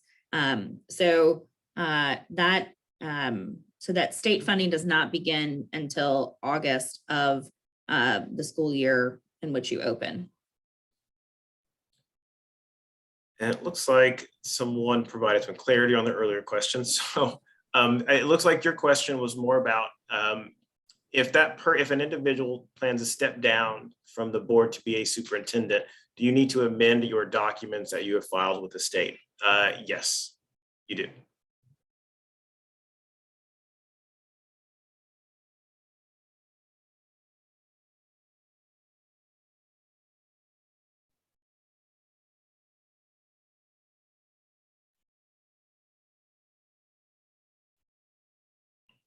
So Marion, we're hitting up about 2:35, so I think we have time for maybe a couple of additional questions before we close it out today.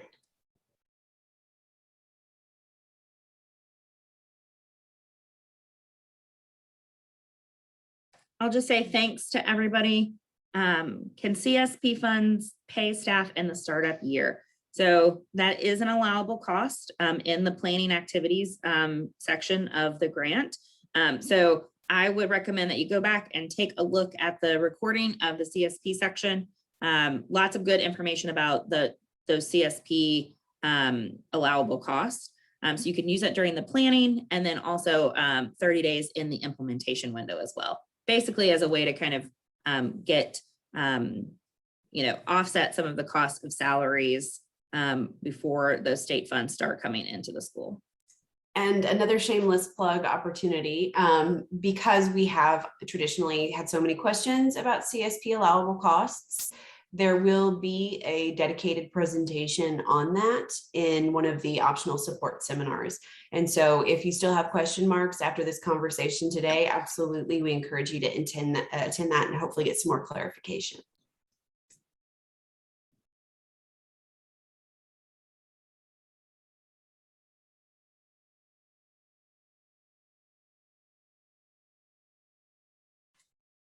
Someone asked, are for-profit charters allowable in Texas? What is the difference? This goes back to a statutory. So what does state law say about who is eligible to apply? And so, excuse me, sorry, I'm losing my voice now. Per state law, eligible entity would be defined as a nonprofit tax exempt status. So a for-profit company at this point would not be eligible to apply or receive a subchapter D open enrollment charter school.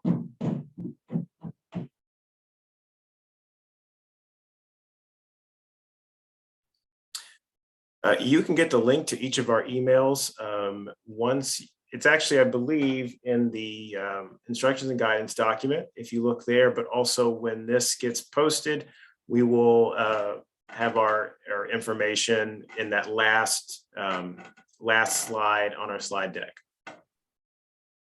Our contact information is also on our web pages. I think for the sake of everybody's sanity, if you have application questions, we really ask that you direct them to the charter applications email address. That way we're able to track them, monitor them, see them, and there's multiple folks who can answer and have access to that inbox as well too.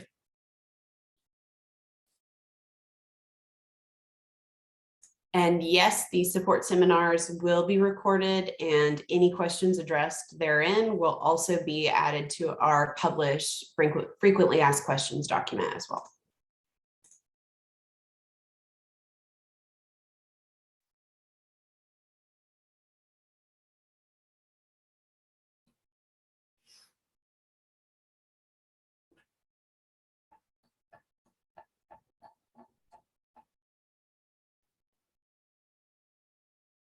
Thanks, everybody. We'll call it a day.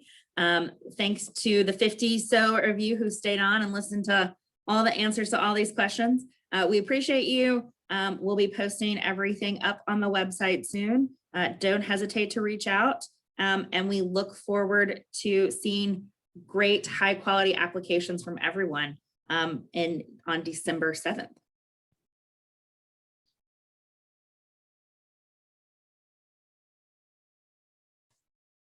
All right, y'all have a good day, have a good weekend, and we will see you hopefully in the next either office hour or support seminar.